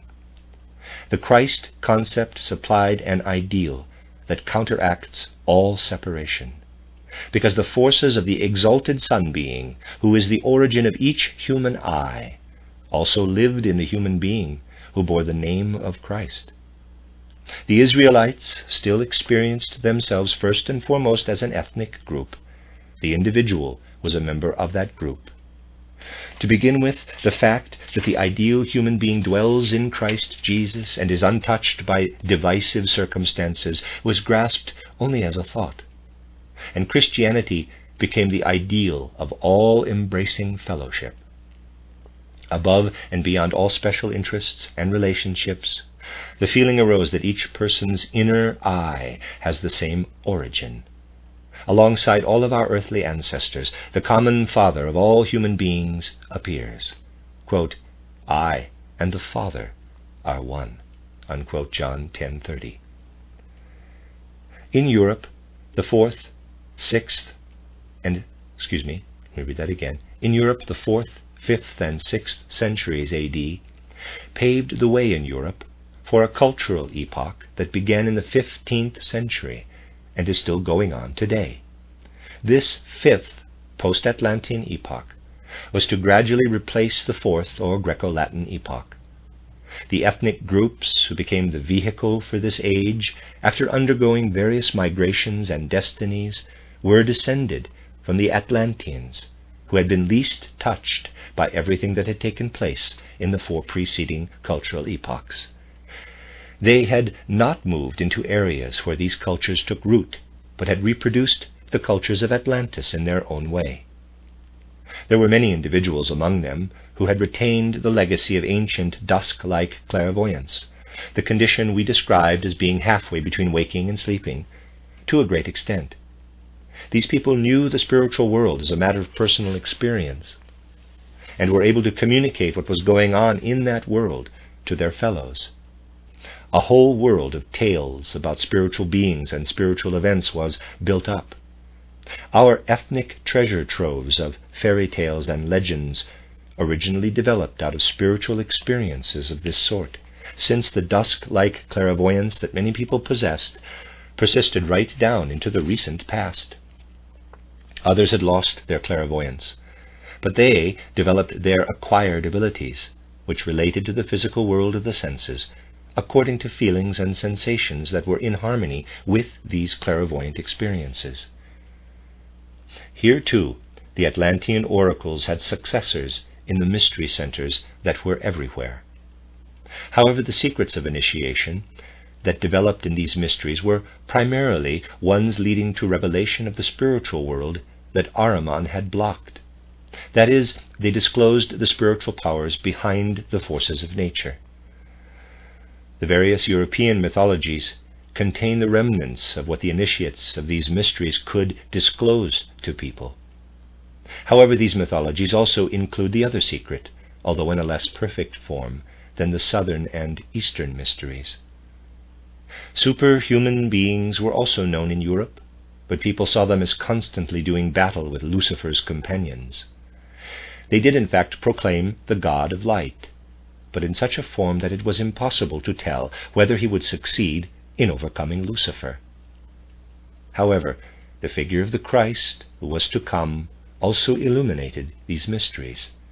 It was prophesied that his kingdom would succeed that of the other God of light. All the legends about the twilight of the gods and the like have their origin in this European mystery knowledge. These influences led to a split within the human soul during the 5th cultural epoch. This split still exists today and is evident in many different phenomena of life. Human souls did not retain enough of an inclination toward the spirit from ancient times to be able to preserve the connection between the spiritual and sense-perceptible worlds. This connection was retained only as a matter of feeling and sensation, but not as a direct perception of the spiritual world. In contrast, human beings were paying more and more attention to perceiving and controlling the sense-perceptible world. The intellectual forces that awakened in the last Atlantean period, all those forces in the human being that use the physical brain as their instrument, were developed in the context of knowing and controlling the sense world. 2 worlds developed within the human breast, so to speak. One of them is turned toward physical, sense-perceptible existence, while the other is receptive to the revelation of the spiritual element in order to penetrate it by means of feeling and sensation, but without direct perception. This split in the soul was already prefigured when the teaching of the Christ flowed into these areas of Europe. People took this message of the Spirit to heart, imbuing their sensation and feeling with it, but were not able to build a bridge between it and what their sense-oriented intellect was exploring in physical sense-perceptible existence. The divergence we recognize today between outer science and inner spiritual knowledge is simply a consequence of this state of affairs. The Christian mysticism of Eckhart, Tauler, and others was the result of imbuing feeling and sensation with Christianity, while the exclusively sense-oriented natural sciences and their effects on our life are the results of the soul's other predisposition. We owe all our accomplishments in the domain of outer material culture entirely to this separation of our capacities. Through our one-sided turning toward physical life, the faculties that use the brain as their instrument were enhanced to the point where modern science, technology, and so on became possible. This material culture could originate only among the peoples of Europe, because they were the Atlantean descendants who developed their inclinations toward the physical sense-perceptible world into specific faculties only once that inclination had already achieved a certain maturity. They had previously allowed it to remain dormant, subsisting on their legacy of Atlantean clairvoyance and on the communications of their initiates. Whereas outwardly the spiritual culture was devoted wholly to these influences, their sense of controlling the material world was gradually maturing. At present, however, the sixth post-Atlantean cultural epoch is already dawning. For whenever something is meant to come about at some future point in humanity's evolution, it gradually matures during the preceding age. It is already possible now to begin to discover the thread that will bind the two sides of the human breast, material culture and life in the spiritual world, together again. On the one hand, this requires that we understand the results of spiritual perception. On the other, that we recognize the manifestations of the Spirit in our observations of and experiences in the world of the senses. The sixth cultural epoch will fully develop the harmony between these two things. This brings our narrative to the point where we can shift from looking at the past to looking at the future. However, we will do better to consider the process of initiation and knowledge of the higher world first, and then follow this up by briefly presenting a view of the future, to the extent that this is possible within the scope of this book. The end of Chapter 4 of An Outline of Esoteric Science by Rudolf